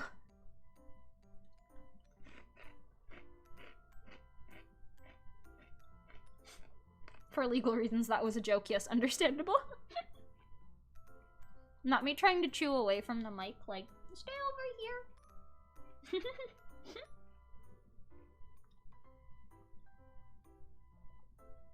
My mom's gonna get home today, and she's gonna be like, hi, how was your day? What'd you do today? And I'm going to be like, frosted mini-wheats. I said that like I am literally a child. I am an adult, but... You know.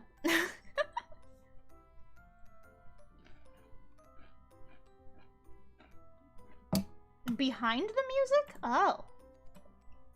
Interesting. I don't hear beeping. Anyone else in chat hear beeping? Hmm?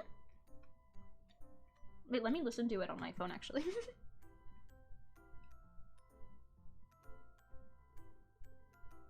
Wait, yeah, what the heck is that? Why do I hear it too?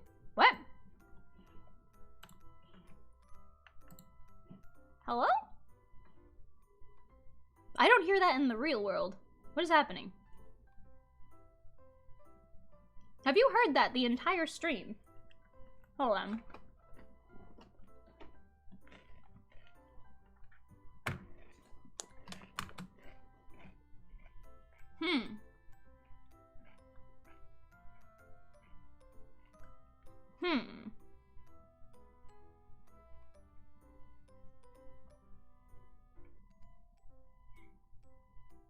No, I hear it too. You're not crazy. Hold on. Hold on. Hold on. Could you hear that earlier in the stream? I hope not.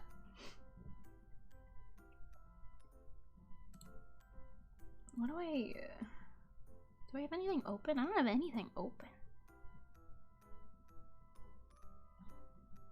Someone hacking my Discord.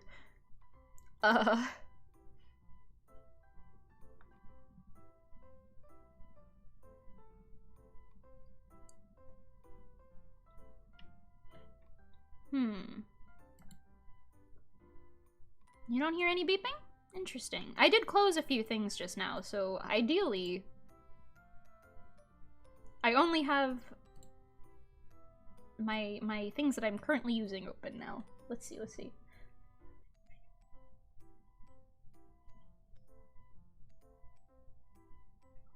No, it's still there. That is so bizarre. What?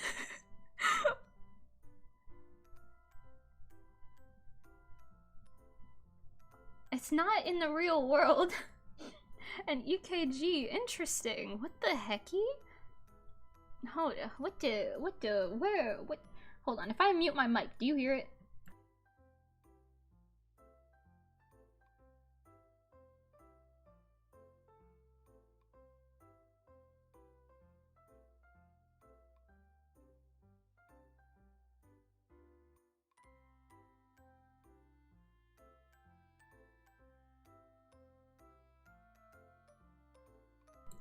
Why does it sound bass boosted? What the heck was that? Hold on. Am I crazy? I'm turning the music off for a minute. Why does it sound bass boosted? Did anyone else hear that? What the hecky? Now that you listened, you can hear it very predominantly. What the heck? Where am I?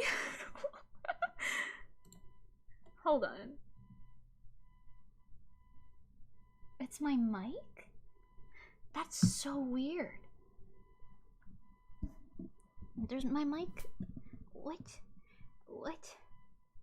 It's gone when I mute. Hang on.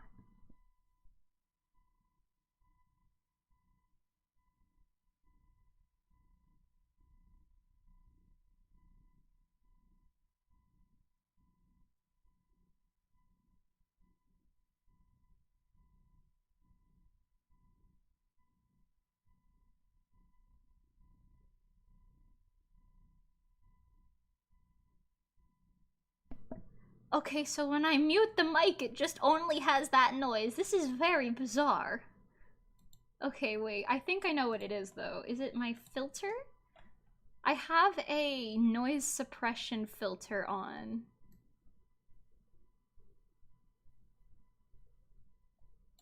Wait, what's going on with the music? There's like a beeping noise in the background. Hold on, I turned the music off for now. What if I apply this? Does that...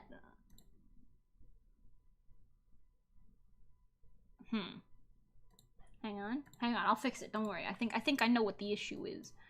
I'm just a little silly. Okay, that makes it louder, I think. Hold on.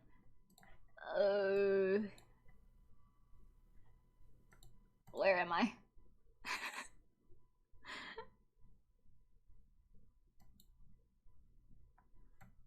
Okay, wait. So maybe it isn't this? What is it? What? Lipstick in my Valentino white bag. What is happening? What? Nani? Nani? It is definitely my mic. I've never had problems with my mic before. Hold on, let me take off the filter, maybe? I'm gonna mute myself so you don't hear it.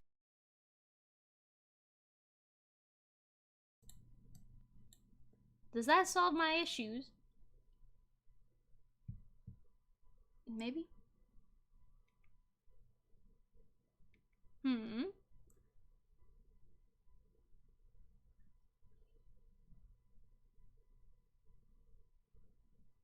That is so weird.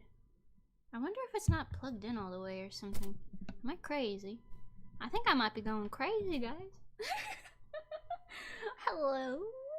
And then Cody. Hold on. What if I take the filter off? What if we take the filter off entirely?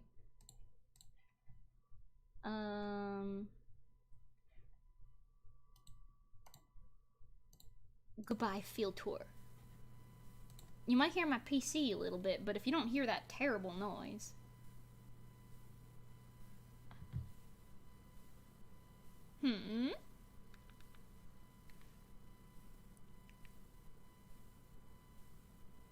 No, now I'm hearing it again. What? Sorry, I'm like, if you hear me being quiet every 2 seconds, I'm doing troubleshooting. This is so bizarre. Okay, we're putting the filter back on. I think that helps it. Stay here. Help me. What in the hecky worldy hecky? It's good now?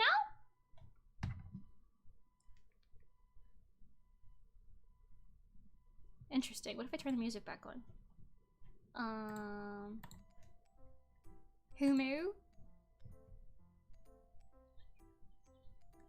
Humu.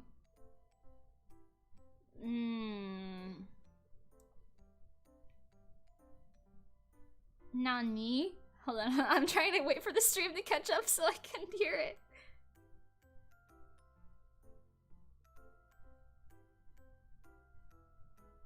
Yeah, what's up with the static? Why does it sound like there's wind in the background? Hello?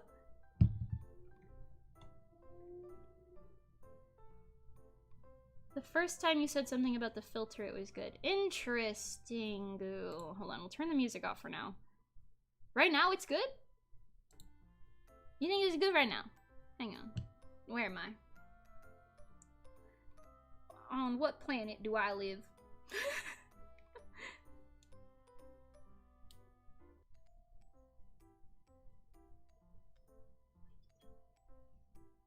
Yeah, there's... that, like, wind noise is still there. There's no breeze in here. We are in my silent home.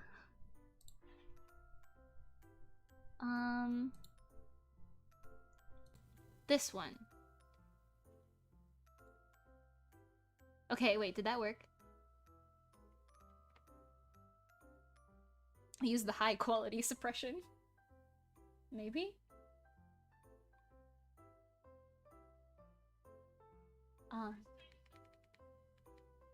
Yeah, yeah,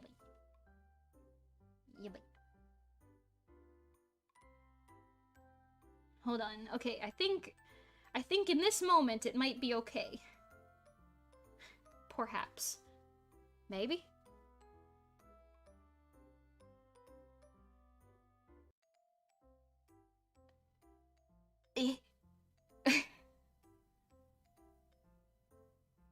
No, it's still... Where? Hold on. Okay. Last thing. Hold on, let me mute myself really quick.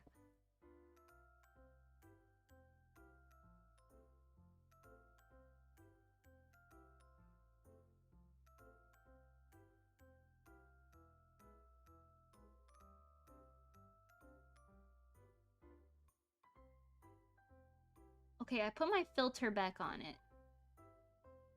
I have, like, a physical filter and a digital filter.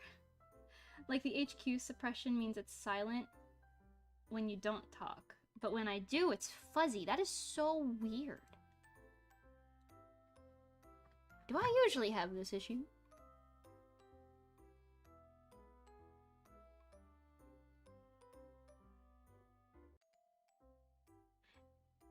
Huh? What if I unplug the mic? And like plug it back in again? I don't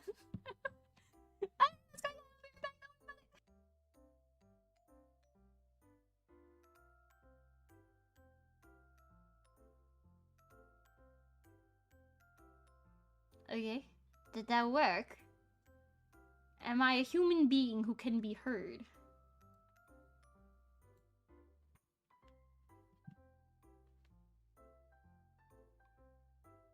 I don't know if any of you know who Jay Schlatt is, but it sounds like his funny mic.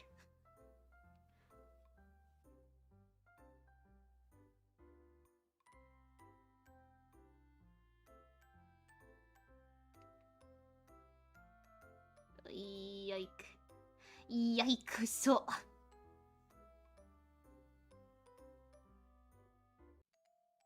Oh my god.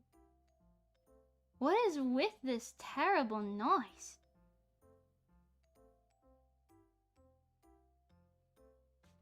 No, I'm not a human being. What is it? What? Silence!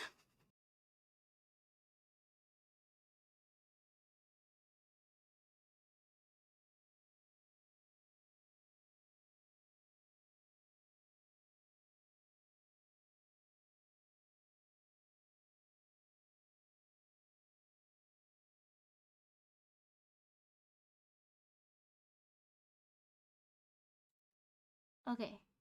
I think this is okay. Maybe?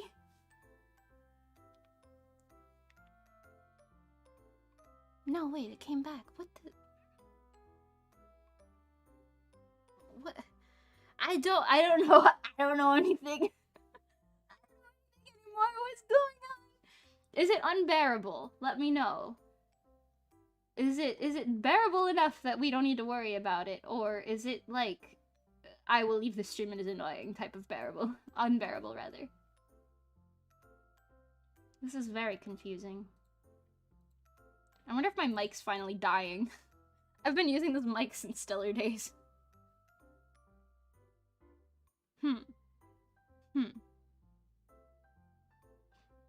Yeah, okay, this is good? Do we think so? Yoink. Okay, I'm gonna keep drawing. But let me know if it's bad. I will, do what I can. You think we good? Okay. This is very confusing. What planet do we live on where the wind is invisible? I don't know. Wait. All wind is invisible. Okay, okay. Hopefully, it's all good right now. Okay, okay, okay. Pog. Maybe plugging it in again was the option. I'm gonna listen back to this VOD later at full volume and see the extent to just how bad it is, because I am quite confused. Who knows? I already bought new headphones because my other headphones broke entirely. So now I might have to buy a new mic. Maybe. Maybe. I'll play with the settings first, but who knows? Yeah, bye. Okay. Anyway.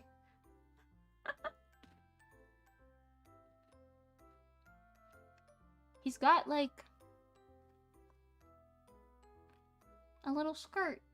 Not a skirt. A little, Wait, are those pants?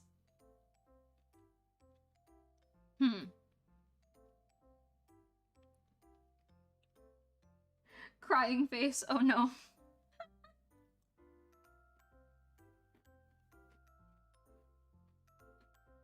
Ignore my crunching. I am so shy. This stream is just getting more scuffed as the day goes on, huh?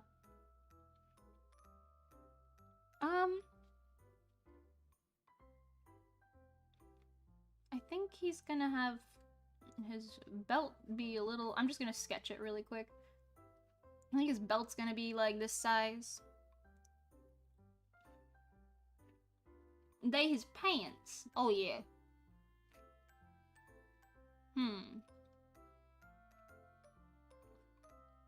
Oh, you know what? I think I understand. I think he has those types of pants that are like down here, you know? Like the saggy ones, you know?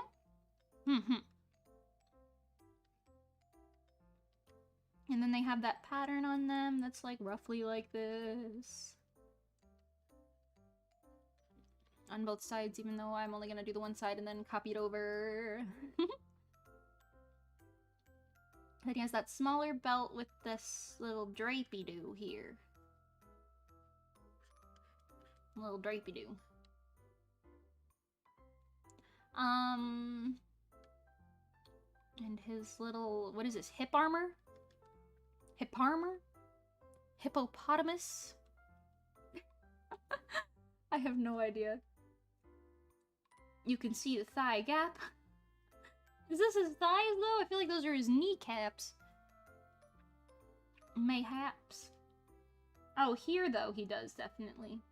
Although this is a different outfit, so I'm unsure. I am unsure! Let's just open this one again. And then his little shoes. I have no idea how I'm gonna do the shoes for this, but we'll get to that when we get to it. Okay, hopefully this is... Oh. Hold on. The anatomy. The anatomy is going to bother me. Bigger legs. Small guy, big leggy. Yeah, that's better. Okay, we will work with this. We will work with it. Give him the base first. I'm actually gonna do this side first, because I think that'll be easier for me to work with, because I sketched the bottom a little easier this way. So that's the belt. Then halfway down the pants, so... a little, yeah, definitely knees. Understandable, understandable.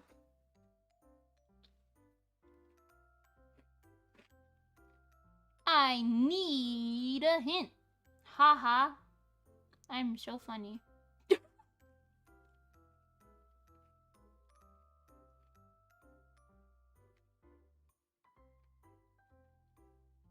Very interesting.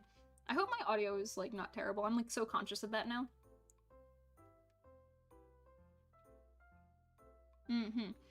It's not perfect, but it's not that noticeable, so that's okay. Understandable. Okay.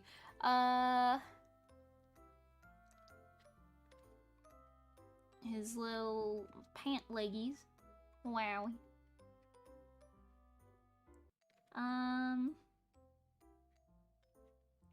All of this being said, I do think I wanted to finish this on stream. I don't know how much I can super do that.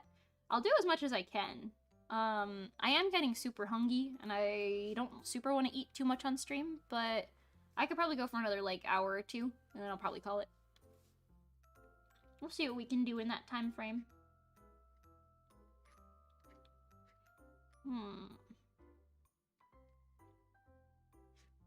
Oop.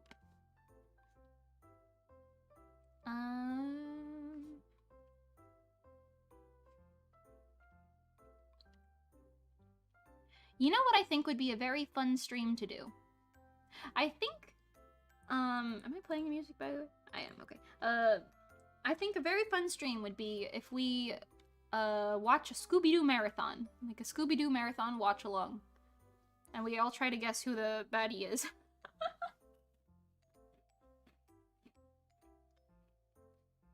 We need the ASMR, no!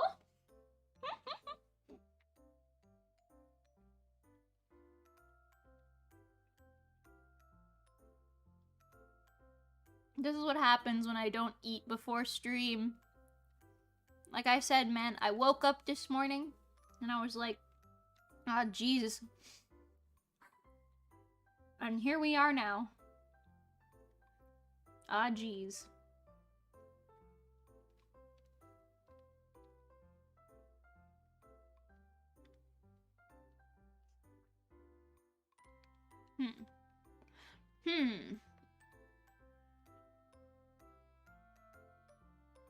I don't think actually, you know what, I might. I was gonna say, I don't think I'm gonna outline the yellow pieces, but it might be easier later to outline them now.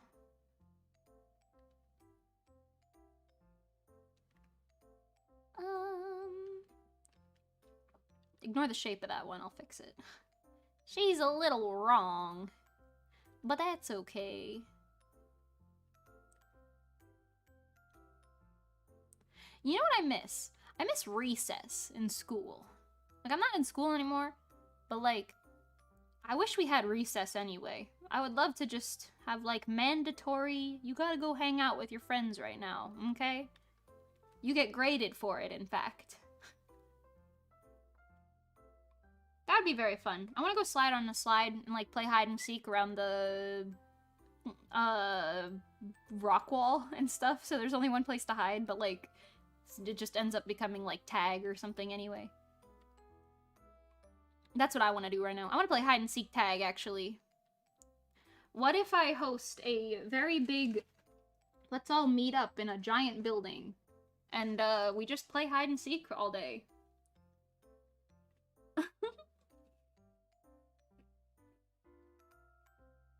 You missed the drama from school? Oh no!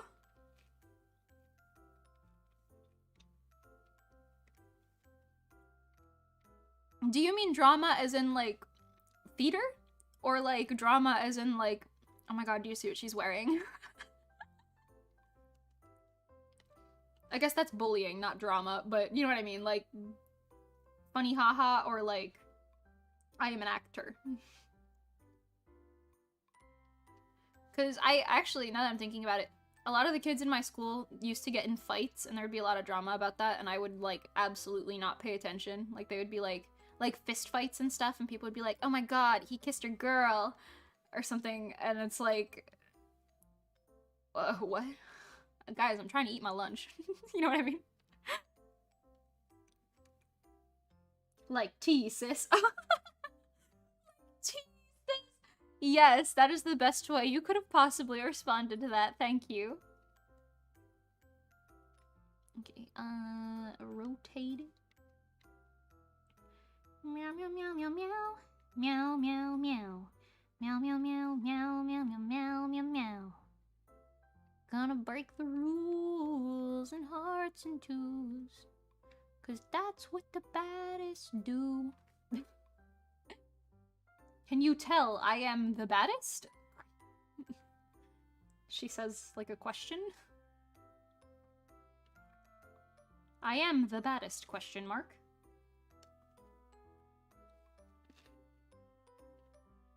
Like, fight week? Oh my god.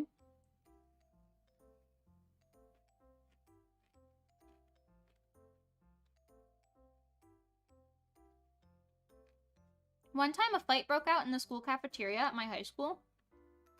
And I think my senior year, either junior or senior year, I don't remember. We sat at the same table both times.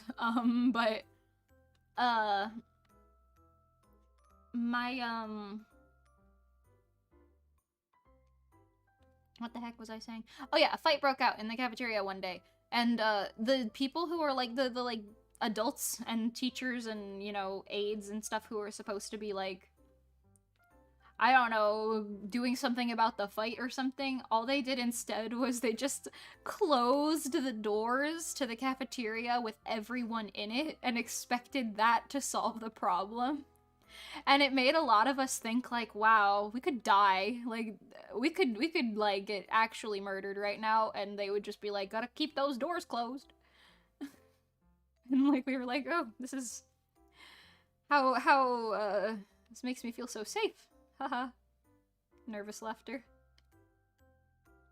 Anyway, I thought about that just now. I don't know.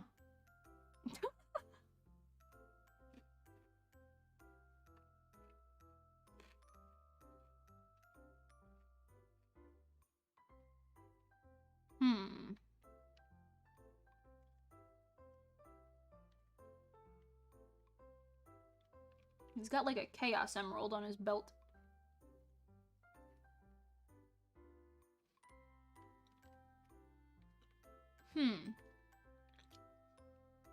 I was watching, one of the Fate movies, like the Fate series movies, with my friend while he was here because we were, like, I don't know, we were just, like, wanting to watch, like, a movie. But, we didn't realize that the movie we watched had a lot of, like, you had to have played the mobile game to understand the movie. Um, it was Fate, the First Order, I think. I don't know. But there was one point in it where, like, a little golden crystal came out of something at some point. I don't know. I didn't understand that movie in any capacity. But a little gold crystal came out of something, and we were like, oh, the Chaos Emeralds! We had, like, 5 fights happen a week. The guest teacher joked about it in our grad speech. Oh my god. That's insane. We had a lot of fights at my school, but definitely not 5 a week. Oh my god, I just got a 2-for-1. This frosted mini wheat is 2 mini wheats in 1. That's crazy. But yeah, I don't know. There were a lot of fights in my school. I don't know about other schools, but mine had enforced a thing where it was like, if you fight, you're getting arrested. So we had the police come to our school, quite a number of times, actually. It was interesting. I guess. I didn't get in any fights like that, but plenty of people did. I mostly just watched and observed, like, a confused child, you know. Well, then I'm gonna make a separate layer for the scarf, because it kind of overlaps this a little bit. Scarf. Oh wait, sorry. I wanted to make a folder for that, not just a layer. Haha. We'll come back to that. Don't worry about it. Okay, at least I think it's a scarf. It looks like a scarf. It looks like a little Ravenclaw scarf. Is that what that is? Not Gryffindor, the blue one. I'm not a Harry Potter stan, if that wasn't obvious. I know a little bit about Harry Potter. I've seen some of the movies, but I don't super know all of the everything.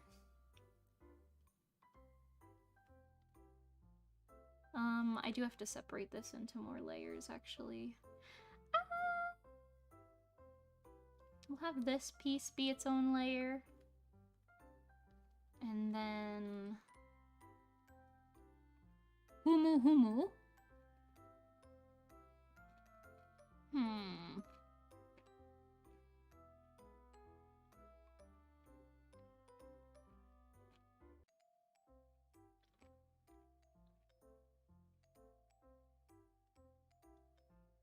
You know what I do miss?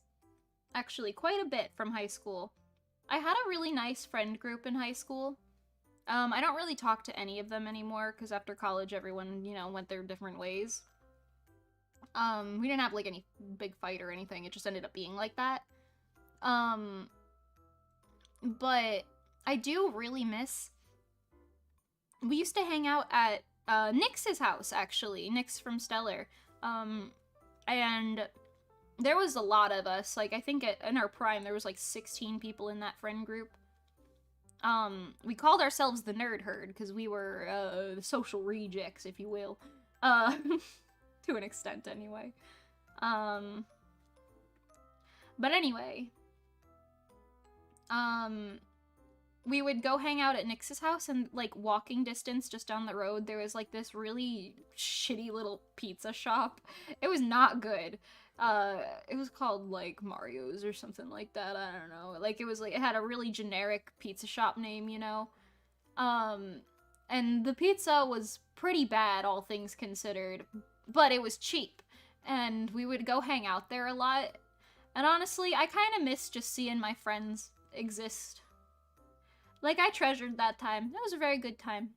Not to say that I don't have friends now, but I kind of miss them, you know? The fucking losers from the high school. I miss them. I do. Just standing there while people go at each other. Yeah, that was definitely a vibe when people were fighting. You kind of just stand there and watch and kind of hope they don't come in your direction.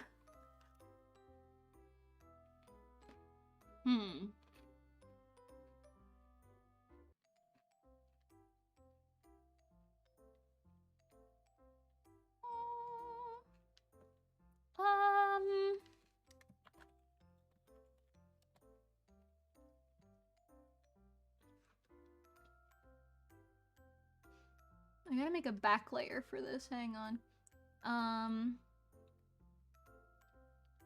Oh, okay. And I'll just put this here. Yeah. Cool.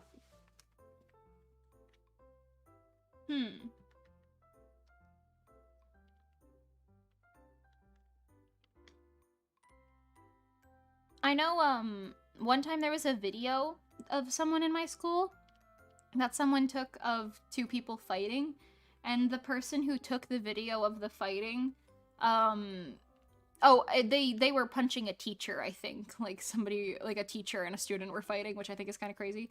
And it was in, like, the gym, too. Somebody was videotaping it, and I remember because I saw the video, but I never, like, had it or anything. Somebody had that video and, like, put it on, like, their Instagram or something stupid like that, and they got in nearly as much trouble as the person who fought the teacher. And I think that's kind of crazy. But, like, it makes sense, because, like, you don't want, footage of that swimming around and stuff like that. But, it made me think. I was like, wow, we really live in a society. But yeah, I don't know. I feel like I had a point with that, but I was just thinking of that video. I remember it very vividly because somebody showed it to me on their phone. And then they were telling everyone, like, if you don't delete it and we find it on your phone, like, you're gonna be next. And it was like, what do you mean? What do you mean we're gonna be next? Not to, like, fight or anything. I just meant, like, you're gonna be, like, in trouble. But it's, like, very funny. I don't know. That sounded a lot more funny in my head before I said it out loud, to be fair. Yeah, I don't know. Let me see, what other random school stories do I have now that I'm thinking about it? In my, what was it, 3rd grade? No. What? 6th grade. 6th grade, yes. In my 6th grade, math class, I had a really, really nice teacher. He was great. But he was, out for something. I think he was getting, like, a divorce or something at the time, so he just wasn't always in the class. He had to, like, have substitutes, rather often. Poor guy, but, you know, I don't know. Anyway, sorry, the sympathy lack is really, really something over here. Anyway, but he, we had different substitutes for him quite a bit, and he would always leave, like, sub work for us to do, like, while the substitutes were there. And one time, we had a substitute teacher who I can only assume must have been absolutely drunk out of his mind or high out of his mind, because his eyes were red, bro, and his skin was red. And I remember we were all like, this guy is kind of crazy, and we were all kind of like looking at each other and exchanging glances like, should we be here? And he was lecturing the entire 6th grade math class, mind you. He was lecturing all of us about how Americans are, like, fat, lazy, and stupid, and whatever. That was, like, his words, not mine. And he was saying, like, communism is gonna take over, and some crazy stuff like that. And then all of us were just kind of like, And I remember going down to the, superintendent's office, because her, office was in that hallway, and with, like, a bunch of other kids in my class, and this guy yelling down the hallway for us to get back there, and, like, being, like, very, like, concerning. And we went down to her office, and it's, like, this old lady. She's short. She has no patience for any, like, nonsense. We all walk in there, and we're like, we think you might need to do something about our sub. He's kind of crazy. And she was like, excuse me. And it was very funny. He got fired on site in that class, and I think he got arrested outside of the classroom too. It's kind of crazy. But it was an entertaining thing to tell my parents, who were very shocked about it when I came home that day from the 6th grade. I don't know. That's entertaining, right? Have I entertained you with my, my tale? The Nerd Herd isn't the worst name. I crawl in my skin every time I remember me and my friends used to call ourselves the Anime Squad in high school. Oh my god. And we were known for this by everyone else. It was so bad. Yeah, to be fair, everyone knew that we called ourselves the Nerd Herd as well. In our graduation ceremony, our, like, class head, he said, like, he said something like, yeah, everyone did really, like, great or whatever, blah, blah, blah, even the Nerd Herd. And then all of us were kind of like, yeah, bye. That was also weird, too, because I had, like, literally just sat down at that point. Because right before that, I think it was right before that, right around that same time, they were giving away, like, the awards to all of the, like, random students who got individual awards, and I got, ironically, I'll explain why in a second. I've said this story on stream before, but whatever. I got the, like, art, best artist award, or essentially, or something like that. I don't know. There was, like, an art award that I got, out of my entire class, and I wasn't expecting it because they were going in alphabetical order. And they were just like, artist, stand up, Mimi Luchel, right now. And I was like, hello? Okay, I'm standing now. And I had like 800 people in my class or something like that, 600, 800. There was a lot. So, zoinks, Scoob. But yeah, the gist that I was getting at there was when we, like, he said the Nerd Herd thing, like, there were people, like, already, like, looking at me, so I was like, oh, head down, you don't see me, I don't see you, you don't see me, I don't exist. But anyway, the reason I said the fact that I got the art award was ironic. I've said this before, and specifically these drawing chatting streams, because I always tell stories during these for no reason, and I don't have that many stories. But, my aunt, well, no, I don't know. My art teacher from, oh, what grade was it? I don't know. Something in high school. I think it was the 11th grade. I don't know. Junior year? High school, something. There was a bunch of different art teachers. I think there was like 4 or 5 of them. All of them loved me except for this one lady who loved me in the beginning, and then she saw me draw a anime character count them, one time after I finished her entire curriculum with absolute A+, only 2 months into the class. And I got a literal 100 on the pretest, which was also the final.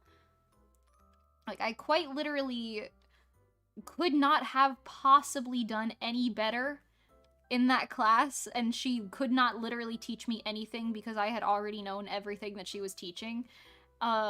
She saw me drawing an anime character one time after assigning me to draw literally anything as long as it was art related because she didn't care. And I was like, okay, so I'll do that, thank you. And I was drawing in my little sketchbook, my personal sketchbook, not like art stuff. I wasn't wasting her materials. I was using my own supplies and my own book. And I was doodling a little anime character. And I don't even remember who, honestly. Don't even know. And, she, like, walked by, and she saw that, and she, like, flipped out. She was like, oh no! I thought you were good at art, but now! And she was making a whole scene over it. She grabbed my sketchbook, she walked in front of the classroom, she was, like, berating me in front of the whole class. Meanwhile, I'm sitting there just trying not to, like, I am crying, but I'm trying not to cry. I'm trying to be like, do you know what the definition of art is, you stupid piece of crap? Anyway, so, she was the head of the art department, by the way.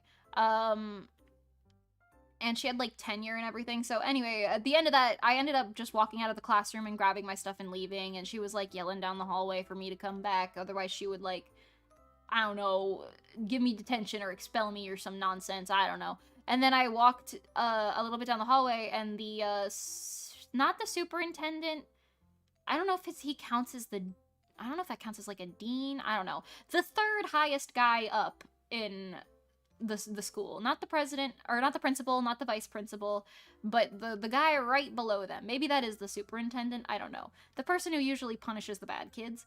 He saw me and he was like motioning to my teacher. He was like, "Yeah, I got it. Calm down, lady." And then I went to his office with him and I was like, he was like, "Tell me what's wrong." And I was like, she doesn't understand what she's teaching, blah, blah, blah. And then he was like, "Yeah, you handled that situation really well. Do you want me to, like..." Essentially, he ended up swapping me into a different class because I had already completed that course, so I just took, like, an independent study instead or something like that. Yeah, I hated that lady. Anyway. So that's why I say that it's ironic that, the award that all of the art teachers had to come together to give went to me, because I know that there must have been a point where that lady was sitting at a table surrounded by all of the other art teachers who have had me, because I literally was in each and every one of their classes, and I took as many of those as I possibly could, because it was like freebie classes for me. And I was learn smarter, not harder type of kid. But I think it's very funny to think that there was a time where she was sitting at a table surrounded by her colleagues, and all of them must have strongly disagreed with her and said, "We don't really care about your opinion, lady, because this person's winning this award. Shut up." And that makes me very happy. Anyway. That's where I was going with that. Don't berate your children in front of anyone, really. Don't berate children if you're a teacher, and don't teach art if you don't know what the definition of art is. That's pretty funny, huh? I heard a weird noise and I was like, what the heck was that? It's just Oreo on my bed, stretching out his little leggies.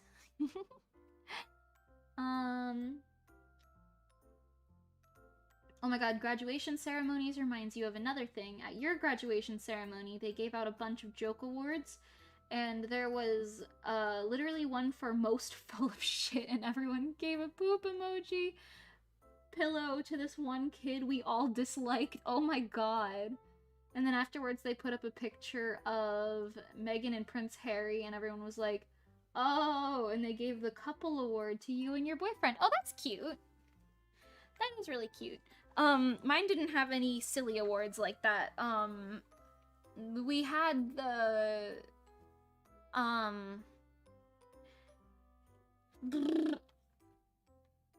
what is it called? We had the, like, teacher given awards, but we didn't have any, like, fun student ones. If we did, I'm sure we would have had plenty of fun with that, because there was a lot of really funny people in my grade, and, like, iconic people for different reasons. Like, this is such a bizarre story, but I don't remember what they called this. It was like a community day sort of situation where everyone in my grade in freshman year, I believe, had to go to a different area in our community and help in some way, shape, or form.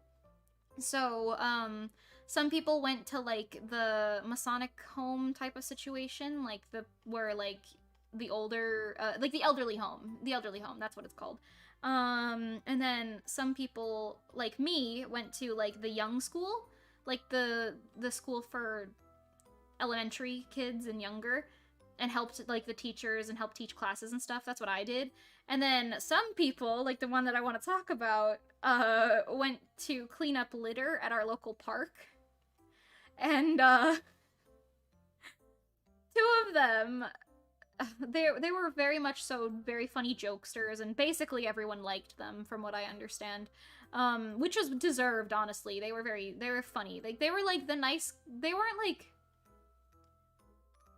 weren't funny in a mean way. They were just nice. You know, you couldn't not like them. But anyway, I'm not gonna say their names or anything, but they were good. And, we had, like, a recap thing after our, like, community day, where we all, like, went into our, assembly room, and we, like, because there was, like, a stage in there, and then, like, they had people from each group go up and speak about what you learned and blah, blah, blah. And this kid and his friend, these two, they go up on the stage, and they're holding this thing in their hand, and everyone was like, what you got there? And he's holding a baby doll head on a stick but it is severely disgusting looking.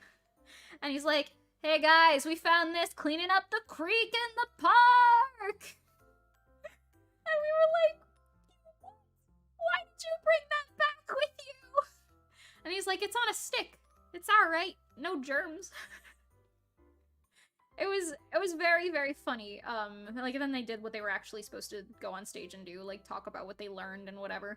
But it was very, very funny. They told, like, a little story to go with it, too, because they were, like, theater kids. So they were like, yes, as we trenched through the jungle or something like that. They made, like, a whole bit out of it. It was really funny. Anyway. Note to everyone out there in chat, if you ever have a community service day and you find a creepy doll head, maybe don't bring it back to your school.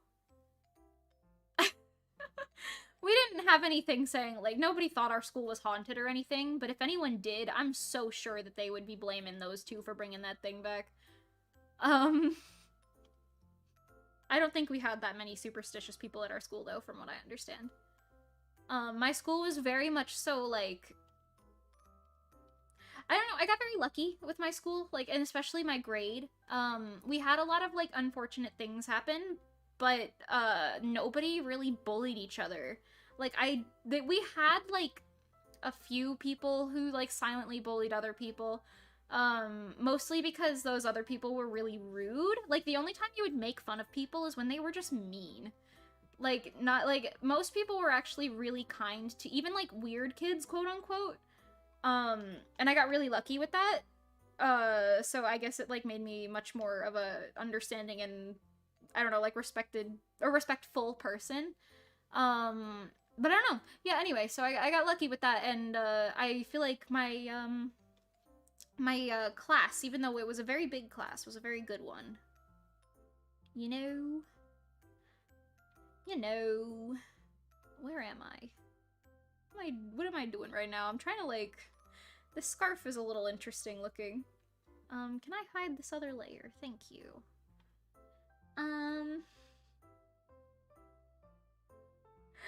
My audio cut out when I yelled there? What did I yell? Oh god, it cut out? What is wrong with my mic today? Have I been good otherwise? Have you been able to hear me otherwise? That is very bizarre. It made it really funny, oh no.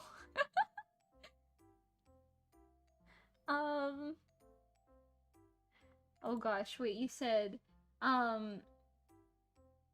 we just got given a tiny photo of them and some chunk of wood and they made it in the tech class in like 2 seconds, and now you always have to explain to guests why you have a framed image of the royal family in your room. That is very funny. At least it's a, what are those called? Storytelling pieces? A conversation piece. That's what it is. It's a conversation piece. An interesting one, but, you know, one nonetheless.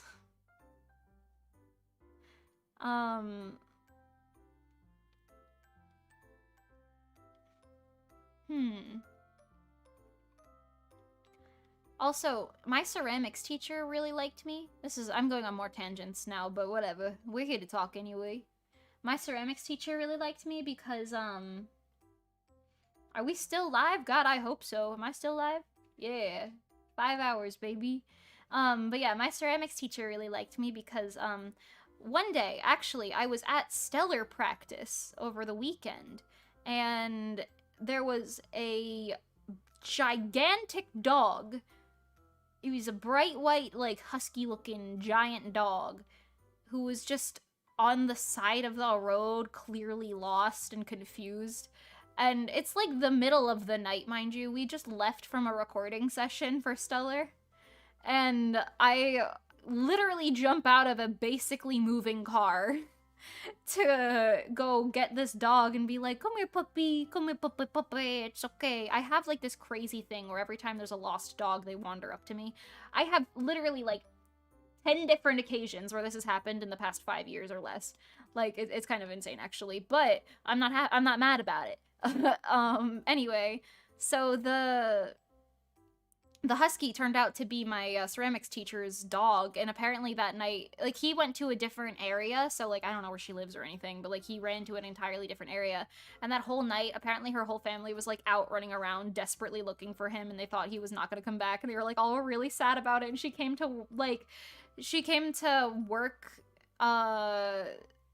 saying, oh no, sorry, I'm getting ahead of myself here. I called the local, like, police, and I was like, I have a dog. And they were like, oh, we have someone looking for a dog. We will come pick up the dog. And I was like, okay. So they came and they got the dog, and then they took it to what I now know to be my ceramic teacher's house, but the dog's house. And they my teacher came in knowing that one of the random high school students is the person who like found her dog, and she was like, oh wow, I really wish I could thank them. And I'm like sitting there listening to her telling this story to the class, because she was like, yeah, I had a really crazy weekend, and she was just telling us about it. And I just raised my hand and I was like, is this your dog? And I had a picture of me with the dog, and she was like, it was you. So she really liked me, and she was very funny, actually. I liked that lady as well. I also liked my graphic design teacher because she let me eat ramen noodles using her ramen and her microwave in her classroom. And we ordered pizza as well to her classroom. You could really tell she was on her like last like year or two of teaching, because she was kind of like older. But she was great. She was very funny. She was like in charge of the yearbook team. She was like the main graphic designer person for the entire school. Like, she designed like the school's website and stuff like that too. So like, ain't nobody gonna mess with her. And it was really, really funny. Anyway, I really liked her too. I took an independent study in her room as well. When the other art teacher was crazy and I decided I don't want to be here anymore. But yeah, anyway. I liked the arts teachers besides that one lady. I even liked my theater teacher. He was very bland for a theater teacher. He was very monotone in speaking, which I think is very ironic. But... Wait, Jesus, what did I do? Oh god, what did I do? We okay? Hello? I don't know, yeah, I liked that those teachers. The theater teacher was very monotone, and it was very funny to me, because you wouldn't expect that from a theater teacher. Sorry, I'm monitoring my audio now to make sure I'm not cutting out or anything.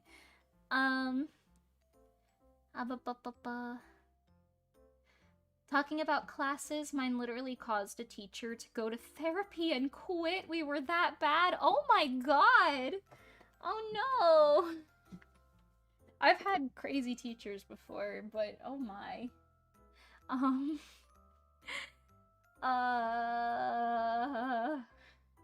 The attitude of us middle schoolers was too much. Oh my gosh, a middle school teacher, yeah. Oops, not the internet right now. I can only imagine what middle school teachers go through, because like elementary school is usually like the age when the children are still, like, you can still kind of corral them. Like, you might have a few bad ones, but like none of them have individuality yet, really. So it's pretty easy to just be like, yay, we're gonna color today, yay! You know, that satisfies all of your students at once. But then once they get to middle school, that's when they get to that age where it's like, you either love them or you hate them, you know?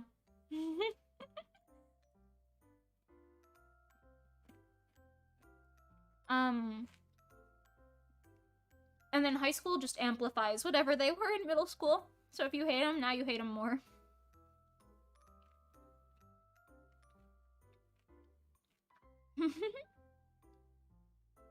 Hello, welcome, welcome.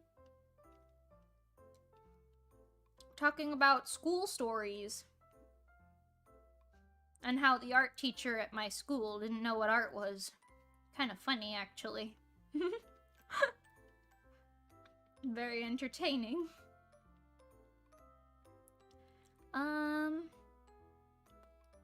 Okay. I'm kind of confused about this last scarf piece. I'm just trying to mimic the shape that it's making in the reference sheet. I'm not super sure if this shape is correct, but we're gonna go with it. See what happens.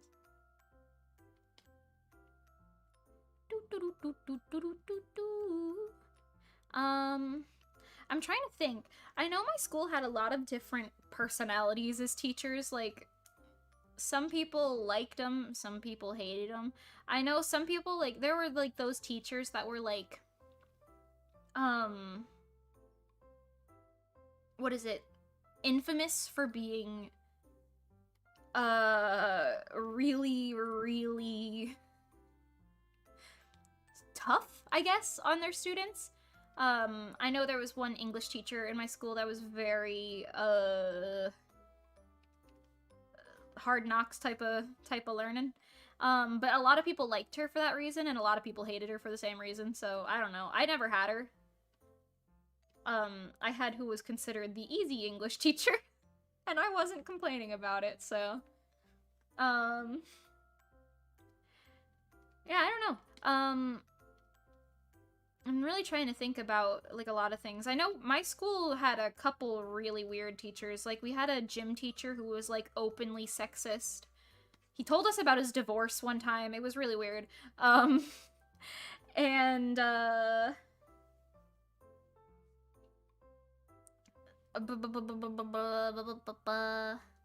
there was my science teacher, one of my science teachers, I think for biology?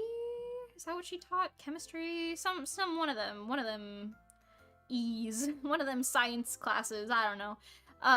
She got arrested for selling drugs to children, and I always think about this one time that she offered me Girl Scout cookies. And I was like, no thanks, I'm good. But were they actually Girl Scout cookies? I don't know anymore. I'm glad I said no, but oh my. Anyway, I think that's very funny. She might still be in jail, actually. I don't know. But then there was also, oh, actually, I don't feel bad about cheating in that lady's class. She was a horrible teacher, too. Like, she did not know how to teach children in any capacity. There were times where she had this, like, thing where you could come in and take a test. Like, if you were absent on a day of a test, you could come in during your lunch period a different day and take it. Like, that next week or whatever. And, full transparency, I might have even said this on stream before. I'm not super proud of it, but also I don't really care, because it was... if you understood how bad this teacher was, you'd get it, but, like, she literally got arrested for selling drugs to kids, so I hope that gives you enough perspective. Don't cheat in your classes. Anyway. But, she, left the room because it was lunchtime, so she left the room for, like she said, I'll be back in 10, because she went to go to the cafeteria to get her lunch. And I was like, oh, okay. But it turns out, literally right before that, I had asked her a question on the test, and obviously, because she was a terrible teacher, she didn't understand what I was asking or how to answer it, so she just looked at the answer sheet, and then, like, she picked up the answer sheet in front of her, and was like,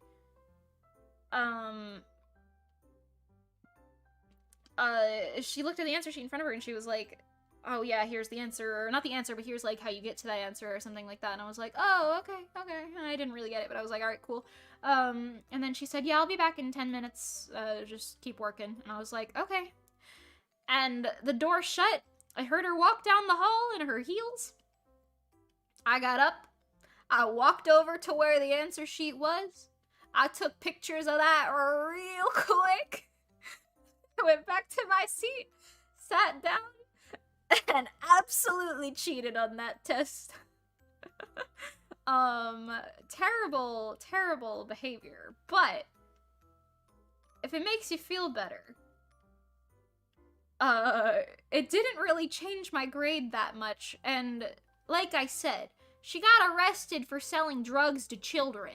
I don't think it really matters. It's not like it affected my GPA anyway, because she was arrested for that, like, if any college were to, like, look at that and be like, why do you have a C in this class, besides all of your other classes being A's? Then they would be like, oh, the teacher went to jail. You know, I'm sure it's fine, you know? Like, no one was that concerned about it. Anyway. Yes, I'm a dirty cheater. What of it? I didn't cheat often, but every time a teacher would pester me, or I would be like, this is impossible, you aren't even teaching me, then I'd be like, the temptation exists.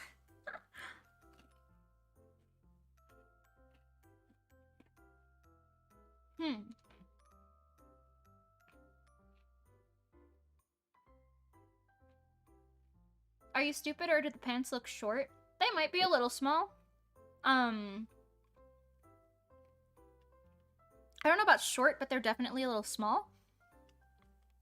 Just to reiterate, this character is a, what did you call it?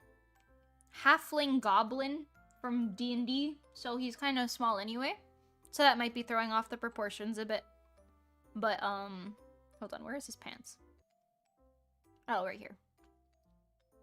I do think I'm gonna make them a little bit bigger regardless, because I think the bigger look might make him a little more palatable looking. Maybe? Maybe? Yeah. We'll see. You had a new Photoshop teacher at your high school that quit after working for only like 2 or 3 years. He quit right after you graduated. Jesus, oh my god. I know the Photoshop teachers at my school were very like... Actually, I feel like I only took the graphic design and the photography class teachers, those two. I feel like there were extra teachers for Photoshop that I never took. But that is very funny. I don't really blame anybody, but...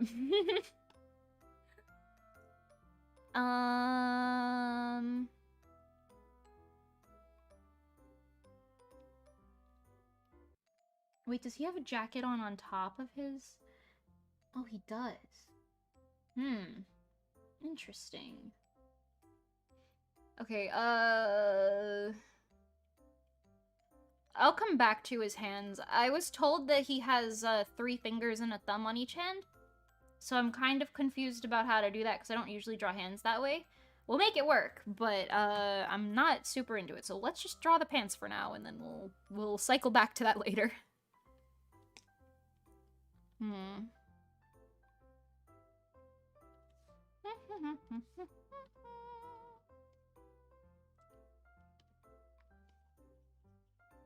The baddest has been very stuck in my head since I was singing it earlier on stream. This is very bad. Stuck in my head. I mean, it's not bad. It's the baddest. Haha. I'm a jokester.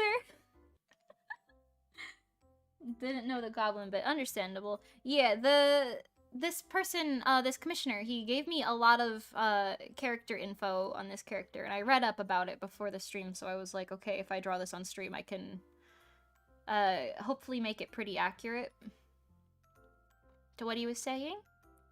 Ideally. I don't know. I will say, I've gotten quite a lot of, commissions through Fiverr that I certainly would not normally get through any other platform. Like, I get a lot of, like, things that I personally would never commission someone with my art style to do. Like, I had that one, I don't know if anyone remembers, I had a guy commission me for his VTuber of he was like an assassin character. He had like the equivalent of like a Jason mask sort of thing, and he had a lot of like weaponry and everything on him. And I was like, wow, you want me to draw this? I draw anime girls, bro. And I mean, I guess I don't know how many, like, I don't know what the options are like on Fiverr, so like maybe my prices are better or my timing fit what they needed or something. Who knows? But I feel like I've gotten quite a few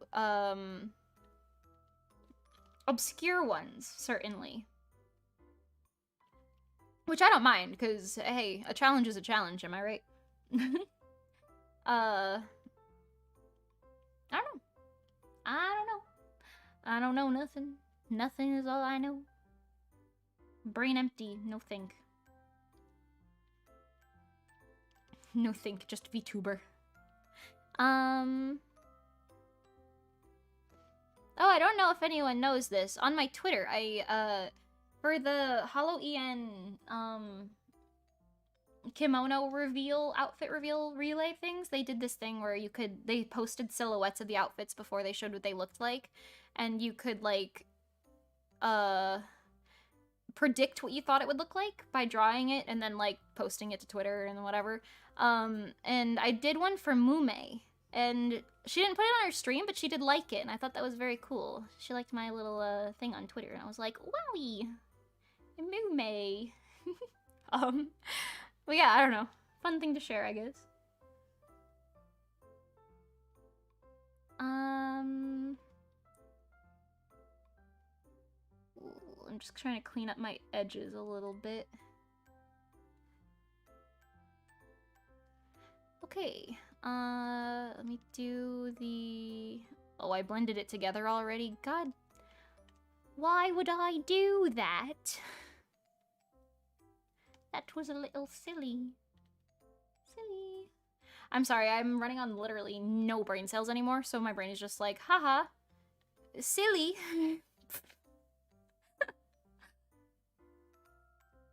Who knows? Who knows what's going on anymore, honestly. I'm just hoping that noise doesn't come back in the background. That, like, car beeping noise, because it is absolutely silent in my house besides me talking. So I'm like, at least I put the background music on for you guys.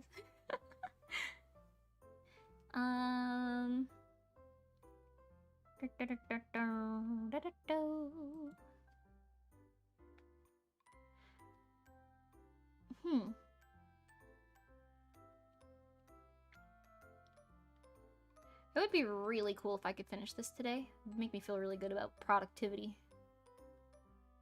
You think I can? I don't know. I don't know. You got confidence in me? You think I could finish it? You think we could finish this in the next 2 hours on stream?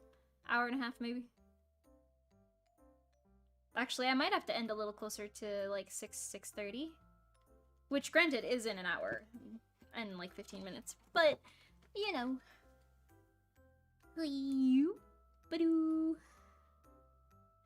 I also haven't eaten a single meal yet. And we've been live for 5 hours. So, a meal would be pretty nice.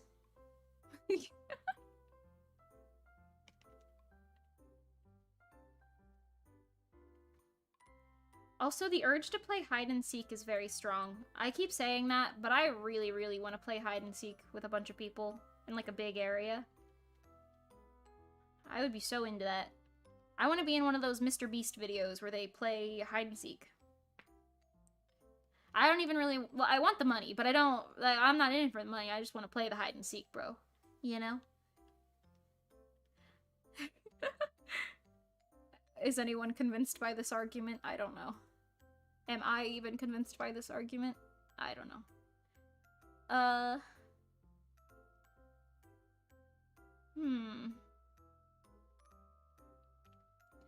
Cool. Pants. Cool pants.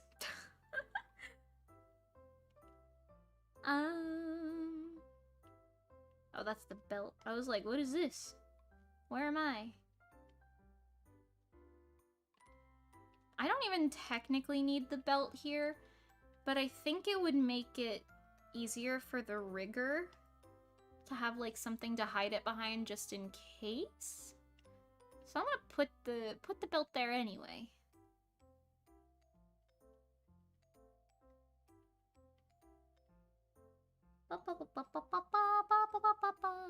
Give me something to talk about in chat. I'm kind of brain dead at the moment. Give me something you would like me to give you my onions regarding. Onions. Onions.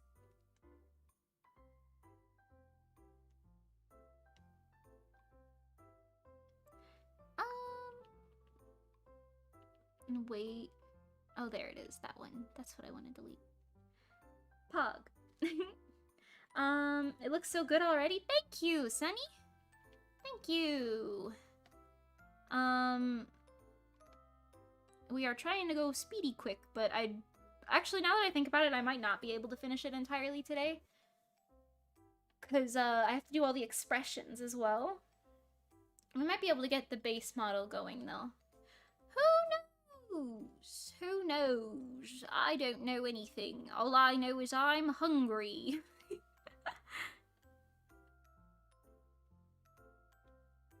Somebody order me a hamburger. Stat.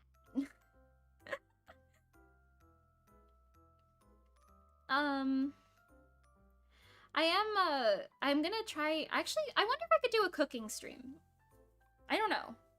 Maybe if I did something similar to what I did with the VR thing, where I pre-record the thing and then I just stream the recording later and comment over it as I do. That's kind of probably gonna be a go-to thing for me. Maybe not for games, because that's different, but for like random little things like that, mayhaps, because my computer can run that, and we don't have to worry about the stream scuff being so impossibly difficult to deal with. Oh, can I put a multiply layer on that? Ooh, not nicely, I cannot. Zoinks! But yeah, I don't know, I might do a cooking stream, because, we bought ingredients for something, but we never actually made it. I wanted to make these little, I guess it's technically a type of mochi, that has fruit in it, like a syrupy fruit in the middle, and like the mochi on the outside. We have the ingredients for it, and I want to make it because I think it would be really good. I have the, I got a, recipe off of Instagram, so we're hoping that it actually might be good, but I kind of want to make that. I don't know, would you guys be into a possible cooking stream? Assuming I could figure that one out.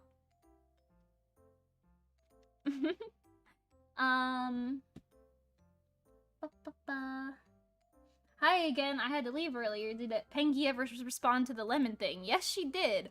And I wasn't sure if you were still here, so I didn't say it. Pengy said... Oh, can I open Discord? No?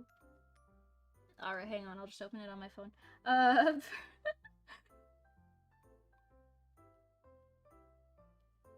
Pengy said, oh my goodness, and then Nikki said, ha ha ha ha ha ha ha ha, very, like, in caps lock. And then, I responded with, a lovely little joke about how I want to put lemons in her hair. And then she just said thank you. So, yes. Cooking stream sounds awesome. Pog! Okay, cool. Yes, show us the cooking secrets. Oh, maybe. I'm really only good at cooking spicy food. So making sweets might be a new thing for me, but hey, I want to eat them, so I'll make them. And we already bought the stuff for it anyway, so...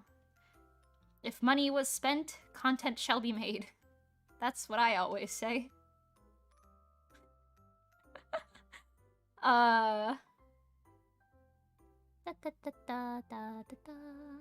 Okay.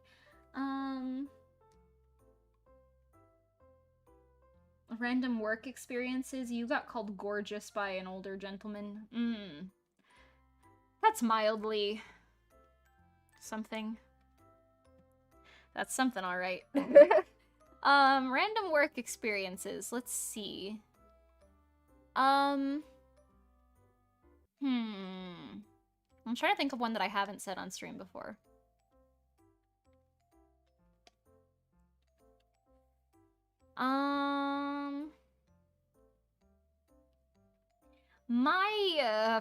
Not my first job, that was not my first job, but my first retail job, I'll say, was, at the clothing store. I think I might have mentioned that literally, like, last stream, maybe, but, it was something, because that store was very, unorganized, and just to, like, recap, in case you didn't come to the last stream, no worries, I was the person who was, like, picking out the items for online orders and, like, mailing them out, or, like, getting them ready to be picked up, essentially, and it was during the holiday season, so it was very busy, and I remember having all sorts of like learning experiences and crises, or crises that led to learning experiences. For example, I don't know if you know anything about me, but I don't wear jeans. I don't wear jeans because I don't think they're super comfy. I'm much more into like leggings, sweatpants, shorts, skirts, literally almost anything else. Um, but I obviously, because I worked at a clothing store, I had to pack jeans. So, considering the fact that I didn't understand anything about how jeans are, like sized and everything, I would be very confused when I had to go to the jeans section and pick out something, because the way jeans are sized is incredibly stupid. They've got like, because they do it by like measurements, I guess. But there's also like basic letters to say like, oh, you're like a size D in some brands, and then other brands are like, it's a 24 by 26 by 29. I'm just sitting there like, what does that mean? I don't know. What does that mean? But yeah, anyway, so there was this nice lady who worked in the men's department. And she, every time she would see me looking at the jeans, she'd be like, what you need, girl, what you need? I know you don't know what you need. But she wasn't like mean about it. She was like, this stuff's confusing. I get it. You're good. And she was very sweet. She was very like, she was like a tough lady, but it was very like entertaining to me almost. So every time I had to go to the men's section, I would be like, minorly scared, because I'd be like, oh god, if she's not there, I'm screwed. Because at that point, it's just me scanning a bunch of tags and hoping it's the right pair of jeans. Although the satisfaction you get when you walk up to a thing and you look for something real quick, you think you find it, you scan it, and it's correct, and you're like, oh, yeah, I did that. I found the right jeans on site really quick. Go pack that up, get that order out of the way. Honestly, the more I talk about this job, the more I kind of want to go get this job again, because it was actually very fun. I wonder if I could live stream a job like this. I don't think so. But that would be very fun to watch live. Like, you just hear me saying, like, all right, everybody, let's go, go, go. We need to get a size 16 pair of men's jeans with the 94 fucking 29 62 something. I don't know. They have a whole bunch of stuff. Men's jean sizing are weird and confusing. Yes, very much so. But yeah, all of that stuff where they just say, like, all right, we gotta go to this section. Let's go, go, go, guys. We gotta go.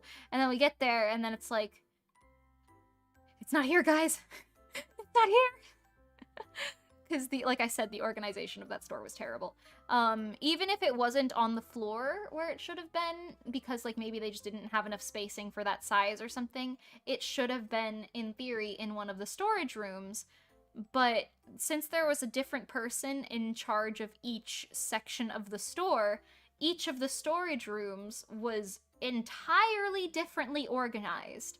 And the main storage, which is where all of the items should have been in, like, the actual back of the store, because, like, you know, they have the little sections in the women's section, like, the little storage in the women's section, the little sneakers section storage. They had all that stuff, kind of together, you know? But... Sorry, it looks like my model broke for a minute and I don't know what happened. But I'm here again, so... I don't know. Anyway. Am I live right now? What's happening? Okay, I am. Don't worry about it. Okay, sorry. Anyway, yeah, so they would have the different storage sections in each of the areas, but the big one, the main one that had almost everything in it, you would think would be able to be,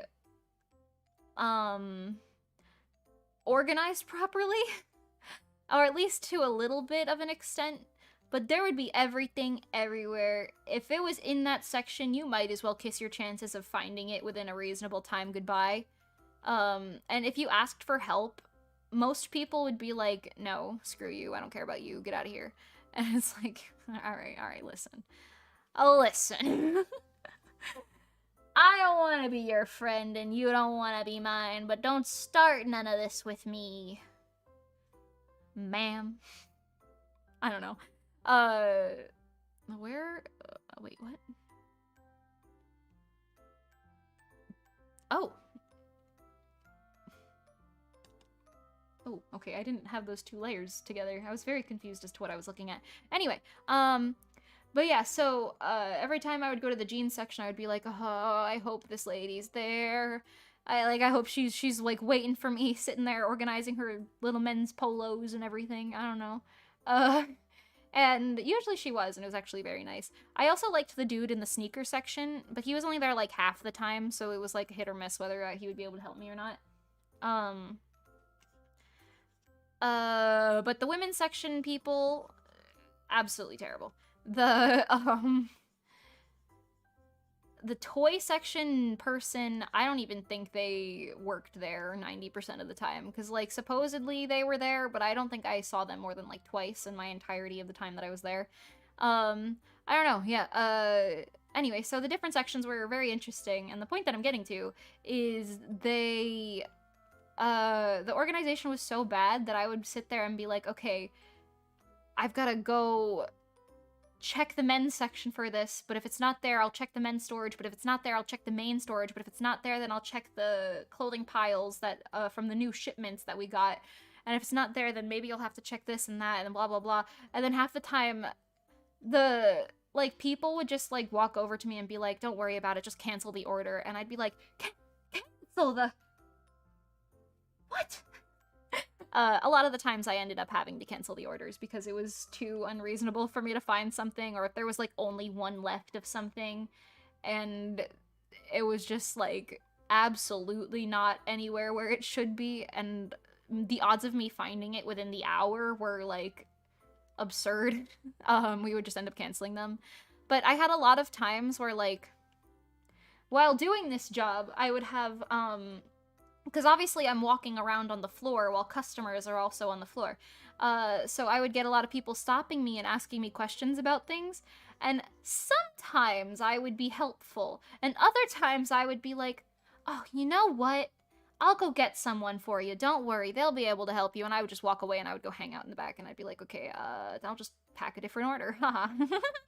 Because, I don't know. I wouldn't do that to nice people. But, like, if someone was like, I have been walking around this store for 10 whole minutes and I cannot find the jacket section and I need this very specific jacket and I ordered it online, but it is not here yet. And I'd be like, okay, well, if you ordered it, then it wouldn't be here. It would be in the ordered section. And then people would be like, I cannot believe you are being so rude to me right now. Go get someone to, like, talk to me. Like, there was a whole bunch of people who were, like, very... obviously, I'm, like, paraphrasing entirely, because I don't remember what they specifically said. But, like, there was a lot of people who were very, adamant that they knew what was going on. Also, there was a lot of times where my manager would, like, pass phone calls to me for some reason. Like, somebody had a question about an online order or something, and I was, for some reason, supposed to know the answers after only working there for, like, a month and being like, I don't know. And they would ask me, like, it would never be like, oh, hey, is my order ready, or something easy like that. It would always be like, if I were to order 3 size 10 Nike shoes right now, would I be able to have them in the next 62.97 seconds because I need it? And I'd be like, I don't even know if we have that in stock. Did you check the website? Just, like, sitting there like, I don't know what the answer to half of this is. And, like, sometimes it would pertain to the shift before me or something, and they'd be like, I spoke to the man on the phone, and he said that you had this ready for me. And I was like, you what? Like, I don't... Wait, hello? I don't know. I really liked the scavenger hunt aspect of that job, but I also liked how, theoretically, with that job, I was supposed to be avoiding customers. But my manager would always try to put me on different jobs, even though my job still needed to be done. So she would always try to be like, oh, can you go stock this? Or go do the price changes on this other thing? Or go do the register or something. And I'd be like, do I look? No, let me do my job. Like, I am so good at my job. You need to cease this behavior right now. That lady had a really long and boring name, too. I wish I remembered it. It was like Margaret. Not Margaret. It was longer than that. like Mademoiselle Margaret, some long name that started with, I think, an M, maybe an L, I don't really remember. That is how irrelevant she is in my life now, but I didn't like her. That's what's important.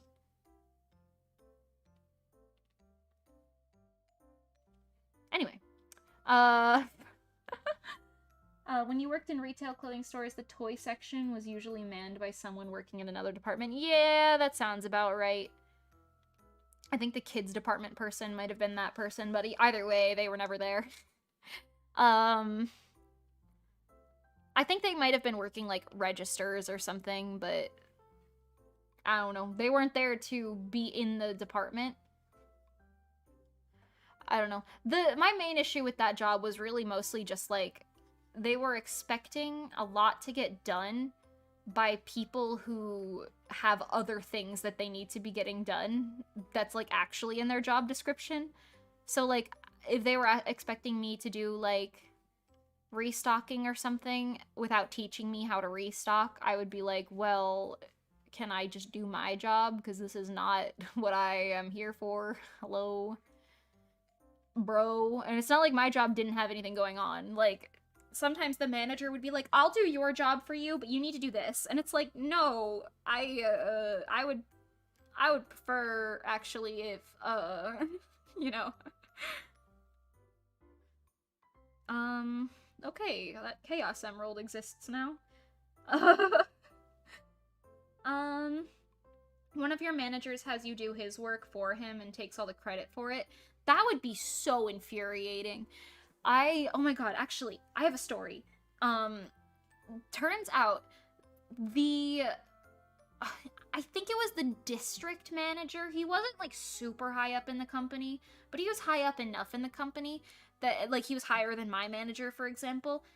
This guy came to our store, and I don't know why. I don't know. I'll just say this, but when I was packing orders, I was, like, in the back area. I had this little desk that had all of my packing stuff on it and everything.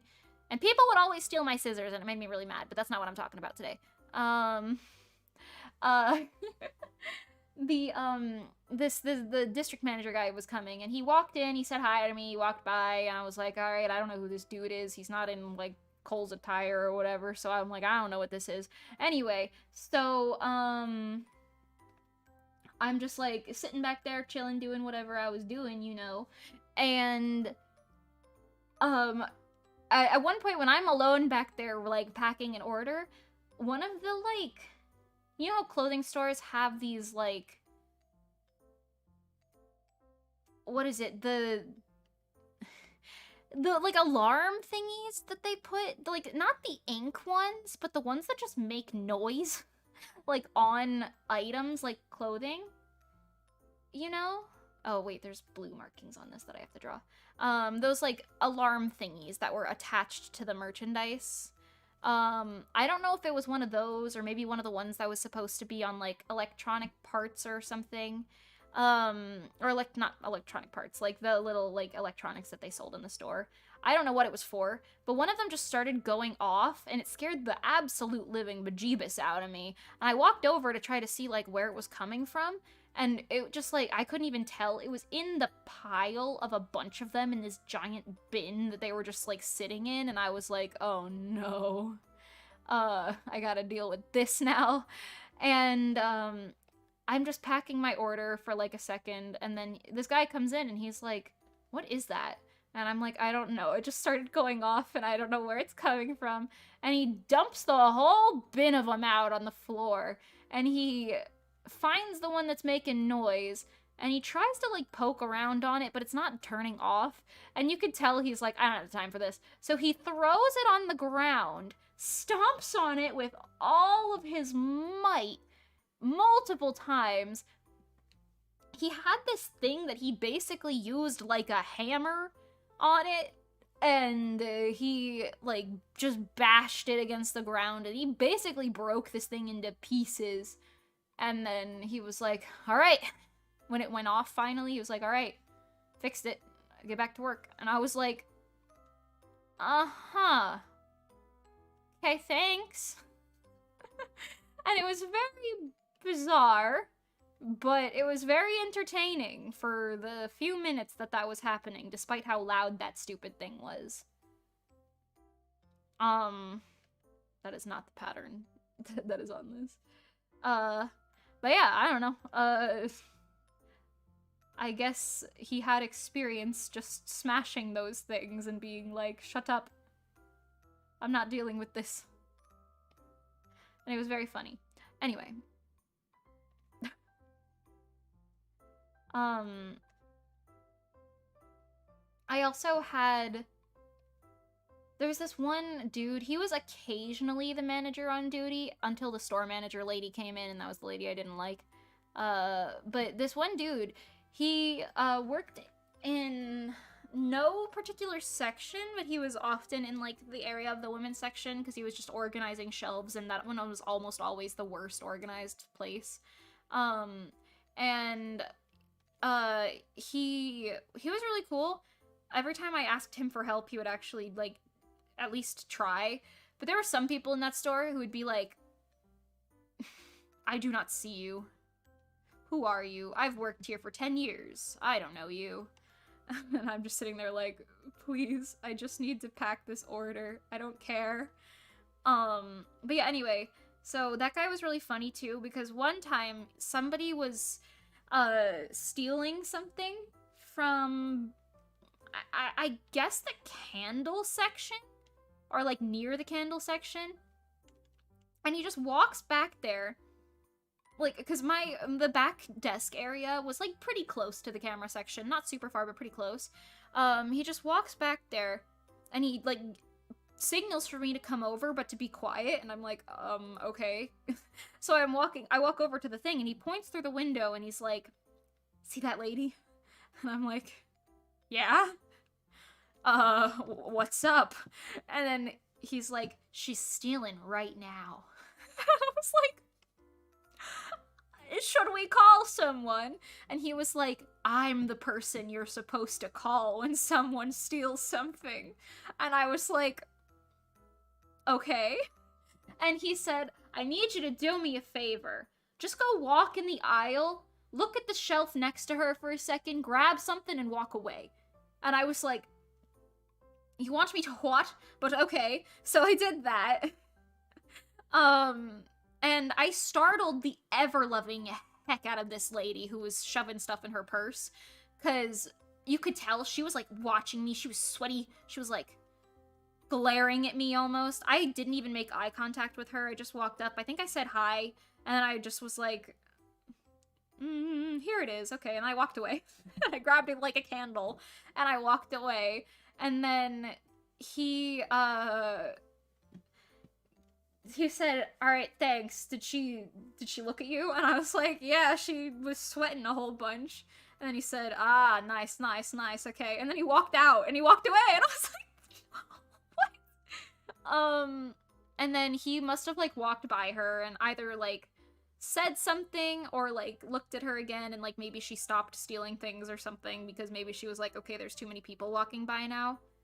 Or something. I don't know. He never explained it to me. He said, I'll tell you later, I think. But he never actually did. And I was like, interesting. This is a very interesting, theft prevention thing. But hey, whatever. I don't know. I'm trying to remember. I think he said I can keep that candle that I took. He was like, yeah, that's your candle now. My treat. And I was like, what? I don't need this candle. I don't think I actually kept it, but I do remember him joking about that and being like, ah, that candle? That's yours. Thanks. I was like, It was a very interesting time. I'm really trying to remember more context of that situation, but I really think it was just some lady shoving candles in her purse and then trying to act inconspicuous about it. Anyway. I don't think, like, we called the police or anything, though. I feel like I would have heard about that if that happened. So either he let it happen, which I don't think he did, or he, like, probably just told her, hey, you gonna pay for that? But yeah, I don't know. There was also multiple points. We had this like little key that you were supposed to use on the, it was like a magnet key sort of thing when you were supposed to use on the electronics when someone wanted to buy an electronic. Why you would buy those things from a clothing store, I do not know, but whatever. And a lot of the time these people would find me and they'd be like, can you help me get the key for an item? And I'd be like, yeah, sure. But at one point the key didn't work on specifically one of the parts of the shelves. Like, I don't know if it was like a new gen of magnet or something, but one of the shelves had these locks on it that just would not be unlocked by this. And I was fiddling with it for way too long, and the guy was like, it's okay, take your time, don't worry about it. And then I was like, you know what, I have to call someone else to do this. I don't know why, but it's not working. And then, that same guy, the security guy, he came by, and he was trying to mess with it, and he was like, don't worry, I've done this a million times. Like, I think he made a joke saying, like, oh, time me, I'll get it done, like, in no seconds flat. And then I saw him, like, struggling with it, and he was like, what the hell? And it was very, very funny. Because we were like, it is broken. I think I ended up getting whatever that guy wanted from, like, the storage in the back instead, and just being like, here. I don't know whatever happened with that, but it was very, entertaining for the time, because then every time, we put, like, a little sign up saying, locks are broken. Sorry. Or something like that, and then, it was like, ask if you want to purchase or something. I don't know. I have a lot of stories of that guy just being very, like, funny in, like, a weird way, you know? He was, like, one of those dudes who pulls a lot of, like, one-liners, you know? Okay, under the scarf I have to put 2 of these thingies. They look like little tassels almost. These little yellow things. I'm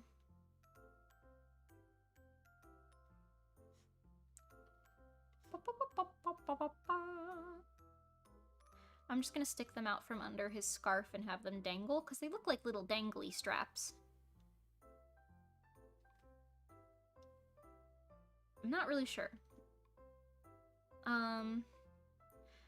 Also, I don't know if anyone's concerned about this, but if you keep hearing me say, I'm not really sure what this is, and then drawing it anyway, I usually do that, but if the commissioner is like, hey, this is actually this, like, I will change it for them, like, you know what I mean? Like, I'm not gonna be, like, it wasn't clear in your reference image, or anything like that.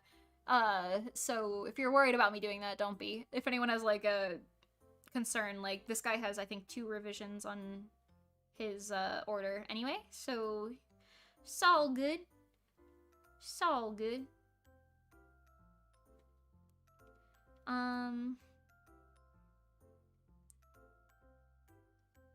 I don't super know if this is like a pattern or a hole in the shirt. Not a hole, but like a, you know, one of them like clip things, like buttons or clips or something. But I'm gonna just draw it as I see it, and we'll take it from there. Yeehaw.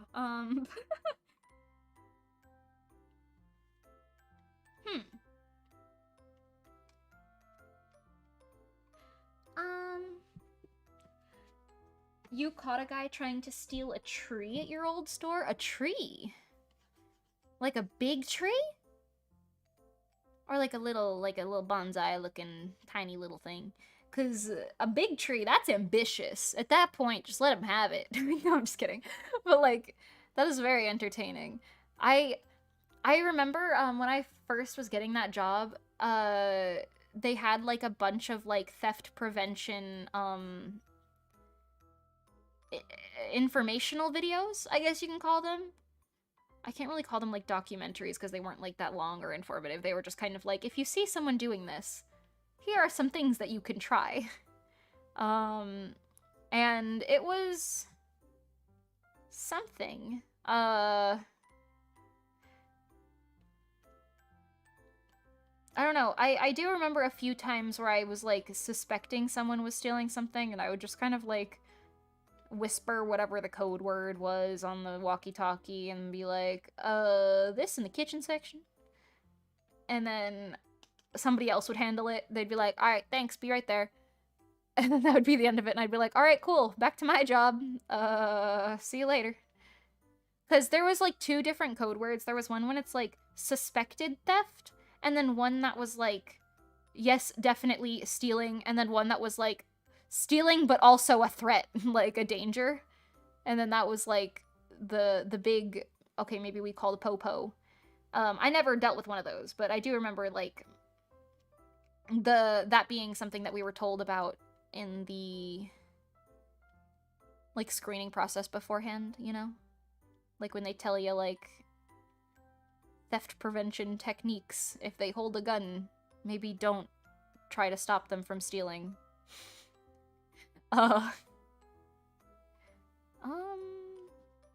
Just gonna do this, actually.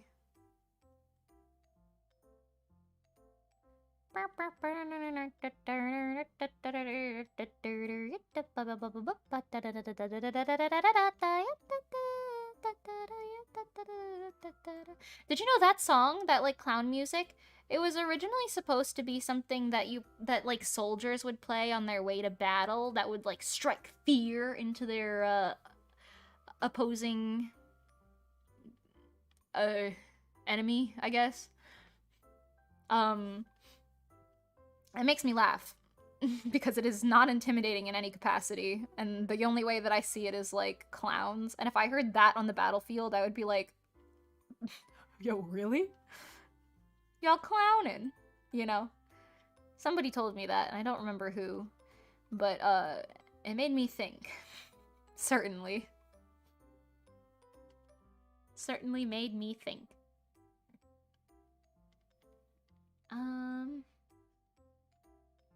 Yeah, da do do do do do.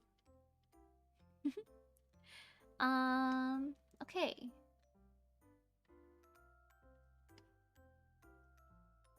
Knock 'em dead, turning heads. I got all the eyes on me.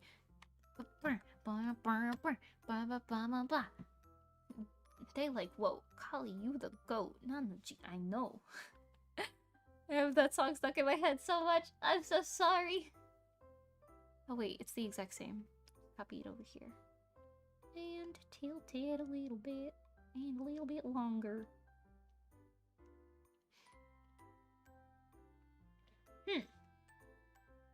Interesting.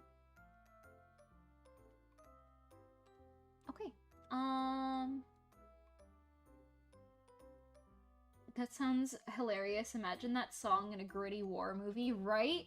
If you just see like a war movie and then all you hear is just da da da da da da da, like really quiet in the distance, and then you just hear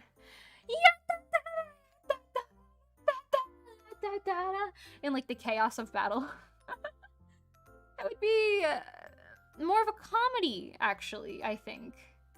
I would consider that more of a comedy than anything else. It was a small hibiscus tree about 4 to 5 feet tall. He was loading it into his truck and I yelled, "What the hell do you think you're doing?" Understandable. Interesting. So what did he just drop it and drive away? I'm so curious now.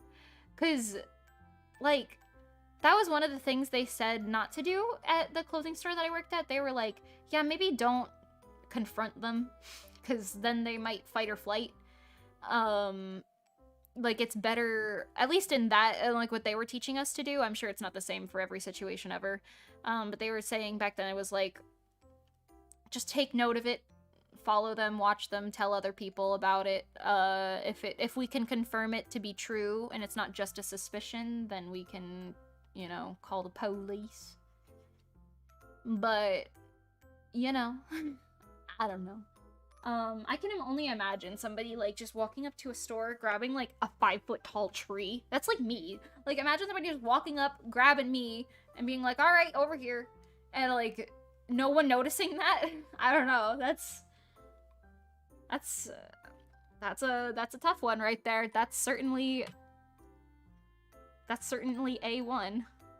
I forgot, I wanted to put the texture on his scarf. Hold on. Yeah. A little less heavy, but definitely there. Texture, canvas. A little less heavy on the canvas. Oh, yikes. Texture, canvas, a little less heavy on the canvas. Pog. It's such a tiny detail, but it adds a lot to it when you look in closely at it. I think I might do that to this yellow piece here as well. Texture it a wee bit with my preset textures. Yeah. It's so small, but it makes it look so much less barren, which is good.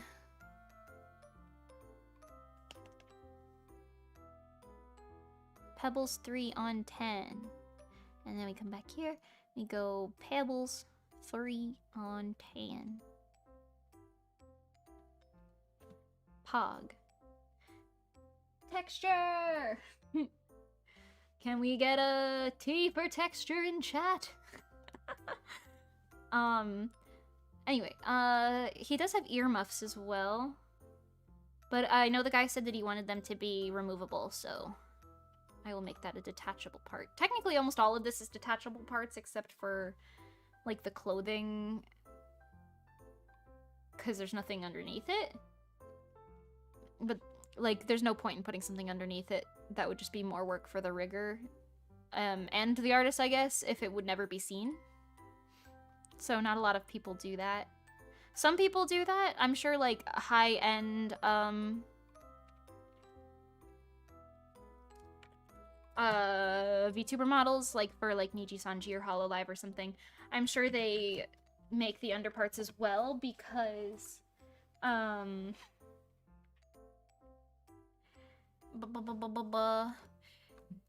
because it makes making alternate outfits good later, and they have the budget to pay for both the art of that and the rigging of that to be very good and high quality, so I'm sure it makes more sense for those things, but for smaller level models like these, it doesn't make a lot of sense to do it that way. The police, thank you for the tea, thank you. The police yelled at you, but whatever, as you stopped the crime, boy. Oh my god. You saved that hibiscus tree's life. You know what, though? The joke is on him, because if he did take that hibiscus tree home, you know what he would have? He would have a lot of ants. Those hibiscus trees attract so many ants. It is insane. The amount of ants is insane. Especially in Florida. I don't know if it's like that everywhere, actually. But, oh my.